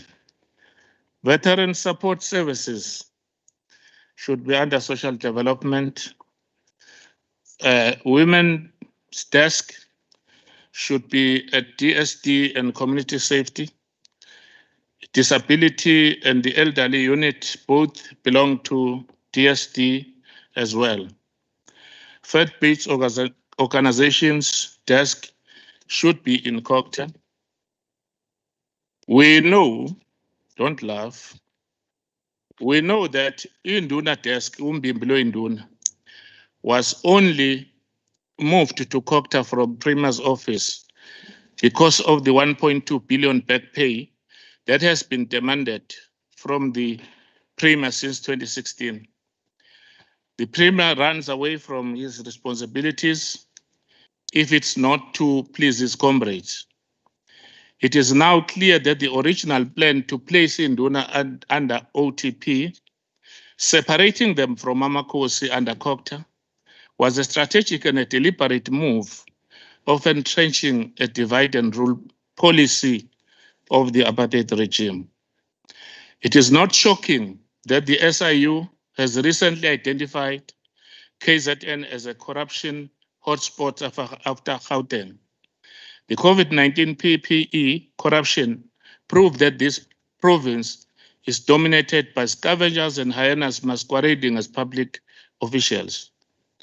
Honorable Chairperson, how do we know that this allocated 802 million budget will be effectively utilized to ensure OTP is a center of governance when monitoring and evaluation, which should be a major function, failed inexplicably to pick tactics used by the KZN officials to raid the public purse during the COVID-19 PPE procurement and paying exorbitant prices to ensure massive kickbacks and later shifted blame to Treasury. It should be helping that the Premier have dismally failed to condemn PPE corruption and announce clear timeframes on his plan to deal with perpetrators. For a Premier who had a sober, tightly quickening the tempo to economic recovery and job creation, more needs to be done to create sustainable jobs. The number of dependent to social grants went up during these hard times, and we applaud the effort to help out even youth through 350 Rand social relief grant. But Honorable Premier, That was not enough. Our youth cannot be subjected to beggars. This country has indeed turned into a social welfare state. Youth doesn't have skills to be self-help and self-reliant. The presidential employment stimulus that employed more than 300,000 education assistants was good but unsustainable. But I mean, that youth is sitting at home without employment again. They have joined the 47.5 unemployed people at home again. In 2018, former Premier Mr. W. Mchunu promised to turn KZN into South Africa's skills capital through a skills revolutionary program to create 2.1 million sustainable jobs by 2030. What happened to this plan? The Suguma 100,000 jobs are not sustainable as they are temporary and fail to add long-term value to the beneficiaries. What is needed is incorporation of the entrepreneurship and skills in the schooling system so that every child can grow up with the ability to self-help. People of KwaZulu-Natal deserve a proactive and a functional government that ensures triple challenges are dealt with. Municipalities don't have water and roads. Youth are running out of patience. Honorable Premier, it is time to prioritize them and force companies to employ locals and for the informal sector to be in the hands of locals. Cousin. Bekuyilokho nje bengithanda ukwedlulisa. Lokhu kwaseNdlunkulu zindaba lezi ejulile. Udaba lwaseNdlunkulu lufana nenhlamvu yeso. Ziyadinga ukuthi uma siyiphatha nje siyiphathe sicophelele. Futhi ke sikubona ukuthi singayifaki ipolitiki eindabeni zakhona. Njengoba siyasisho ukuthi ne-education kufanele sifake ilokho zethu. Mphephethe. Ngizokhipha amafayela. Ngizokhipha amafayela. Mphephethe. Ngizokhipha amafayela. Nginikeza isikhathi esandile. Thatha amafayela manje. Ngeke Mphephethe. Isikhathi siphele. Thatha amafayela manje. Uyacela Mphephethe. Mvale uMphephethe masikhathi siphele. Hlala phansi. Musukuganga. Kanti nathi sinamhlehlela nje makubi kusekuyasela.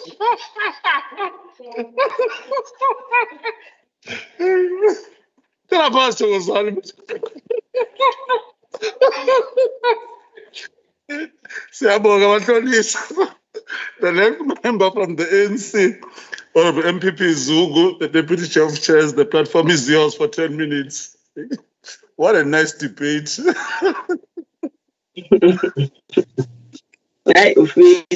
Thank you, Chair of Chairs.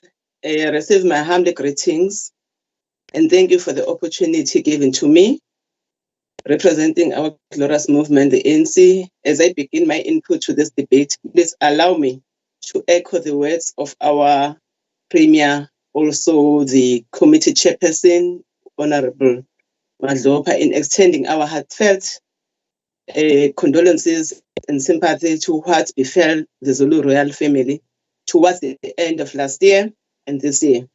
We also welcome and congratulate the King Designate, His Majesty Misuzulu KwaZulu-Natal. We pledge our support to him and the royal household. But hlalo before ngingene kwi-debate yami, ngizothanda nje ukuthi ngizwakalise nje ilaka lami lokungenami ngendlela abahlonishwa abanye abakhuluma ngayo, engibona ukuthi akusisizi kakhulu njengoba sisebenza sohulumeni oyedwa one-responsibility ukuthi asize abantu base-KZN. Let me start with Mphephethe. On the issue of cadre deployment, when he raised it, I find it strange because I have so much respect for him. For him to propagate that the global phenomenon that is cadre deployment, ANC. Yet he knows very well that the ANC doesn't have even a policy of employing people without qualifications. Angiyazi ukuthi ngempela umhlonishwa usithatha isibindi sokuthi azakhulume into emislead umhlaba wonke kangaka.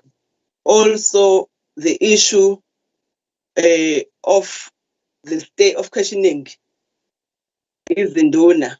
Yet we know very well that the state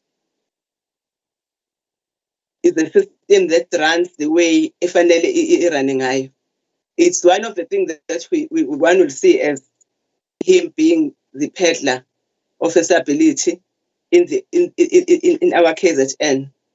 Honorable Mngwango has spoken of a step aside and the issue of our SG Umahashula. It's very frustrating though, and one finds it very weird. Lena ifana nokuthi umuntu ahleke umuntu onohlakahla kodwa yena kube nenkuzimalanga ogoqole esweni lakhe. I am saying that because I find it opportunistic to see what is happening, for him to see what is happening to the ANC. Yet in the DA, there is a trail and a slaughterhouse for blacks.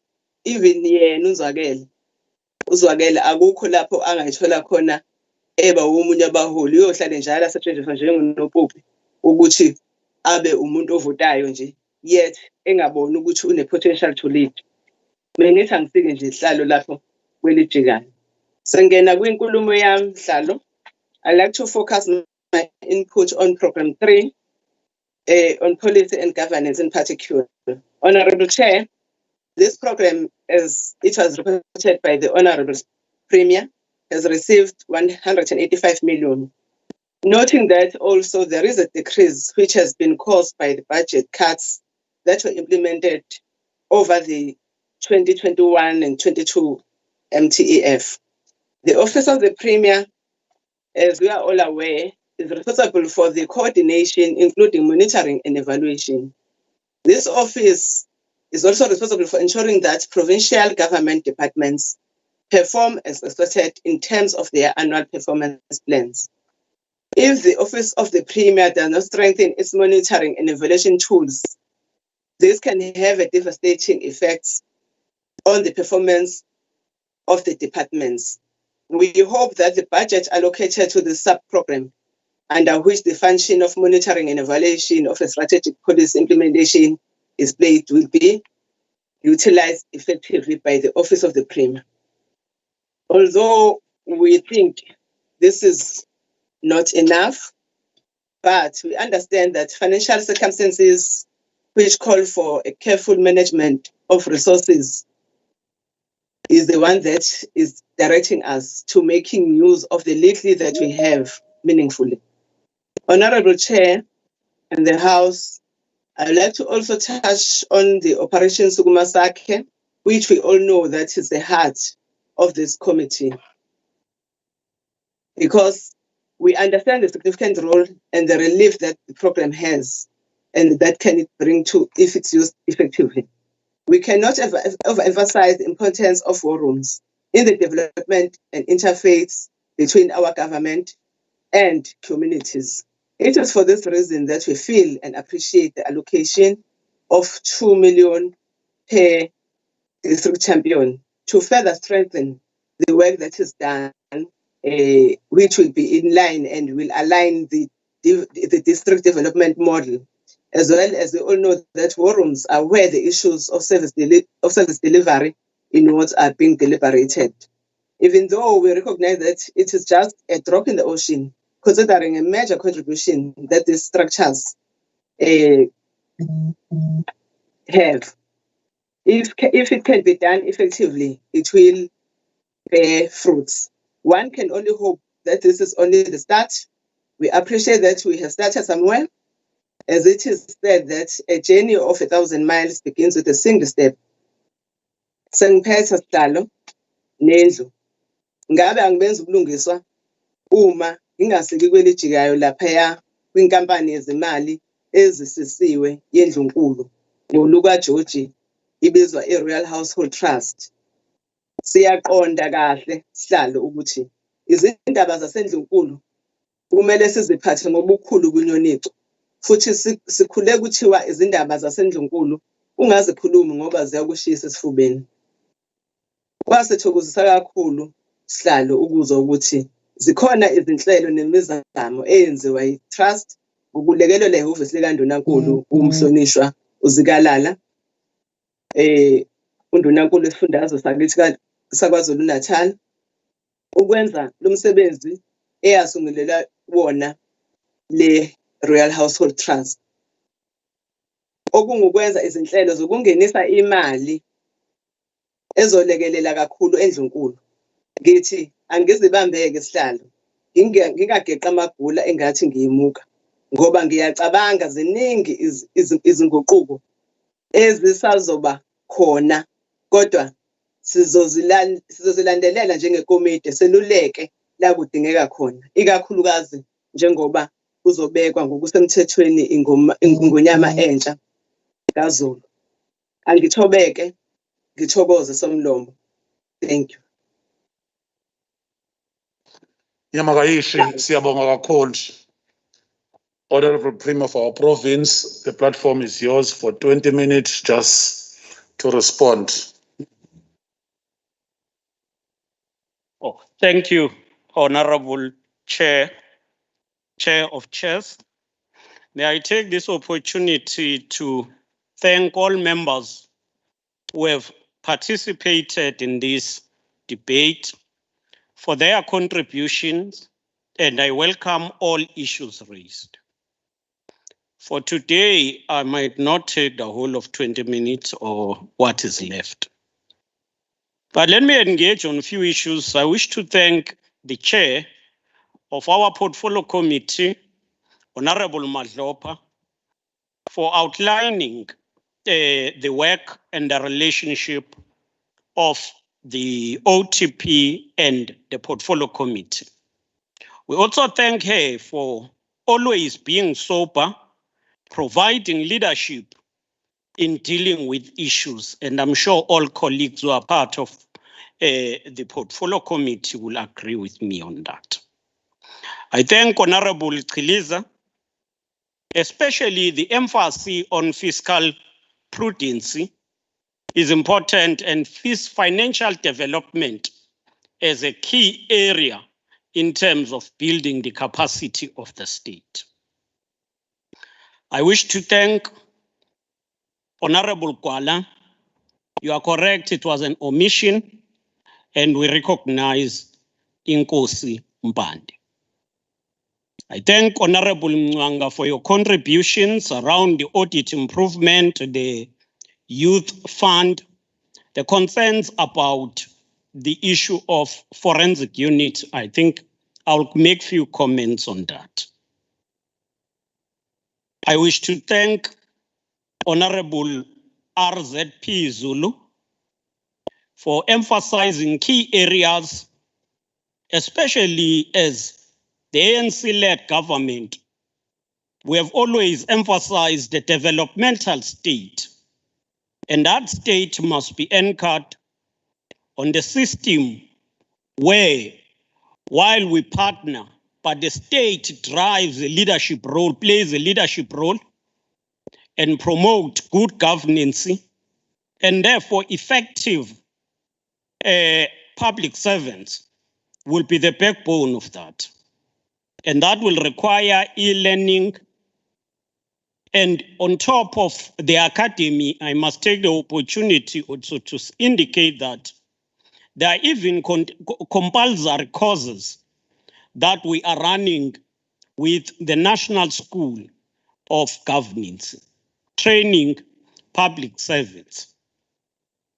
May I take this opportunity also to thank Honorable Takul Rajpans for your words.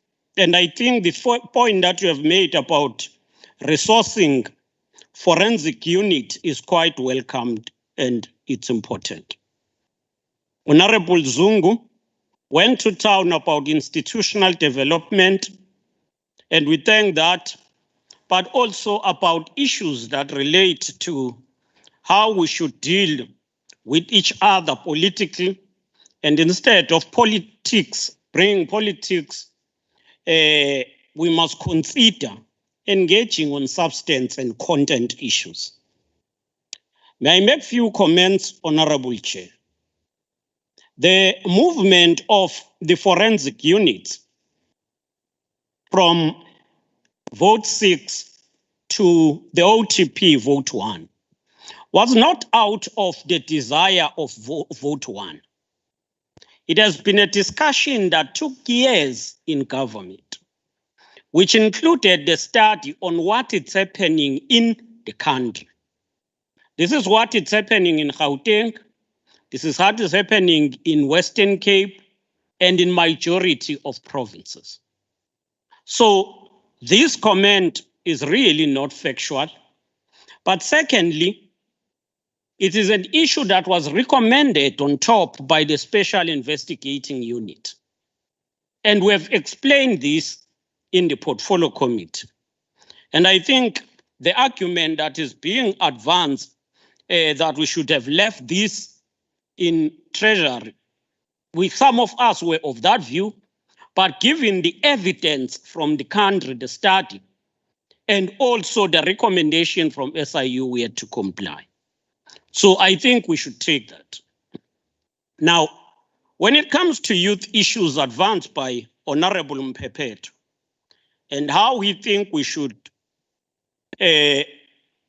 structure functions, I don't know whether this is a debate on the basis of policy or it's on the basis of trying to get something to critique.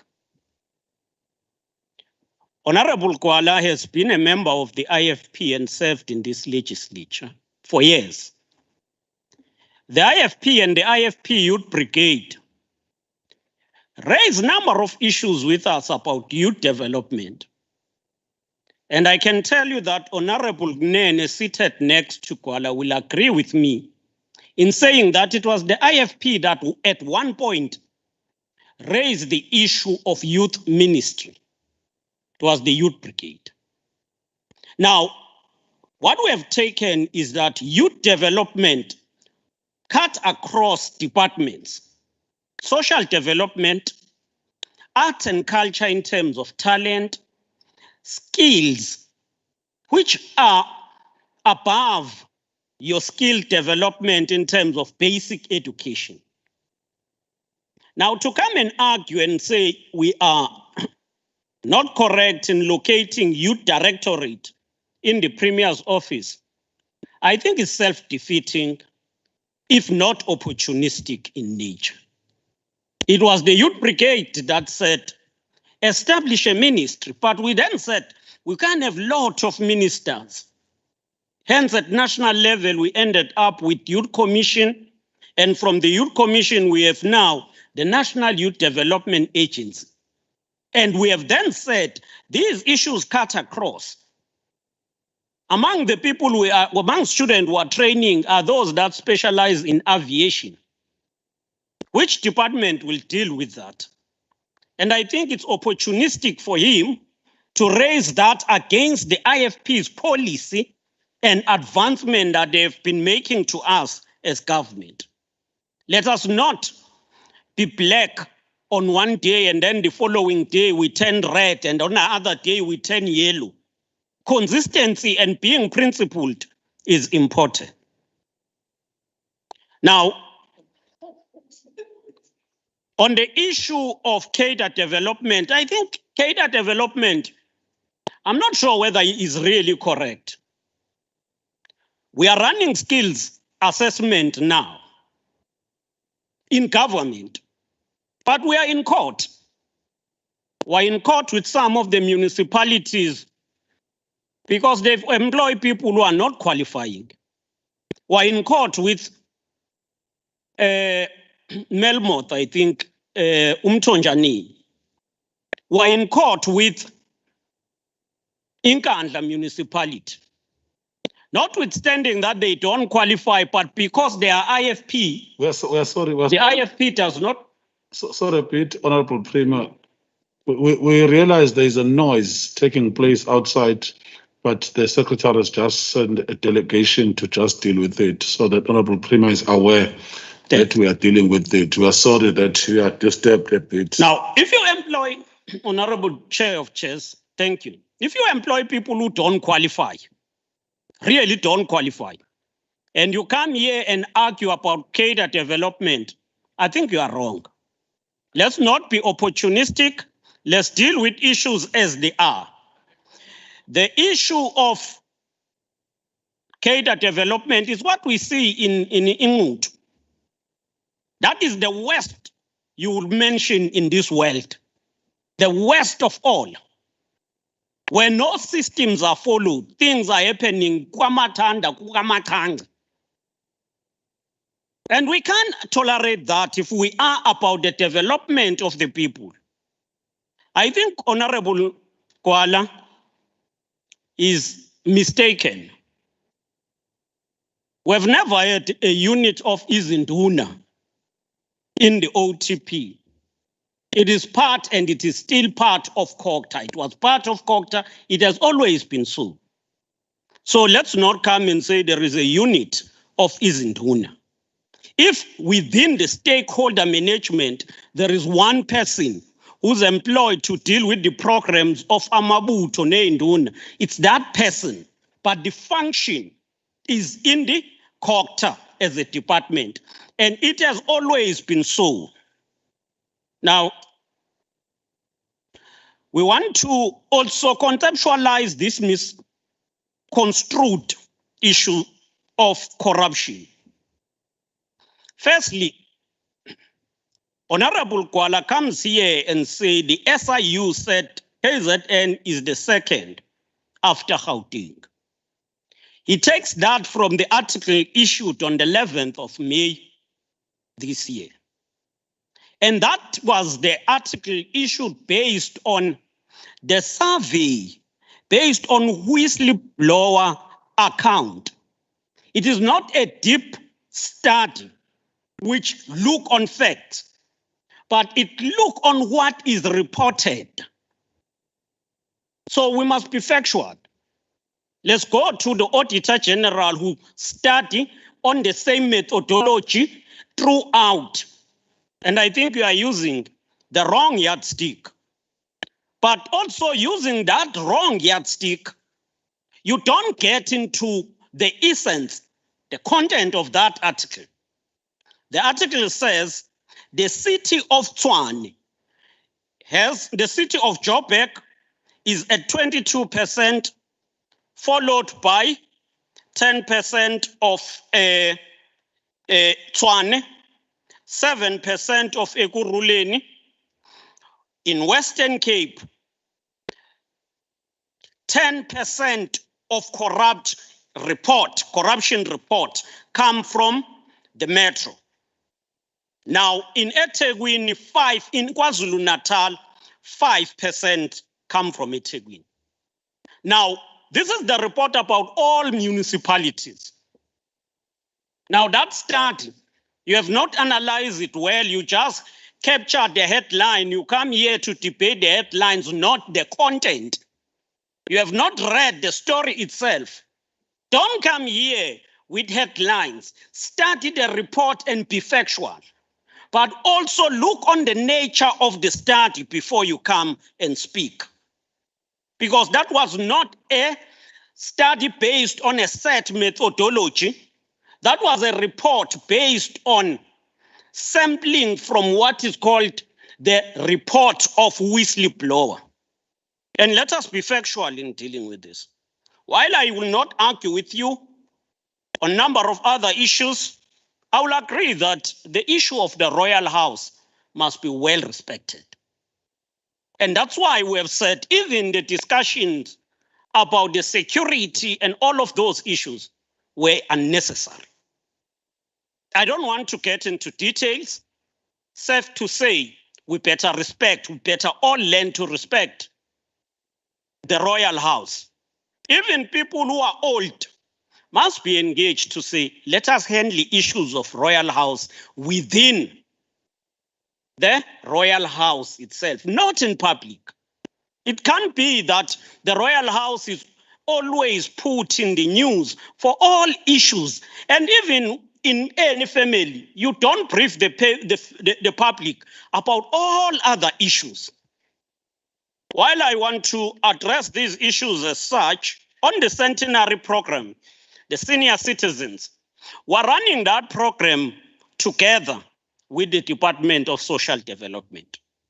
Honorable Chair, allow me to part from this podium, and as I part this program, this podium, as part of honoring senior citizens, especially centenarians, the OTP together with social development wish umama wethu, Mrs. Kwala, the mother to the honorable member of this legislature, MP Kwala, all the best, as she will be joining the centenarians of our province this year. I thank you.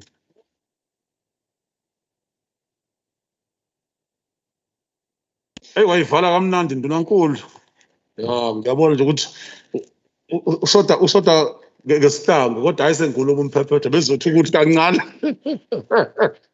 No, siyabonga kakhulu, honorable members. I think the collegiality displayed, the display of what transpired today is also appealing in the nation building, the outlook as well. So I want to thank you, honorable members. Let me afford a chance now because Honorable Fraser will come and take over after this, but I must first introduce the MEC of Treasurer, on Provincial Treasurer, Honorable Mube Dube, for 45 minutes to come and present her debates. The platform is hers right now. We hope she's ready with her team. So we proceed like that, honorable members. She's coming on virtual platforms. Honorable Nzagale, are you ready on your side? Yes. Switch off everybody. Switch off the TV. Switch off the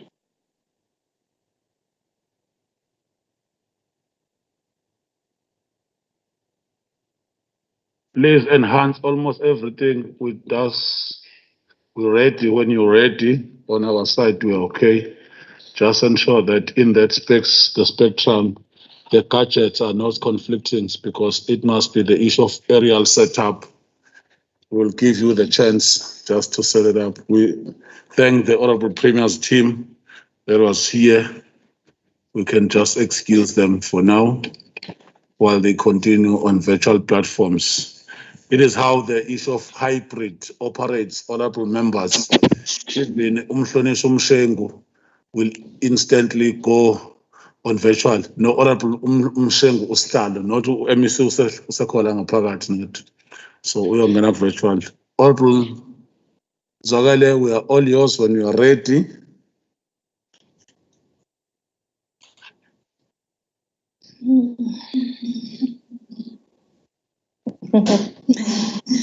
Thank you, Honorable Chairperson. Oh.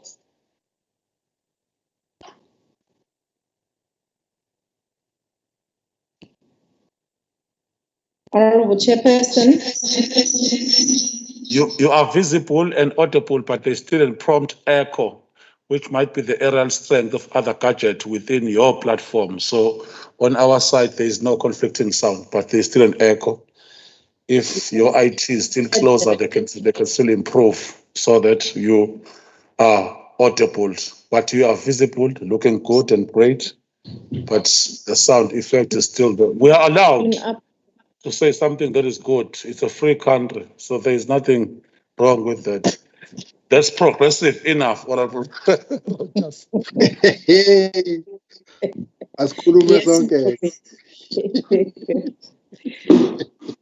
Thank you, Honorable Chairperson, for those kind words. It's really appreciated. We can do with some positive spirit. I think we appreciate having come from a very vibrant budget vote from the Premier. Honorable Chairperson of the House, Honorable Premier, Honorable Speaker and the Deputy Speaker, Honorable members of the Legislature, and mayors, councillors, Director General and heads of department, all the distinguished guests, amakhosi asendlunkulu, umphakathi wonke osilalele kuzona zonke iy'nkundla zokuxhumana, members of the media, ladies and gentlemen. Honorable Chair, I rise to address this House inspired by the spirit of Umama Charlotte Mahomo Maxeke. In the words, renowned leader who is credited for dedicating her whole life fighting for my freedom, your freedom, and the freedom of the people of this country across racial lines.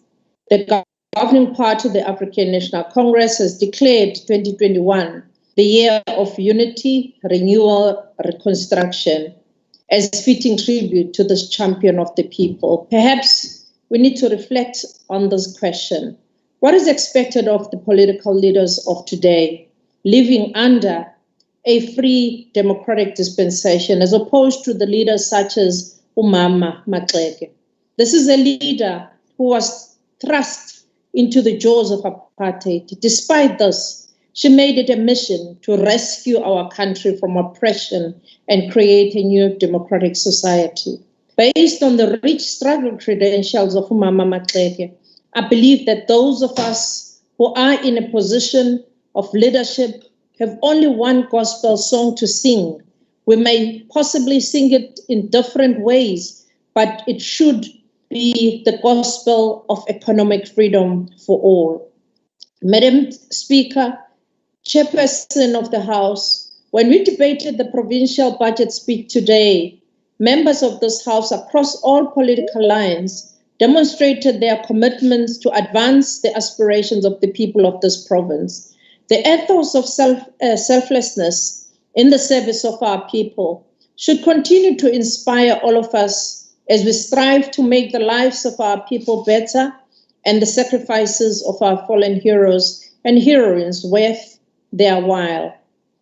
We reiterate, Madam Speaker and Chairperson, our commitment to ensure investment in strengthening the moral integrity of those who are involved in supply chain management and finance management units across all government departments and municipalities. We emphasize the importance of professional ethical service and pride in the fulfillment of the will of our electorate. We believe that the elected representatives and employees of the states across all spheres need to view the service of the community as sacrosanct. We want all categories of our staff to understand that it is indeed an honor to be assigned to the positions of trust over the resources destined to alleviate the suffering of the population. We therefore must ensure that we do not betray this trust bestowed on us by the electorate. In this regard, I wish to continue to introduce a variety of mechanisms to promote integrity, to combat corruption. These include the minimum anti-corruption capacity requirements, a code of conduct for our staff, financial disclosures framework for senior managers and officials in finance and supply management components as espoused in the document that was articulated by the Premier. We want the financial disclosures framework to be reviewed to compel all officials in the provincial government to disclose their financial interests irrespective of their ranks or responsibility. This may be and will actually be honestly declare and acquired assets and actions, and it will actually assist many of us in our community. In ensuring the above, we would also wish to work with many of our community members to ensure that we notify the law enforcement agencies if they know of any suspicious conduct of officials involved in the supply chain management that are doing something that is untoward. This forms part of our efforts that are aimed at combating unethical conducts in our SCM and government in general.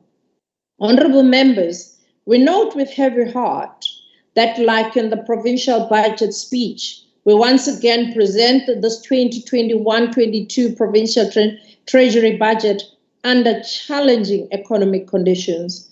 The year ahead places before us some difficult challenges which will undoubtedly be addressed through our collective efforts as members of this House. The broad principles should govern our response to the economic challenges should include avoiding the risk of unfairly placing the burden of the downturn on the poor and the vulnerable. In this regard, Provincial Treasury will play a leading role in ensuring that the government is enabled to minimize the negative impact of the economic challenges created by the COVID-19. In March, we presented the provincial budget under the theme, Making Your Rand Go an Extra Mile. As guided by this theme, Treasury will continue to prioritize conservation of resources and the shift of budgets to ensure the speed in delivery of services to the votes for our voters. Our focus as Treasury will also shift from just allocation of budget, but will also now more be an instrument in monitoring and evaluating our progress in relation to specific projects and programs of service delivery. We will also improve our monitoring and evaluation systems to ensure that there is effective tracking of our progress as government against the indicators and targets as articulated by our Premier Zikalala and the Executive Council. We wish to ensure that we move beyond compliance reporting to be the ability to assess the value for money. We wish to also monitor all the resources that are spent to intervene quickly, swiftly when required.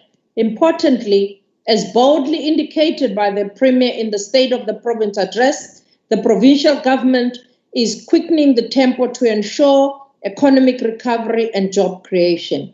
As we present this budget vote, we therefore reiterate our commitment to ensure that public procurement is used to quicken the tempo to ensure economic recovery and to achieve the economies of scale. And this is the directive of the Premier.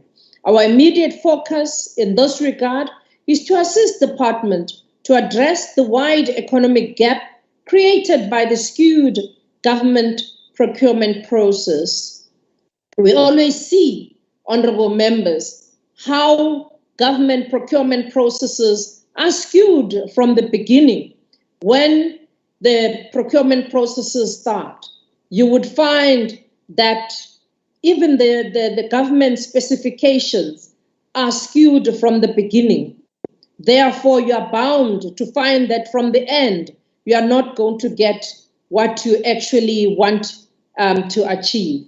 The shortest way of ensuring that our people enjoy the fruits of democracy is to accelerate the access to economic opportunity.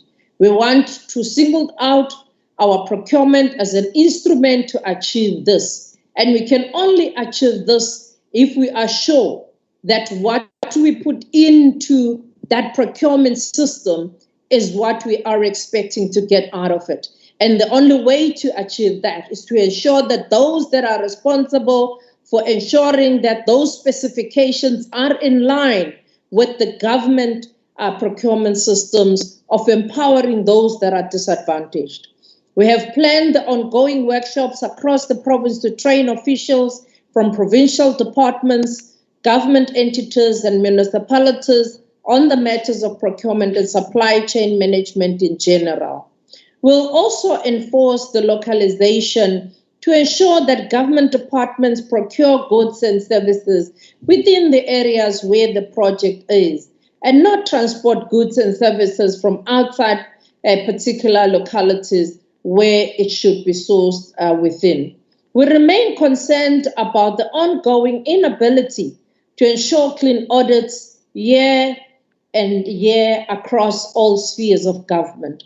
The Auditor General consistently point out unauthorized expenditure, irregular and fruitless and wasteful expenditures.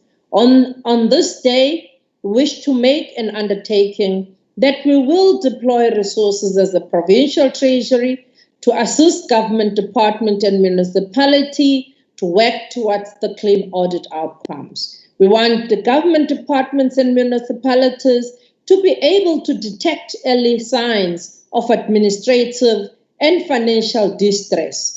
Our Premier has emphasized in the past that members of the Executive Council and leadership at municipal level must be hands-on and provide leadership to ensure adherence to the best financial management practices on a daily basis. We wish to ensure that such bold statement by the Premier is echoed and strengthened with all the allocation of skills to the departments and municipalities. We regard this as extremely important, considering the fact that we are approaching the end of the term of local government. We have acknowledged as a Treasury that the area of financial management remains vulnerable and a high-risk area for the financial management and the fiscus of our government. This period of local government is often associated with disruptive practice that erode the experience and institutional memory. Interventions by both Provincial Treasury and the Department of Cooperative Governance and Traditional Affairs are already underway to ensure stability in the local government administration and the machinery. When we look at the Provincial Treasury's commitment, Honourable Chair and Honourable Members, based on the issues I have highlighted above, the Auditor General's report will form the basis of our support. Le esizokwazi ukuthi leo support esizayinikeza ama-departments akahulumeni we-province kanye nomasipala bethu. Embedded in the internal controls and processes, addressing audit matters within the department, municipalities and public entities, while ensuring long-term sustainability of the audit improvement and successes. Take effective steps towards elimination of fraud and corruption in government. Ensuring transparent, fair supply chain management practices. Focus on enhancing broad-based Black economic empowerment program through effective, efficient supply chain management policies. Monitoring and review of all the COVID-19 emergency procurement incurred by the department and public entities. Ensure on the budget spending in all departments and public entities through effective in-year monitoring and expenditure and sound cash management. Maintain the present favorable provincial cash position. Enhance support to municipalities and public entities to encourage prudence in financial management. Provide further assistance to departments, public entities and municipalities to unlock the stagnant infrastructure project. Work with professional bodies and recognize accounting organizations in pursuit of clean governance and provincial and financial management within both government and the private sector. It is through the vigilance and the maintenance of professional standards and integrity that we will be able to root out the dirty apples within our midst. In addition, our goals are underscored the necessity for Provincial Treasury to have a healthy relationship with all the members of the Executive Council, their departments, and the public entities. In collaboration with the Office of the Premier, the Department of Cooperative Governance and Traditional Affairs, the Provincial Treasury will strive to build strong relations with all municipalities, and those relations will have to be built on trust and effective advice and support to one another. If we have to give the overview per program, honorable members, allow me to now deal specifically with the Treasury's own revenue. The full details are contained under Vote 6 of the estimate of the provincial revenue that we are placing before this House. The baseline of the departments has decreased by 64.9 million from 718.7 million, honorable members, in the 2020-21 to 653.8 million.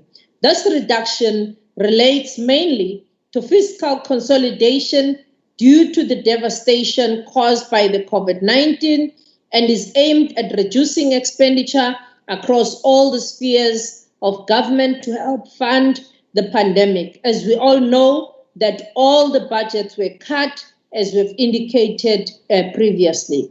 The department receipts collection, 414.2 million, up from 388.8 million in the 2020-26, which is 6.53 in the increase. The bulk of the provincial treasury's revenue is in the interest earned from the provincial bank's account.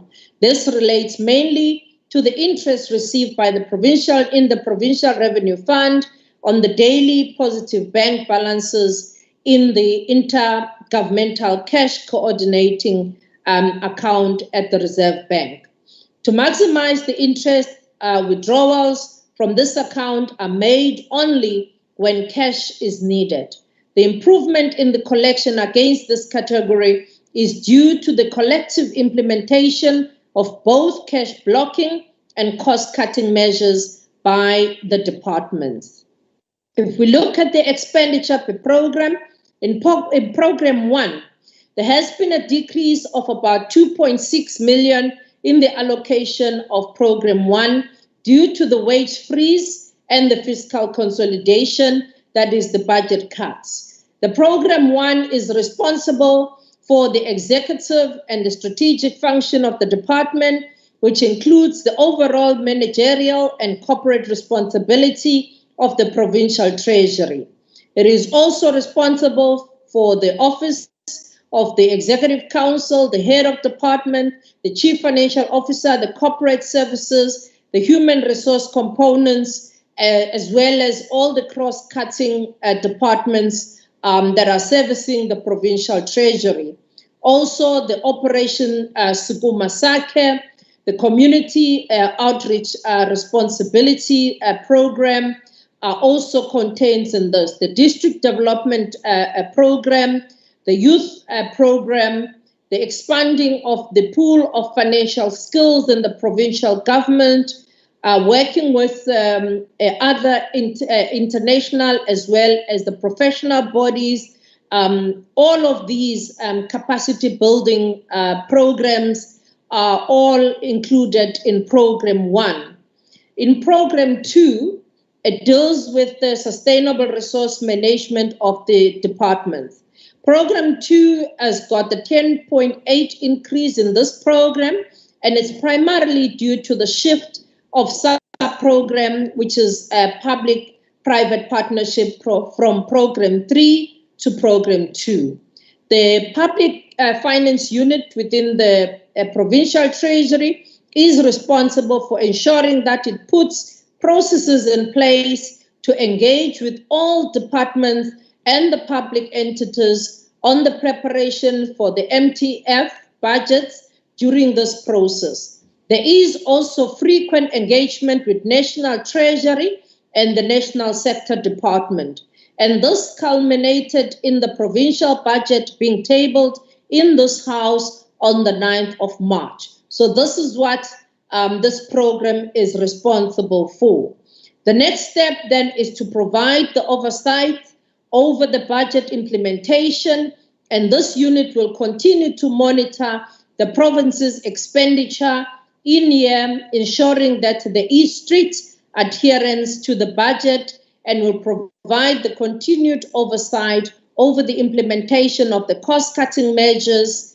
Where also there is a cause of concern with regard to spending patterns, the Provincial Executive Council will be alerted to ensure that we act swiftly so that there is a preventative measures that are put in place. The Public Finance Unit will also continue to report to the National Treasury on the monthly spending patterns of the province, and will also provide monthly reports indicating the provincial COVID-19 responses and expenditure.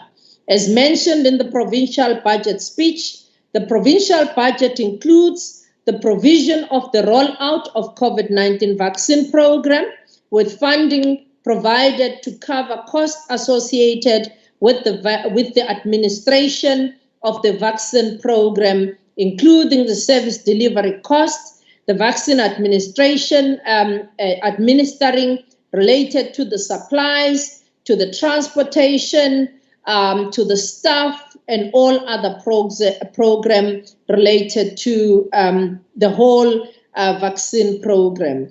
We will also continue to strive to ensure that the departments and public entities comply with the PFMA and Treasury regulations and various Treasury circulars, instruction notes, and directives as undertaken, as mentioned in various legislation.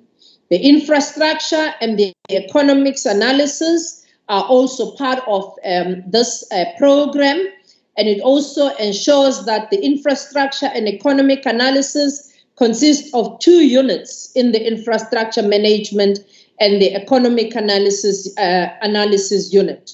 The infrastructure management unit provides guidance to all departments that implements the infrastructure program and project.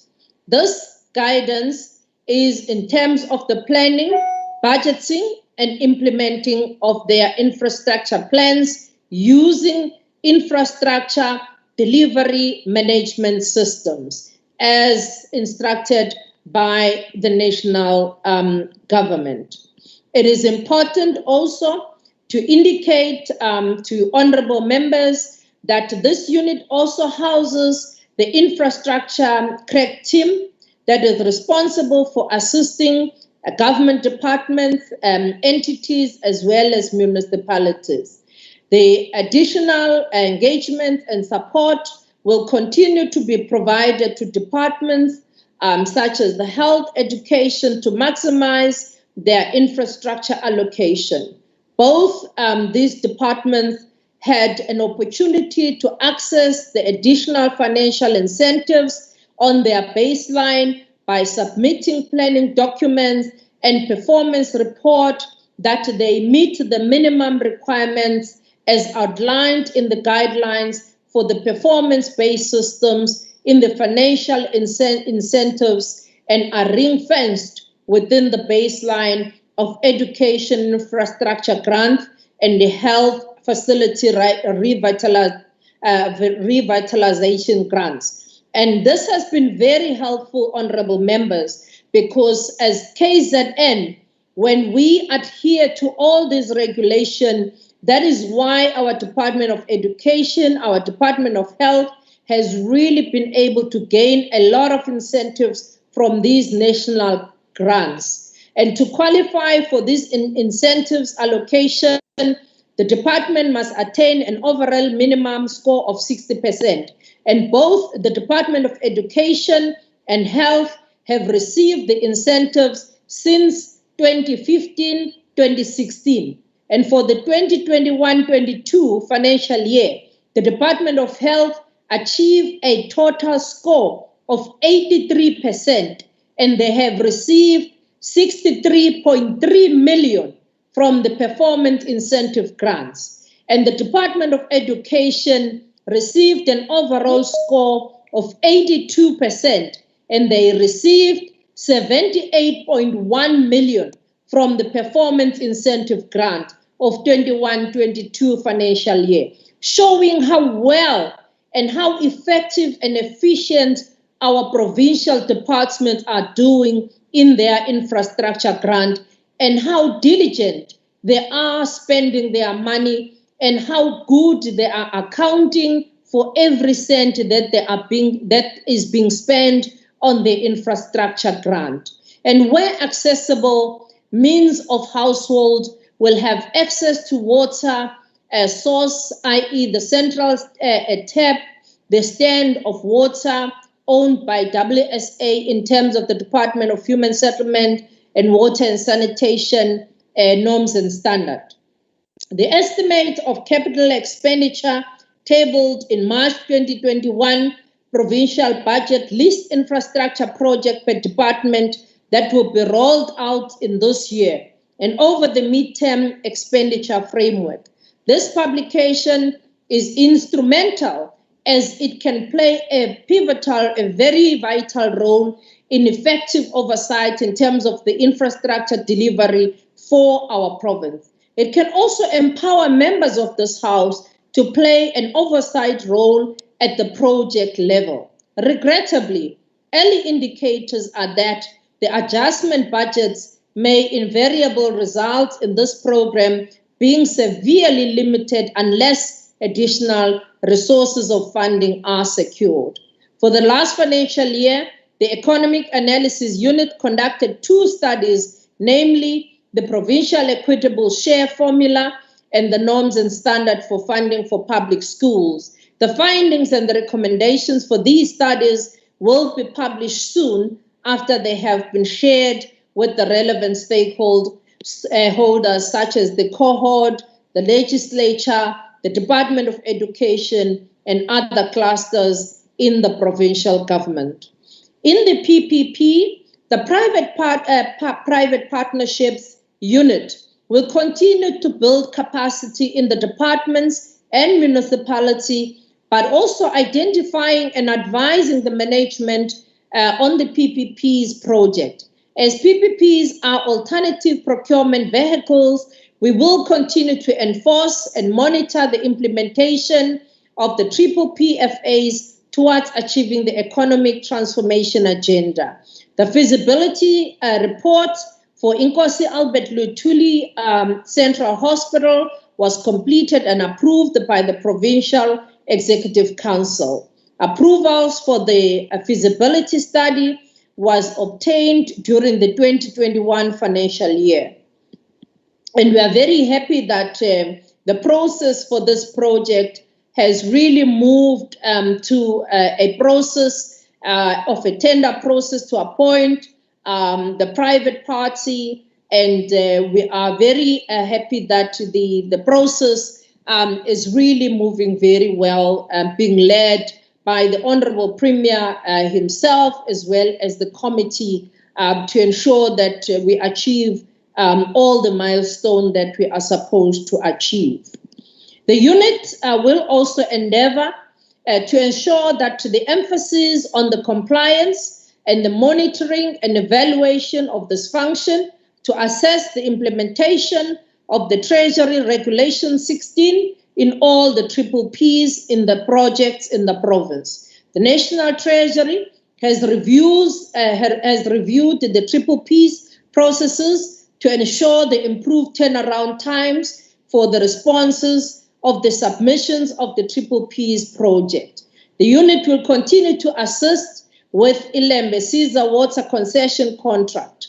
The former borough of Dolphin Coast entered into the concession agreement with the Caesar Water for the supply of water and the sanitation services for a defined concession period within Ilembe municipality.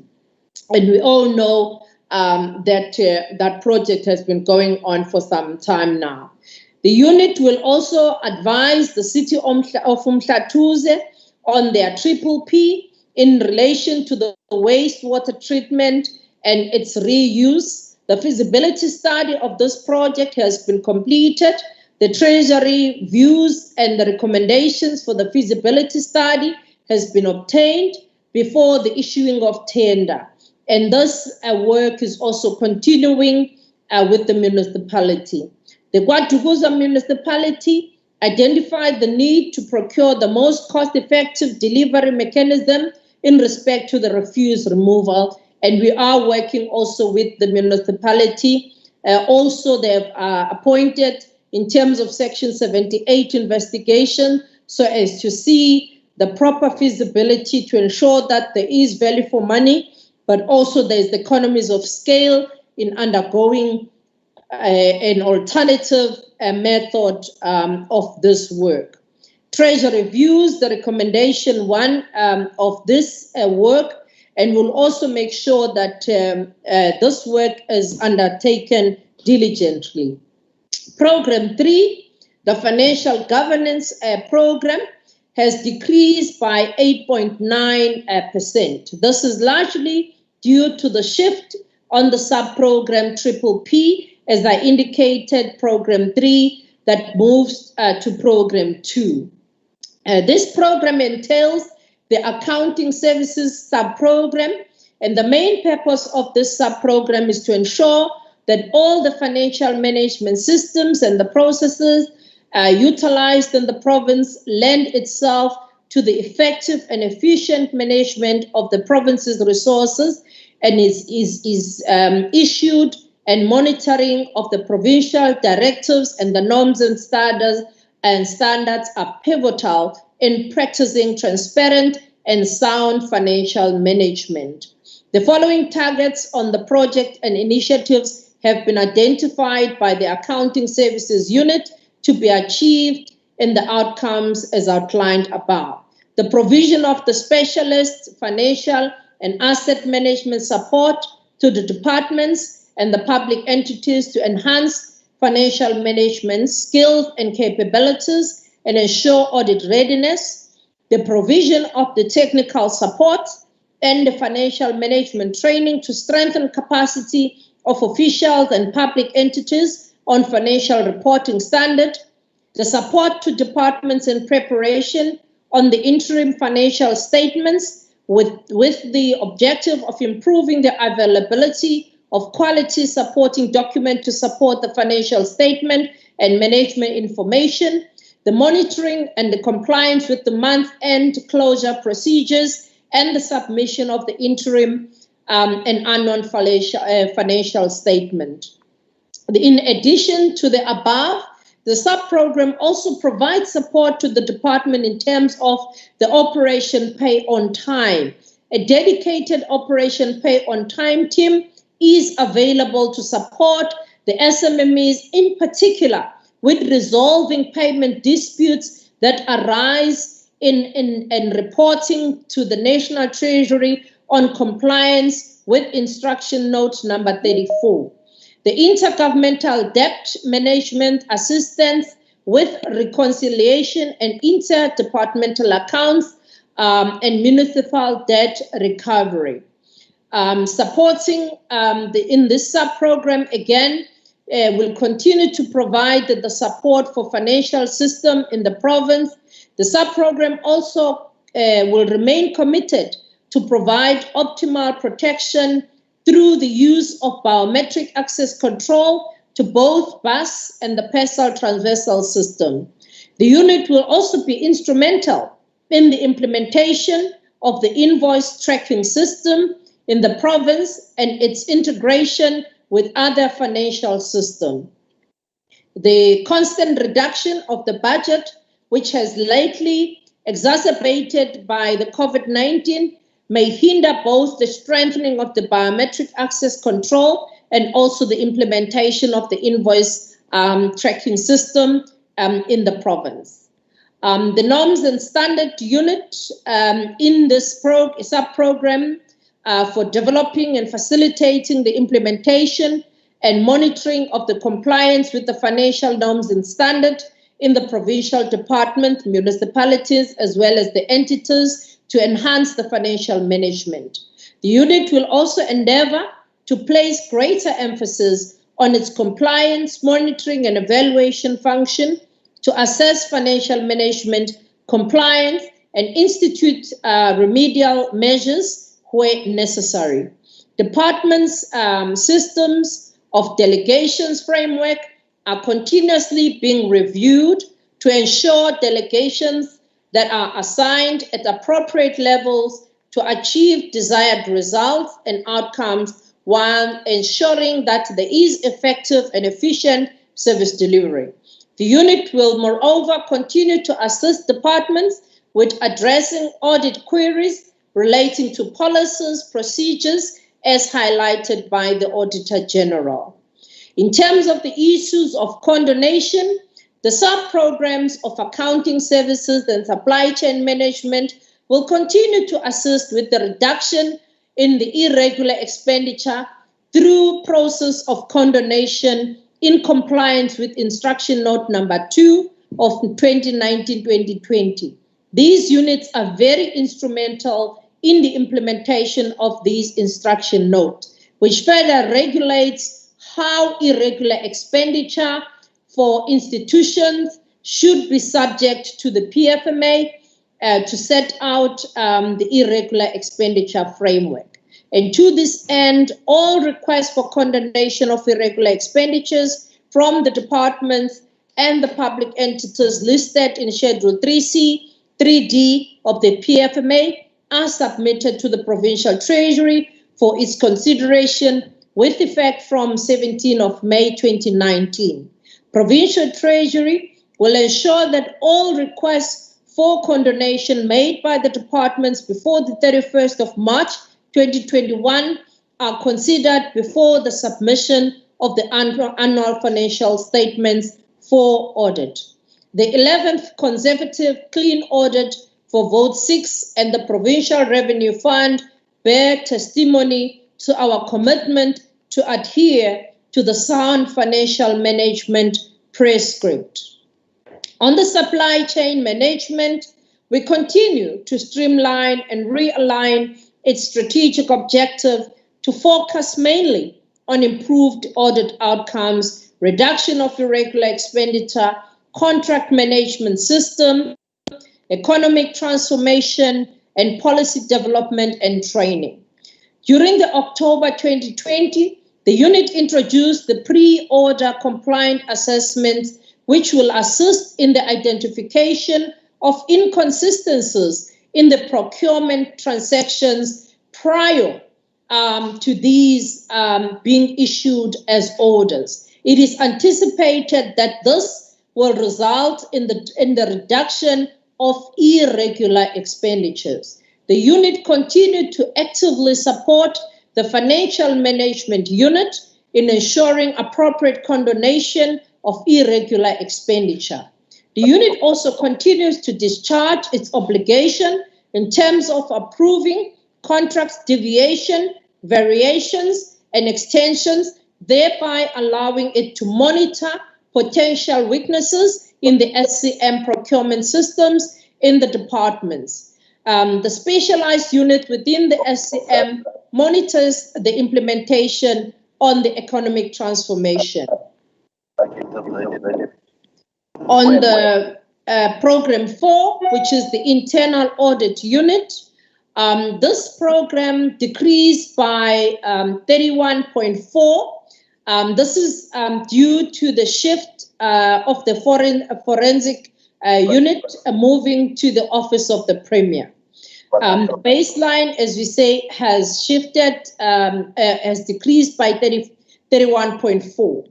The unit is this sub-program within this department. Internal audit unit has got the responsibility for providing the independent, objective assurance on the adequacy and the effectiveness of controls implemented across the various provincial departments.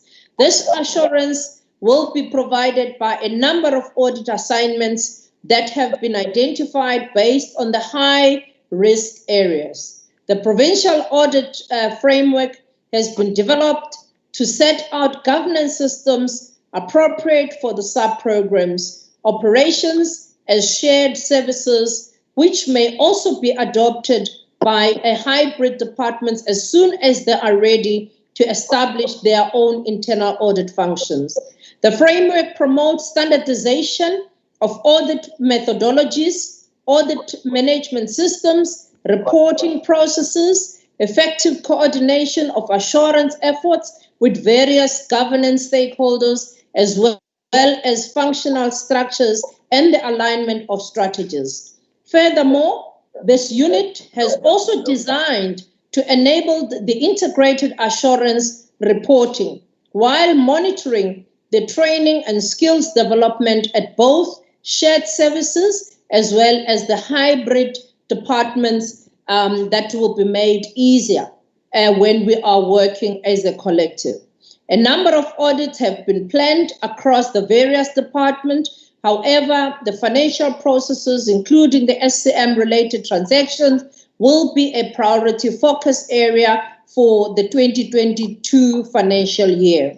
In addition, a review will be conducted on the annual financial statement for all our provincial departments prior to these going to the Auditor General. The PIAS is also reviewing what has previously been a robust audit processes to determine their suitability under the present COVID-19 era and rethinking other possible ways to avoid what may appear to be constant unnecessary amendment on the annual operations plan, but rather introduce new dimensions where audits can be reprioritized under circumstances. The disruptive changes to the unit's work patterns have placed new demands on its competences as well as that of the audit. But we continue to sharpen our skills to seek for innovation, such as ensuring that we use the IT. A collaborative approach is adopted by the unit where the IT systems and the IT governance processes will also be reviewed. In addition, the unit will also be conducting performance audits at a certain departments. One of the focus areas will be on the value for money on the consulting services. On the risk advisory, please conclude. Okay, the chair, let me go to program 5, which is the municipal finance. On the municipal finance, Honorable Chair, the municipal finance will continue its role of supporting municipalities to improve their audit outcomes. We will also continue to provide the oversight and the technical support and guidance to assist municipalities. We will also be using the Auditor General's report in terms of using that as a basis for providing support to municipalities. The municipal budget programs we will also be on the ongoing engagement with the senior management in municipality, formalize the feedback on the budget assessment provided to municipalities also on MSCOA. Madam Chair and honorable members, we have taken a decision as Treasury to emerge from a destruction created by COVID-19 with a new thinking and innovation in the era of financial management. We are embracing new processes that use digital platforms. This will ensure that we do our work efficiently in a cost-effective manner. As I conclude, we move forward and intend to use blockchain technologies, Sorry, Honorable MEC. Honorable MEC. Sorry, there's a sound that is disturbing the MEC. There's a sound that is disturbing the MEC. MEC, can you take from your responding minutes? Yes. How much are you going to take? 10 minutes. Thank you, Honorable MEC. Continue. Thank you, Chair. There is an urgent need, Chair, to roll out automated risk management systems including integrated supply chain management, automation, as well as artificial intelligence.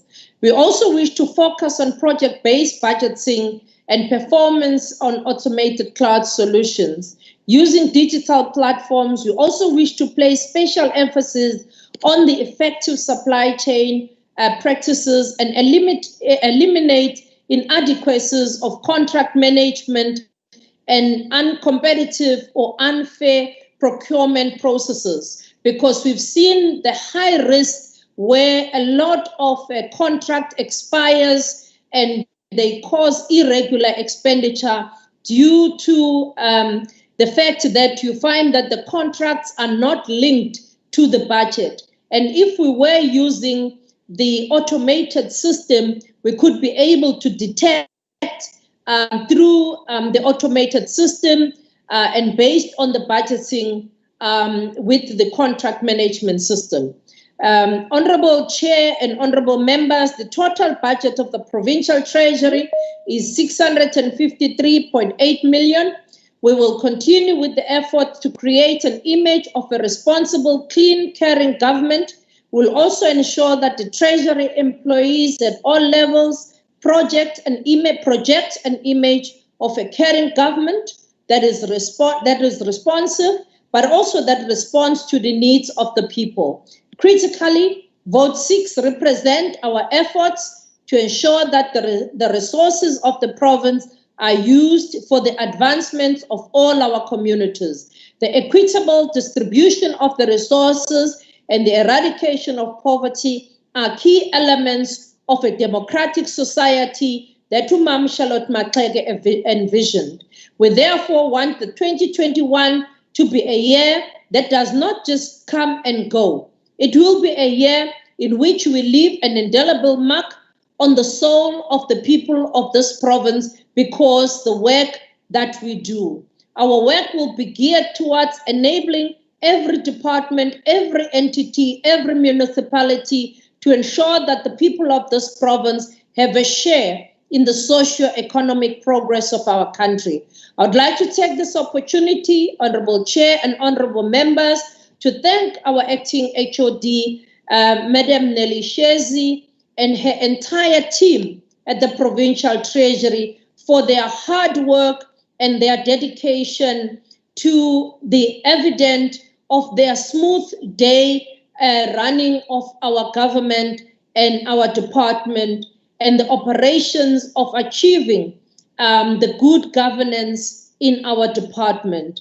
I also want to extend our gratitude to the members of this House, the Premier, and the members of the committees, and the member of the Executive Council, my family and my organization, the African National Congress, for their unwavering support and guidance they have and continue to give me. Honorable members, I also wish to thank the members of the portfolio committees, the chairperson of the Portfolio Committee of Finance, the STACOV, as well as all the portfolio committees for all their dedication, and all the honorable members. I hereby present Vote 6 of the Provincial Treasury 2021-2022 for the consideration of the August House. Honorable members, thank you. Thank you very much, Honorable MEC Dube Ncube. I greet you all members, the Premier, the Cabinet, and all members of the House. Ngiyabonga kakhulu Mthombeni. Ngisacela ukubiza usihlalo wekomiti la finance ubaba uKK Nkosi. Siyabonga kakhulu sihlalo we-session. Thank you very much for giving us this opportunity to table this report on behalf of the Finance Portfolio Committee. Want to confirm that we scrutinized the draft APP and the budget of vote number 6, which is the Provincial Treasury, which started during the third quarter of 2020-2021. The committee chairperson convened a stakeholders meeting on the 2nd of December 2020 at Ezinqoleni under the Ray Nkonyeni local municipality in Ugu district. where the provincial treasury was requested to present both the APP and the budget for vote number 6. This report represents the views of the committee and issues that were raised by the public during the consideration of the draft APP and budget for this current financial year. Then Chairperson would want to indicate that the Finance Portfolio Committee received the draft of the 2021-22 budget and APP for vote number 6, as we have indicated, during the third quarter of the previous financial year. The information that we received from the provincial treasury was useful in assisting the portfolio committee to consider and review the department's draft budget for the current financial year. Before we engage with the department, we made it a point that our committee researcher, Dr. Mkhunu, had to scrutinize that and then give us some advice as the members of the portfolio committee. So, Chairperson, we are not going to waste your time by covering the areas that the MEC covered in detail, where she indicated that this budget is distributed to 5 programs and a number of sub-programs, which we are not going to waste your time and mention it. But it is important for the Finance Portfolio Committee to confirm that the budget for vote number 6 in the current financial year is 653.845 million rand. What process did we follow when we were scrutinizing this budget? We want to indicate that we held that meeting at Ezingoleni where we presented the draft APP and the draft budget. And when we were dealing with that, we had to engage with the final drafts of both the APP and the budget for 2021-2022. And we did that in the full view of our people who voted for us in Greater Kokstad Municipality. That's where we went to. So on the analysis of the budget, very briefly, we want to confirm, Chairperson of the session, that we are convinced as the Finance Portfolio Committee that both the APP and the budget of 2021-2022 has got no errors, because even it follows the SMART principles. That's what we discovered when we were dealing with the budget.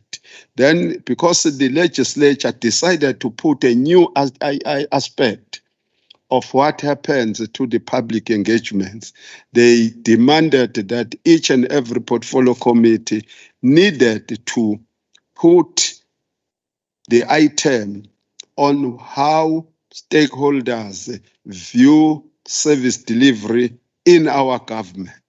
So we are tabling the key issues that were raised by our people on the ground. Our people indicated that they needed the Department of Kokta to address the water challenges in that district called Uku. And they further requested that the Kokta department would have to ensure that they assist on disaster relief in the whole of the municipality. And it affects you, Honorable MEC Nkonyen, no, not Nkonyen, Sbiana, around the question of housing in that local municipality and the whole district. Then what affects Honorable Sbiya again is that the Department of Human Settlement was requested to do a follow-up on the housing project that was proposed in 2014-2015 financial year, prior to the merger of Hibiscus Coast local municipality and Ezingoleni local municipality. The stakeholders requested that the implementation of this project must be expedited, as some people do not have proper homes to live in. That's what our people who voted for me indicated in that public meeting. On the Department of Transport, Honorable MEC present here, it was requested to prioritize the maintenance and the repair of road P284 to Port Edward, as the road is currently in the state of disrepair and is dangerous to drive on. The poor state of this road, that's what they said, has been reported to the Ugu District Municipality several times, but they have no response from the district. We understand it might be your own road because it's P something. That's our understanding. The department was also requested to ensure that there is construction of P57. Yeah, it affects you, Honorable MEC. This road, what people said, was going to be constructed in phases. During phase 1, which was disrupted by COVID-19, and then it couldn't continue. That's what our people say. Then the Department of Transport was urged to ensure that the construction of this road continues as soon as COVID-19 regulations allow it. It is our understanding they do. In conclusion, Honorable Chairperson, want to thank the MEC for Finance in KwaZulu-Natal, Honorable Nomsa Dube-Ncube. We also wanted to thank the acting HOD and all Treasury officials and legislature officials for ensuring that our Committee of Finance is given space to perform its duties without any hindrance. I thank you, Chairperson.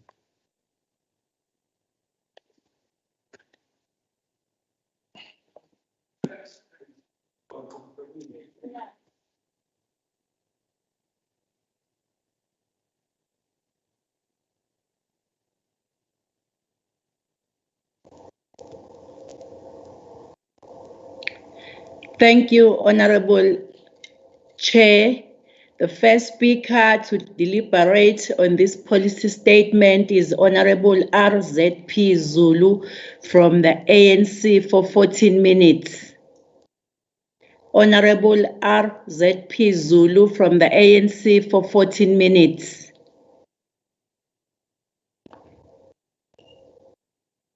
Ukhona umntwana? Sibonge sihlalo. Sibingelele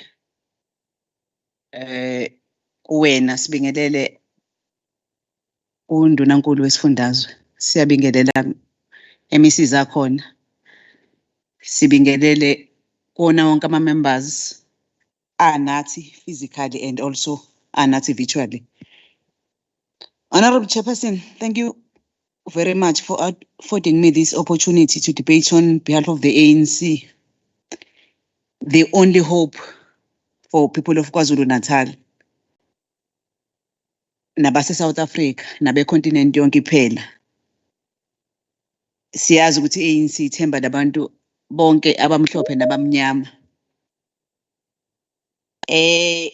Sifisa ukusho also ukuthi we are debating in the year of Comrades John Langalibalele Dube, the first president of the ANC, and also Umama Charlotte Maxege, the first ever African woman to receive the university degree. Ukuba ke bebesaphila nathi ngabe bagubha iminyaka 150 in terms of their age. We also believe that their immortal achievements prove to all and sundry that we are standing on the shoulders of the giants of the ANC. Obviously standing on the giants of the political party that is titanic.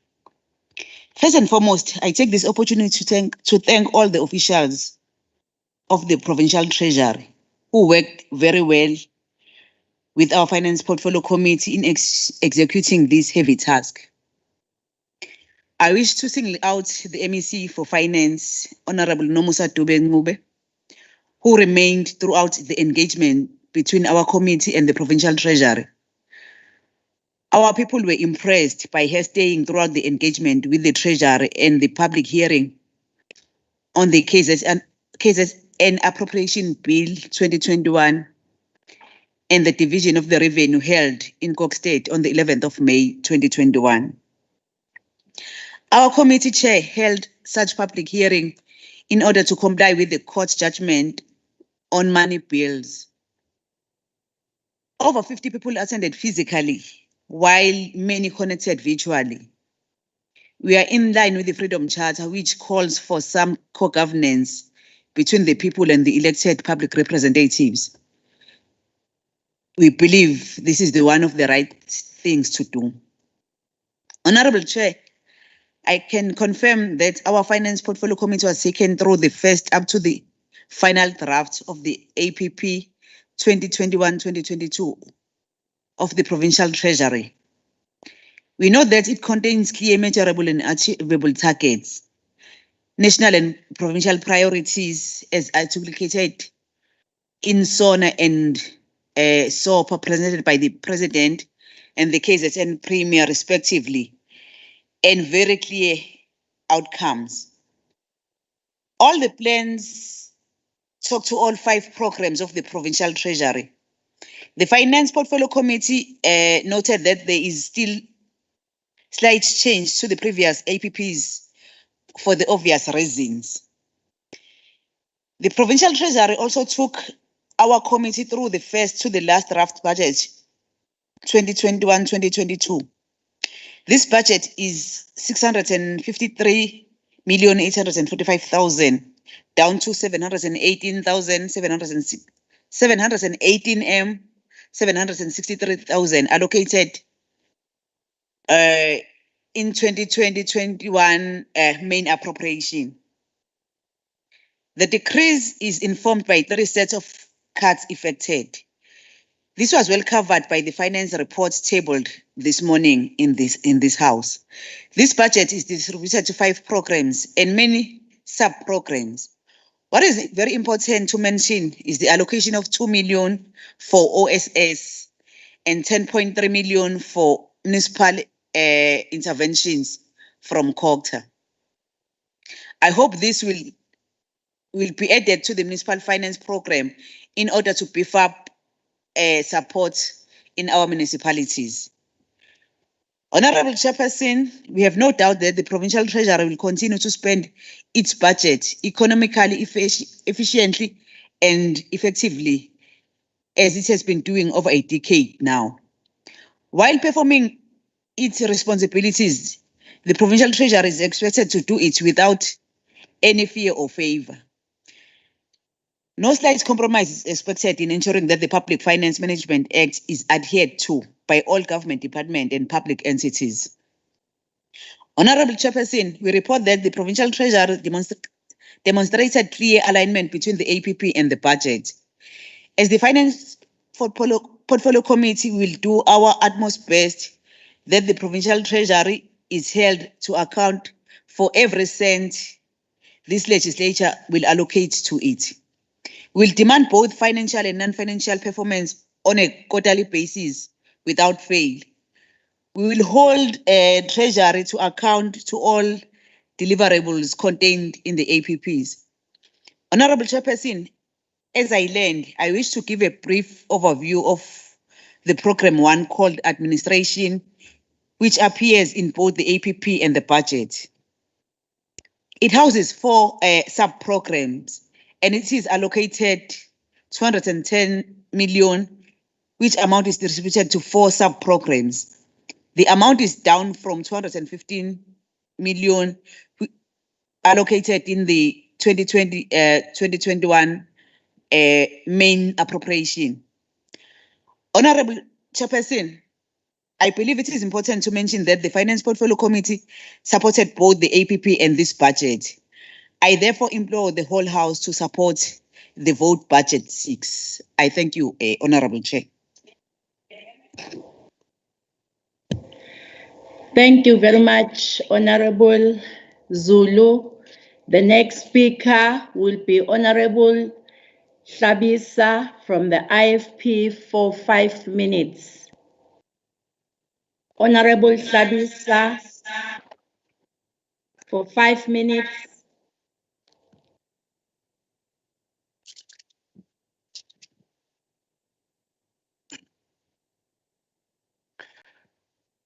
Honorable Chairperson, Honorable Premier, Honorable Finance MEC Dube Ncube, and honorable members.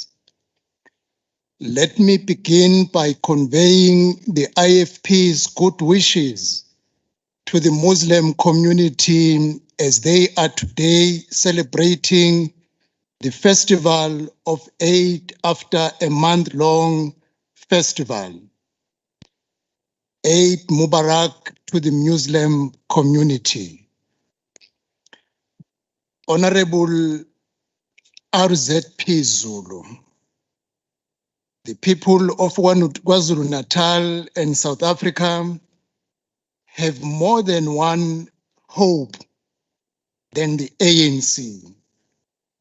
In KwaZulu-Natal, the IFP is the hope of the people of this province and their alternative government. This they demonstrated clearly in 2019 general election and still to demonstrate it again on 27 October during the upcoming local government election as people will be voting the IFP in many municipalities in KwaZulu-Natal. The Department of Finance in any organization is the finance engine room and finance powerhouse of the institution in ensuring the financial stability of the organization.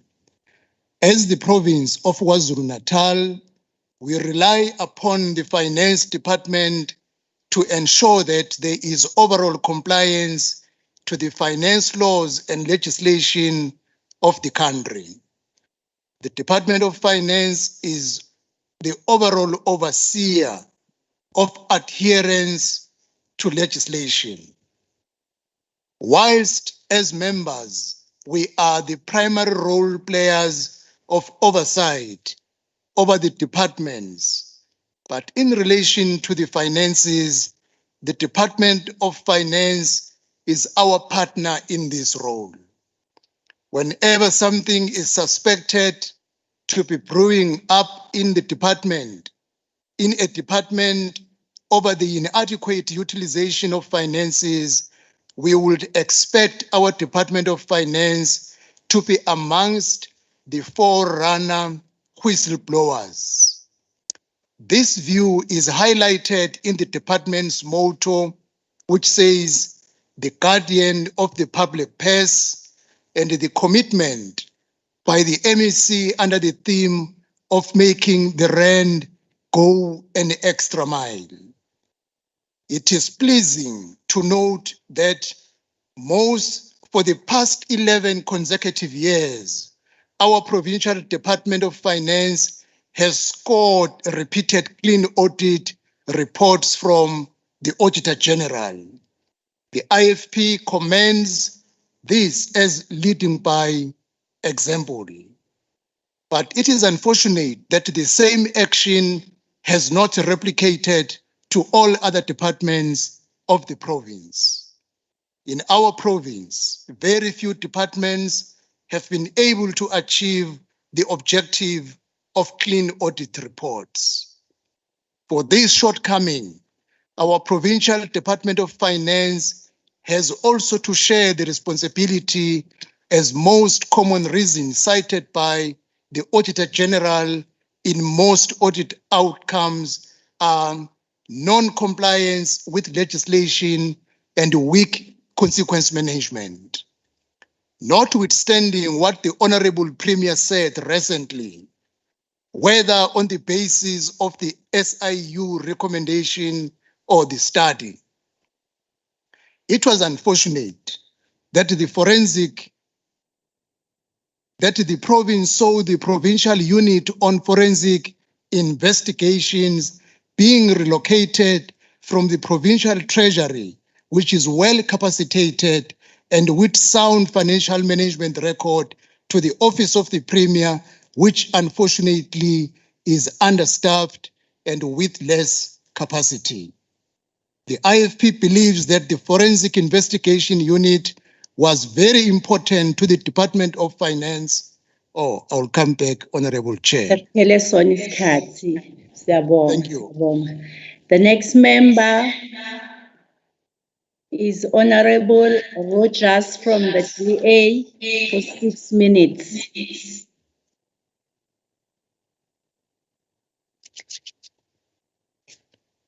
Thank you, Madam Chair.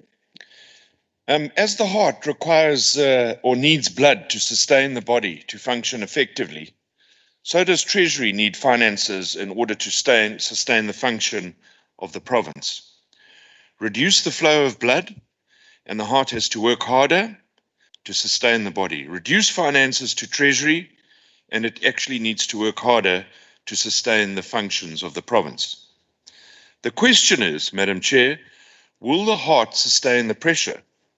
Will Treasury be able to cope with the sustained pressure with its critical function, or will its critical function be affected? I don't say this glibly. Treasury is key to the fiscal efficiency of our province. It's the glue that holds everything together, particularly those departments who continually fail with their fiscal efficiency and compliance. A perfect and current example of this would be the recent intervention by Treasury into the Department of Health, a key provincial office that continues to labour with fiscal inefficiency and non-compliance. The Finance Committee has now been informed that a report into that intervention has been concluded and needs to be submitted to the committee before the close of June. We await this report with bated breath. We should never forget the internal debacle and embarrassment suffered when Treasury officials were abused and even held hostage. This type of behaviour can only lead one to the conclusion that those who carried out this terrible behaviour were trying to protect their fiefdom or hide their fiscal inefficiencies and non-compliance. Time will tell. Treasury now sees a fiscal cut of 66.8 million rand from its annual budget, and this is mainly against goods and services and compensation of employees. It should be borne in mind that Treasury is not a service delivery department, and indeed its functionality is linked to capable human resources. This means that only 40 of the critical posts out of 62 will be filled during this year. As stated earlier, as the heart needs blood, so does Treasury need manpower. Cuts to goods and services will further hamper the reliance on consultants to carry out projects and increase our internal capacity. The use of consultants in the past was used to complement an already overstretched Treasury with specialized assistance due to capacity and manpower challenges within Treasury. It's therefore clearly evident that these cuts will most definitely have a negative impact on Treasury, putting additional pressure on the team. The question again, can this be absorbed, or will the pressure have further consequences for the province down the line? The fiscal and legislative oversight role played by the provincial team should never be underestimated, particularly as KZN battles with the creation of a capable and ethical state. Just think of what we've recently been through. The wholesale looting during the COVID pandemic, under the watchful eye of the governing party, the ANC. One therefore can only question and wonder as to why, and this has been raised numerously, and the Premier responded, but I have to respectfully disagree with the Premier. Why the forensic team was moved across from the office of the Premier. Treasury and its staff complement are one of those few departments that continue to fulfill its role effectively and efficiently. Indeed, I've said it, And I'll say it again. KZN is lucky to have one of the best treasury teams in the country. So this move has to be questioned. What exactly was the motive behind the move? One has to believe that the move is to allow political oversight, or perhaps the lack of political oversight. This could become a dangerous precedent. Could this, in fact, be a start of our own state capture in KwaZulu-Natal? One thinks about the e-procurement tool saga, a saga that still has to be concluded, and evidence revealed as to exactly what happened. The HOD quietly resigning and then reappearing as the administrator in Izimvelu. Too many questions, not enough answers. A forensic investigation was undertaken some 2 years ago by the Premier's department. We still haven't seen that report. It's now alleged that that report is with the MEC of Finance. Why is the report not released? Why has the Finance Subcommittee not seen the report? Why has the Ad Hoc Committee on Forensic Investigations not seen the report? Too many unanswered questions. The DA took a step further and processed a PIA application to get the report released. Still nothing. Why the insistence of keeping the report under lock and key? If there's nothing to hide, then release the report. I'll be back, Chairperson. Thank you. Thank you very much, Honorable Rogers. The next member to deliberate on this policy statement is Honorable LG Seja for FF for 6 minutes.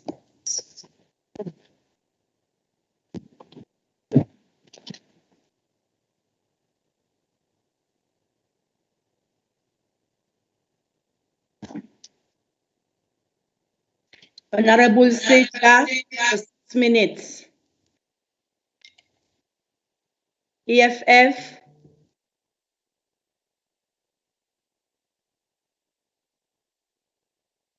It seems as if there is no response from the EFF. Can we move to the next member, Honorable VR Mlotshwa, for only 2 minutes? Mlotshwa, NFP, for 2 minutes.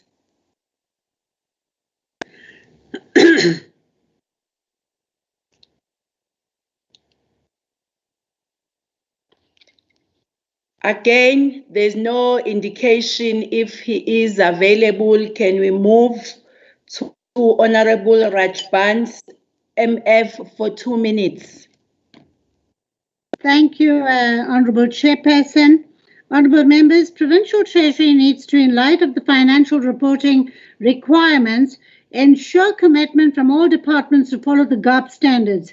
As I said in the various committees, Honourable MEC, fully aware of interpreting the financial statements of departments and entities in light of GARP's limitations, I still get the feeling that more of the deviations for the financial reports sound like non-financial reporting. This indicates that we definitely have challenges enforcing GARP principles, and this must be addressed. The reason I believe is mostly due to weaknesses in our human capital and IT investment. For all of this, we require a couple of things to address these. First of all, the accounting officers must be performance appraised, and the IT strategies for the departments must be assessed. Honourable members, in the current situation, it is important for the legislature to be workshopped on planning issues, and we need the Planning Commission and Stats SA to brief the legislature on the strategic situational management of the province. Honourable MEC, another challenge we will face is if departments do not introduce COVID-19 and other disaster management indicators for monitoring and evaluation. Provincial Treasury must decide what governance units it will house and report on these.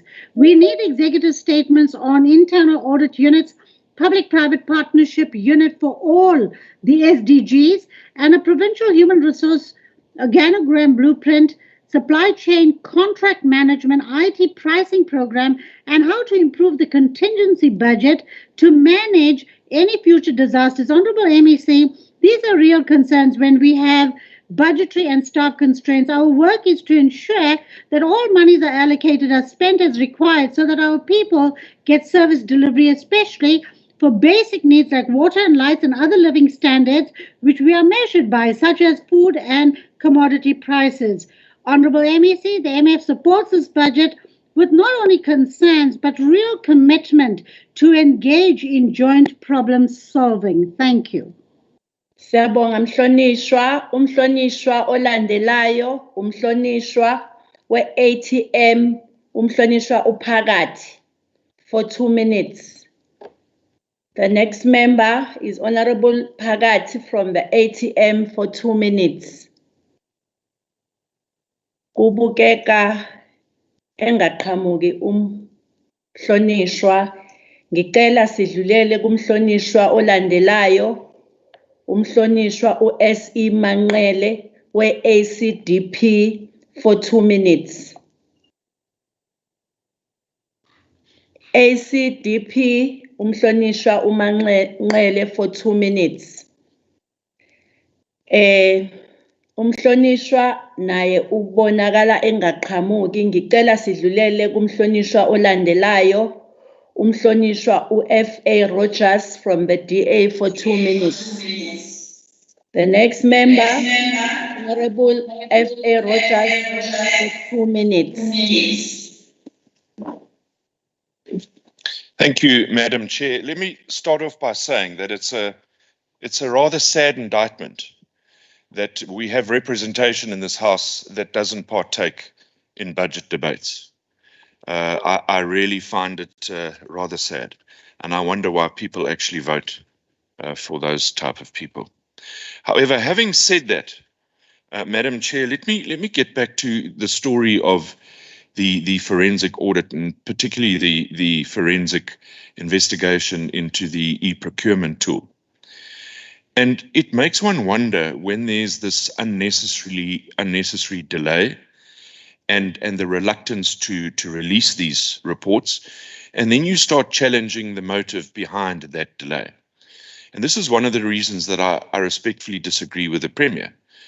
If the Premier's department is not going to task itself with dealing with these forensic investigations effectively and efficiently, then we're going to find ourselves going backwards. And again, I need to repeat, a department like our provincial treasury deserves all the credit it can get because it does its job. It does its job without interference. It does its job even though it does cash blocking and it drives certain members of the executive up the wall, but it still does its job without any hindrance. And that is indeed why they're so effective. So the bottom line here, Madam Chair, is that 66.8 million rand cut of Treasury's budget has to have a consequence. There's got to be a negative result, because that's the loss of manpower. That's going to put more pressure on an already overburdened department. And ultimately, when departments are under fiscal pressure, that's when the challenge hits. Thank you, Madam Chair. Thank you very much, Honorable Rogers. The next member is Honorable VF Hlabisa from the IFP for 5 minutes.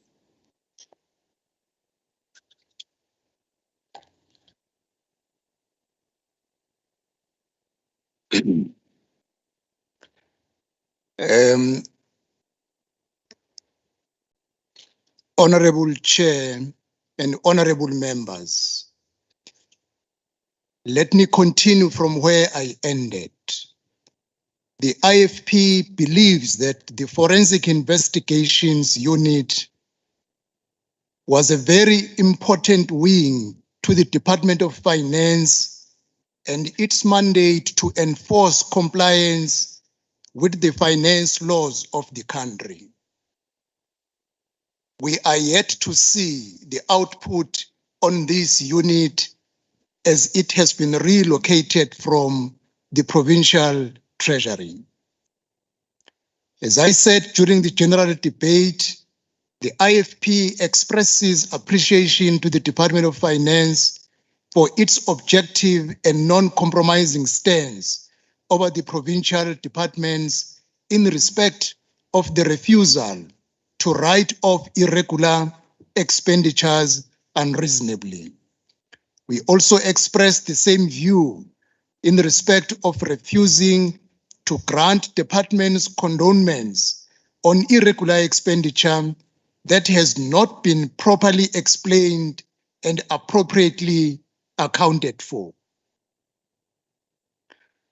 The country and the province is in dire state of finances. Therefore, the handling of our provincial finances must be with utmost care and sensitivity for our people. The IFP urges the Department of Finance to look closely at the reliability of the budget proposals that the department submit to various structures during the course of the year.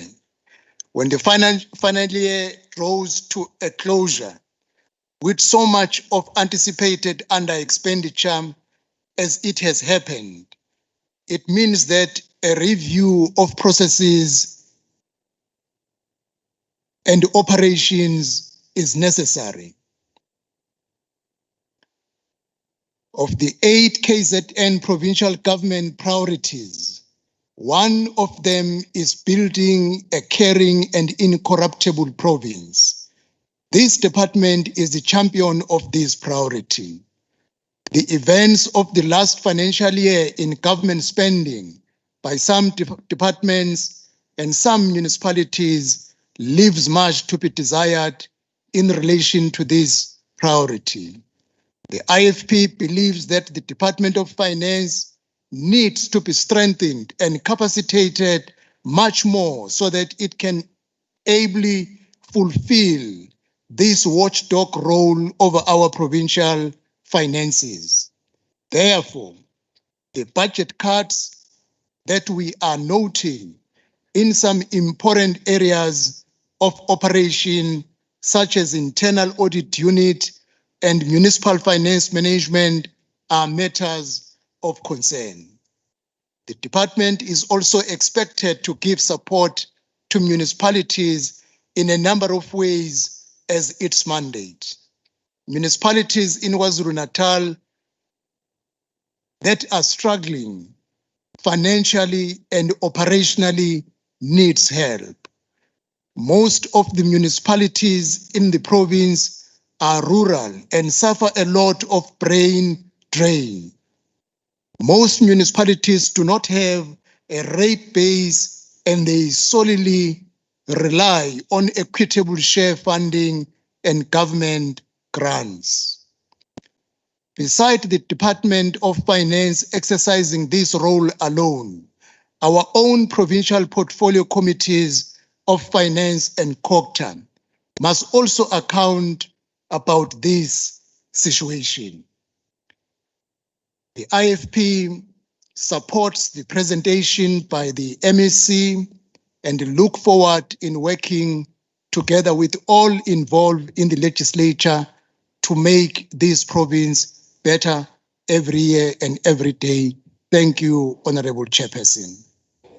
Siyabonga mhlonishwa, ilunga elilandelayo kule nkulumo mpikiswano umhlonishwa CQ Madlopha from the ANC for 14 minutes.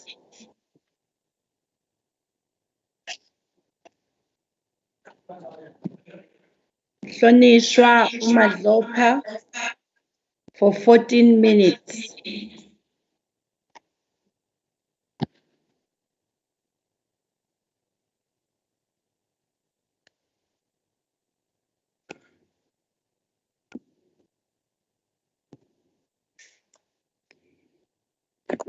Honorable Salo Ohloniphekileyo Gananda, Somlomo, Sekela Somlomo, Sihlalo Oyihlalo nosekela Sihlalo Oyihlalo, Dunankulu wesifundazwe sakithi KwaZulu-Natal, Ubaba uZikalala nabahlonishwa bonke.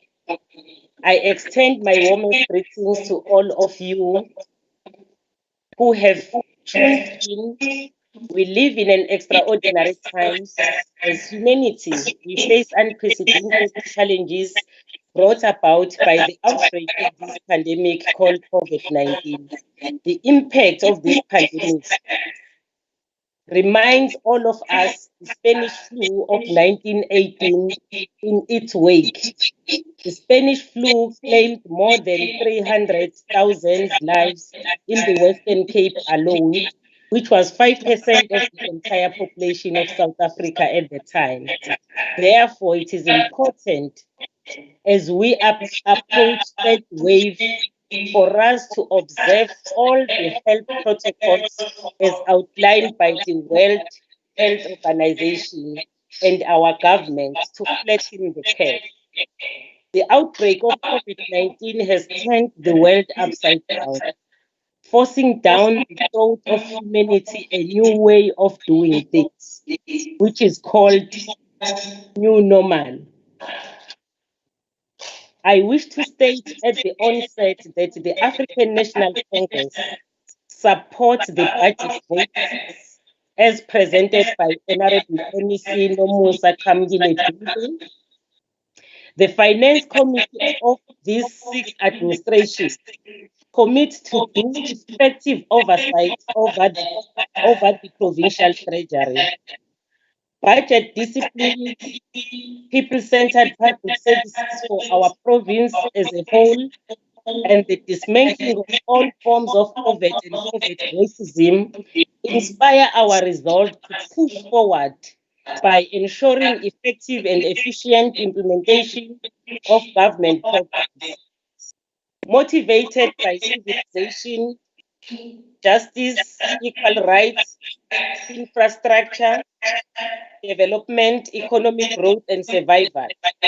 Our provincial financial health is measured by the commitment of its citizens to contribute taxes, ability of states to levy taxes on those activities deemed taxable, collection of such taxes, exercise of fiscal prudence, accountability and transparency in the manner they are distributed, effective oversight to ensure they are spent consistent with the prosperous health, empowerment, and security agenda of that particular nation, and the high quality of public services enjoyed by its citizens.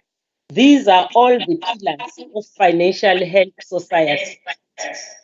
Honorable Chairperson, I wish to confirm all what was mentioned by my colleague, Honorable Zulu, in the opening of this vote for debate, and also our chairperson, Honorable Nkosi.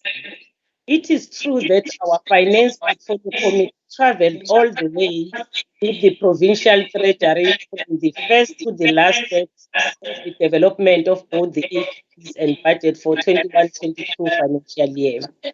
We scrutinized both through a series of meetings. We held each other's hand when we presented them at Ezingoleni in December 2020. Our people were afforded the opportunity to engage on both the draft APP and the budget.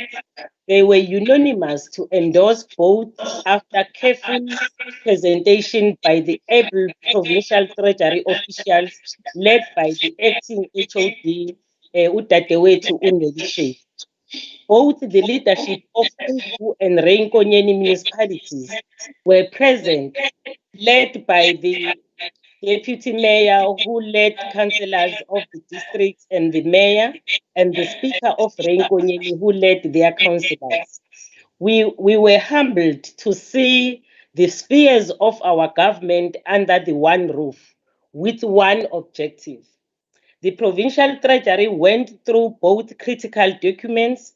Both APP and budget were finalized in Herigwala district at the Greater Kokstad municipality on the 11th of May 2021 in the presence of our people. After the adoption of both documents, we surged forward to the public hearing where we presented both the KwaZulu-Natal Appropriation Bill 2021 and the Division of Revenue Bill in the visual presence of the MEC for Finance, who really stayed the whole time with us and also at some stage come and respond to some of the issues that were very important. So we appreciate that Honorable Dube Ncube also is committed to work with our communities. The public unanimously supported both bills, and this is the mandate our Finance Portfolio Committee will implore this august House to support as the people's mandate to the National Council of Provinces. This really demonstrates that our people are governing together with their own democratically elected public representatives. Honorable Chairperson, I wish to take over from where my colleague Honorable Zulu left off, Umntwana. She mentioned that the provincial treasury budget is distributed to 5 programs, and she gave an overview for one program. I will have to focus and unpack the remaining programs, Honorable Chairperson. I will focus on program 2 up to 5. Program 2 deals with sustainable resource management, which is comprising of 4 sub-programs. The MEC has outlined all those 4 sub-programs, so I won't waste time on that particular matter. It is allocated 55.3 million, which is up from 49.9 million of the main appropriation allocation in 2020-21 financial year. Program 3 deals with financial governance with 7 sub-programs. It is allocated 200 million. This allocation is down from 219,783 of the main appropriation of the previous financial year. Program 4 deals with internal audit and is allocated 107.2 million, which is down from 156 million. And we also understand that some of the functions of the internal audit has been taken to the Office of the Premier together with the forensic audit. Honorable Chairperson, the main reason for such a big drop is due to the move of forensic units to the Office of the Premier. The budget had to follow the function, as we all know that it is a norm that the budget follow the function. The last program is Municipal Finance Management, which has 5 sub-programs and is allocated just above 81 million. This has a slight increase from 76.7 million from the previous financial year. The main aim of this program is to assist the municipalities on financial management. This House knows that we all hold our breath when the MEC for Finance tables the Municipal Finance Management Act quarterly reports. These reports show that not all is well at this local government sphere of our government as far as financial management is concerned. AG reports also back up what is exposed by Section 71 reports. More support and capacity building, Honorable Chair, Honorable MEC, need to be prioritized in this sphere. We were also pleased when we were in Kokstad to hear our Honorable MEC Dube Ncube sharing with us that their new organogram, they want to build a capacity in order to promote value for money through creation of monitoring and evaluation instrument. So we are pleased to hear that, because we really, as an oversight arm, we also plead all the time for value for money. But if there are instruments that are being created, Honorable Chair, we really appreciate, and we are going to monitor to see whether it's really bearing fruit when it has started this capacity that they are trying to build. Although we are having concern that the compensation of employees has been cut down, we are not sure what they're gonna do, but we hope that they are going to do more with less going forward, because the MEC also's vision is that there is a need for value for money in all the programs of the government.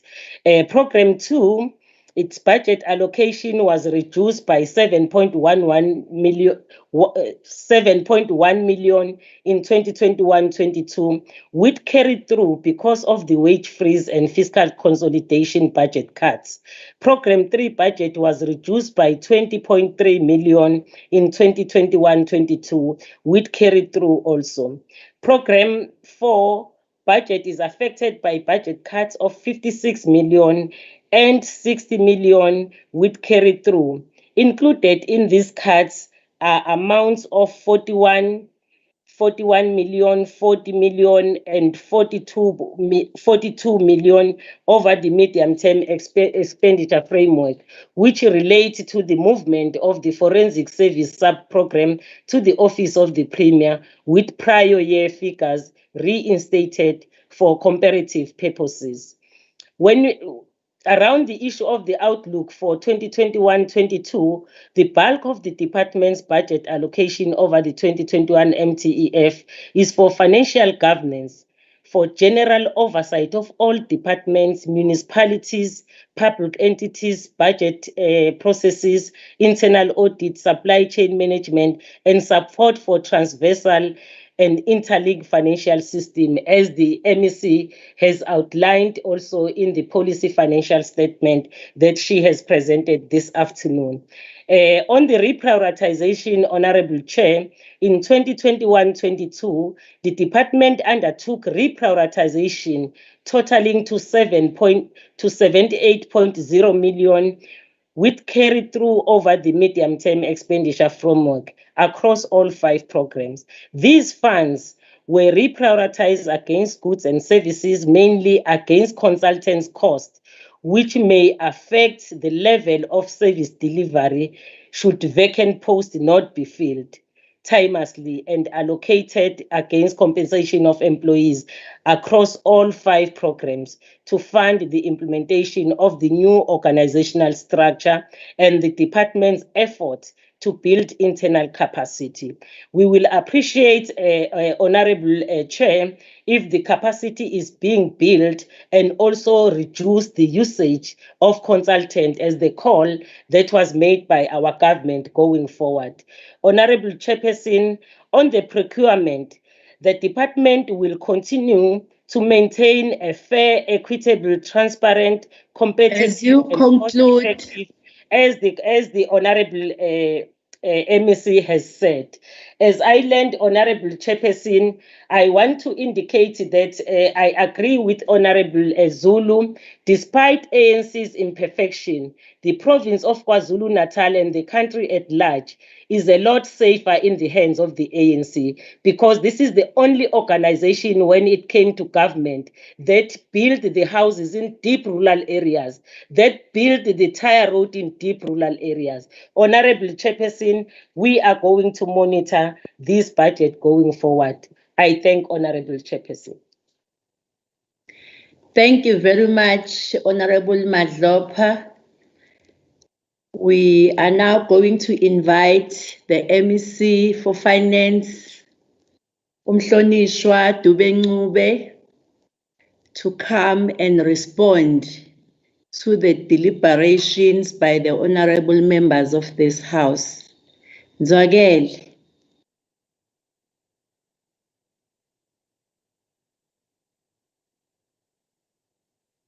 Madube-Ncube.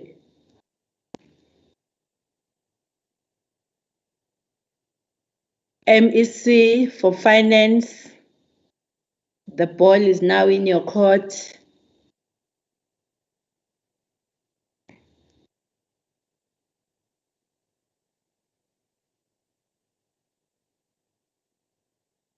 The same system that MEC Ncube.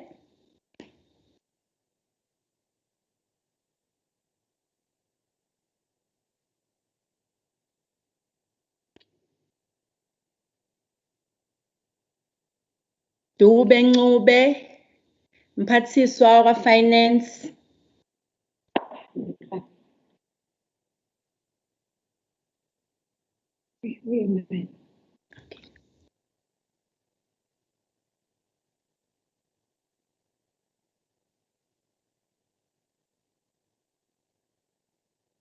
MEC for Finance. Yes, Chair. Can you respond? Yes, Chair. Yes, Chair.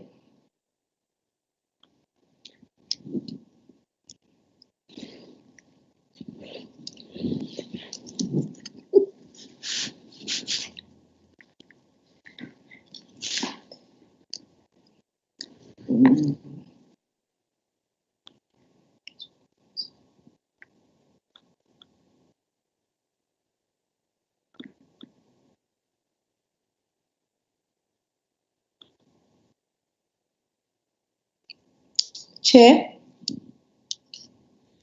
Ngena Mphathiswa. Can you see me? Oh, okay. Thank you, Chair. My apologies for that, Chair. Thank you very much, Chair, and to all the honourable members for those contributions to the debate.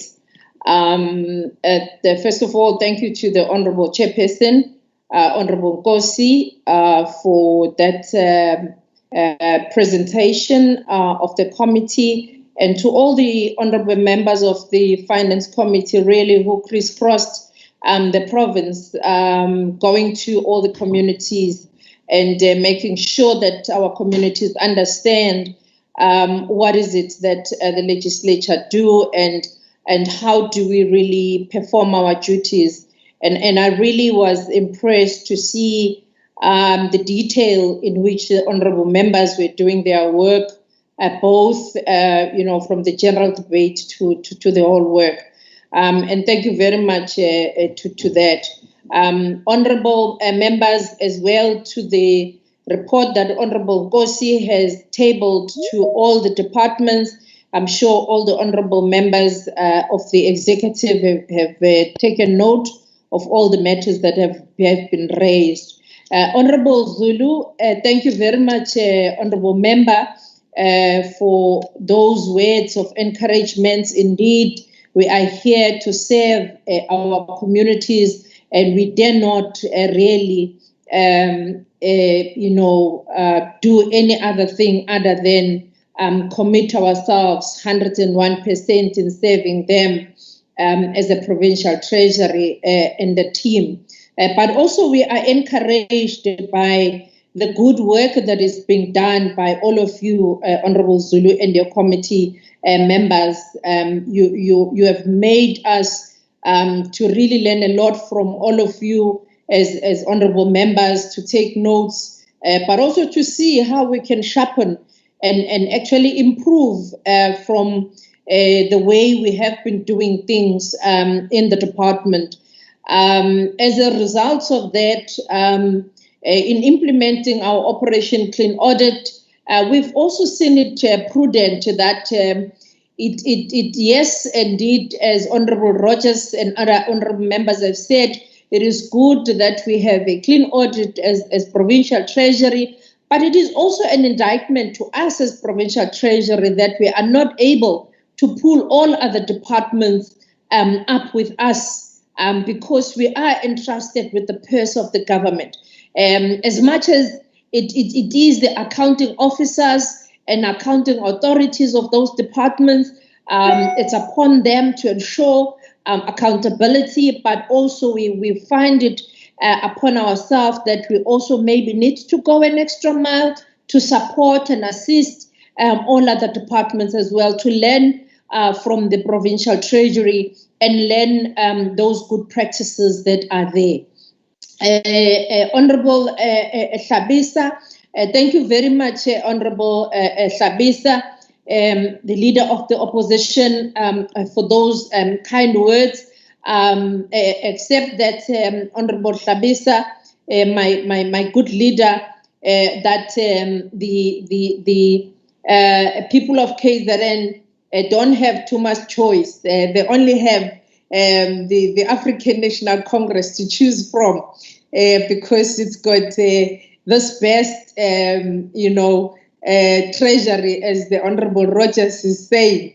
But on a serious note, I agree with you, Honorable Hlabisa, that really the overall compliance in the legislation or with the legislation of our government needs all of us to commit from all the leadership of our departments to make sure that we achieve the clean audit.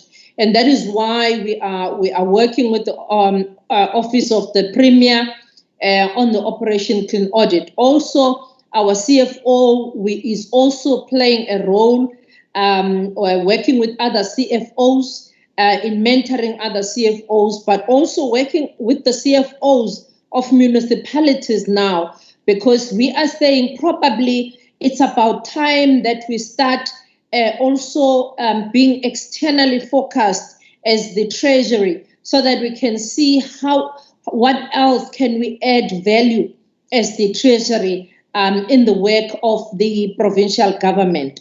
The work that we are doing in relation to the organogram that was approved, yes, we agree that Honorable Rogers, the points that you are making there, that there is a lot of work that we need to do as the Treasury officials. In fact, the point that we are raising, that without money, without capacity, we will not be able really to reach as far as we can, especially when it comes to the matters that we've raised to you as the committee, that it's not enough for us as Treasury to say we are responsible for ensuring the compliance with the laws. But we have to be able to test those laws in terms of not only monitoring and evaluating the work that we are doing, but also testing whether if departments are saying they've spent in a particular project, do we have instruments to go and monitor and evaluate whether that project there has been value for money. So we need the capacity to can be able to do that. And we are hoping that we will be able to get, finances to put that stuff in place to be able to do that. Because without really instruments of good governance, even ourselves as Treasury, I do not think that we will be doing a good service just to be a compliant department without being able to test some of these instruments or laws that are there. The report on the e-procurement is with the OTP, Honorable Rogers, and this has been officially reported to the SCOPA, and it was also responded to the parliamentary question that was sent to the department. Honorable Rajpanthi, thank you, Honorable Member, for your commitment, that you are committing to working with us, solving the problems. And I think all the honorable members that have made contribution, we would like to work with all of you. And we've said this in your committee meeting last time, that we would like as Provincial Treasury to work with you to see what else do we improve. We can't stand in one place. We've got to try each and every year to add something in improving the way we deal with our governance situation. We improve the way we are dealing with governance and cleaning our systems of governance in financing and financial management and financial prudence in the provincial treasury, but also in our government. So the provincial treasury has assisted departments to develop the COVID-19 risk management plans, and the implementation of the mitigation strategies will continue to be implemented by all members. And we'll continue, Honorable Rogers, to ensure that we work effectively and efficiently. And I think there is a room for a lot of economies of scale that we can achieve as government.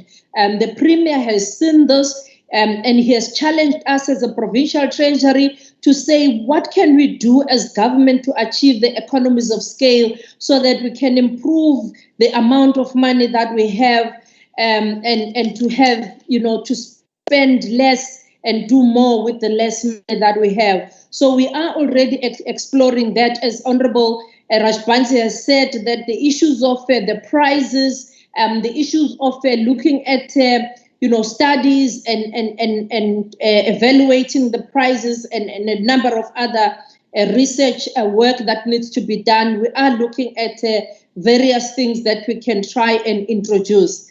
Honorable Hlabisa, the team with Treasury that is charged with the irregular expenditure project will continue to work with the necessary diligence to ensure that the finances of this province are properly guarded. We agree with the fact that the provincial treasury must adequately be capacitated in order to fulfill its mandate in terms of the PFMA and the MFMA. And we do agree with you, honorable members, that the situation at municipal level does need a lot of intervention, and working with the COPTA. We have already met with the MEC, and we've agreed on the areas that the Auditor General report, the Section 71 report, are some of the areas for us to start our intervention report as a provincial treasury, but also as COPTA, to start supporting our municipality. So there is a work that we are going to be doing there. So we're hoping that working with you, we are going to be getting even more wise counseling as to how we can improve even better there. Honorable Madlopa, we will be working closely with the Office of the Premier, who has the overall mandate of monitoring and evaluation to ensure that the department spend in line with their APPs and that we achieve the value for money. But as I indicated, that part of our responsibility as well, we've also said in testing whether, for instance, one of the questions that was asked of us is whether if the department says, one department says they've spent 100% of their budget, can we vouch that they've spent that 100% in terms of their predetermined objectives? Do we have instrument to test whether that 100% is in terms of their predetermined objectives? We need to be able to say yes without flinching on those questions. So we need to try and see what kind of instrument do we need to put in place to improve those governance areas. But I think all the honorable members really that have made contributions, we really appreciate, and we would like to say for us as the provincial treasury, we rely on our departments, we rely on wise counseling of this house, we rely on the members of the Executive Council, we rely on everybody, on our society, on our community members, to make sure that they do not tolerate corruption. We remain, committed to working with members of our society who are going to be whistleblowers, who are going to make sure that they report any wrongdoing, so that we deal with the maladministration once and for all. Without the hearsay, without the corridor talks, we are pleading that if we are to rid ourselves of maladministration, corruption, let us deal with tangible information. People need not to say who they are, but we need that information to be taken. There is, a calls at the Premier's office where people can call. There is an integrity unit there that we work with, and there's a lot that we can do if we work together to rid ourselves and our community and save our monies so that every cent can go to service delivery, so that we can return back the confidence to the governance system, so that all of us can walk head high and knowing that our people trust their elected representatives. Honorable members, thank you very much once more for all your contributions, and to the team treasury led by Mrs. Nelly. Thank you very much, Madam, for your diligence, for your hard work, and to the ministry as well, Ms. Mbodla and your team. Thank you very much, honorable members, honorable chairperson. Thank you very much. Thank you very much, Mphathiswa. Honorable members, we have come to the end of the business of today. The House or the meetings will resume again on the 20th of May, as pronounced by the Speaker earlier on. Ngiyabonga kakhulu, nami ningiphathe kahle, angaba khona order. Ngiyabonga kakhulu. Thank you very much. The House is adjourned. Thank you, Siyabonga Chairperson. Siyabonga Skananda. Damn it. Skananda phuma enkandla. Ngiyabonga. Siyabonga MEC. Thank you very much, honorable members.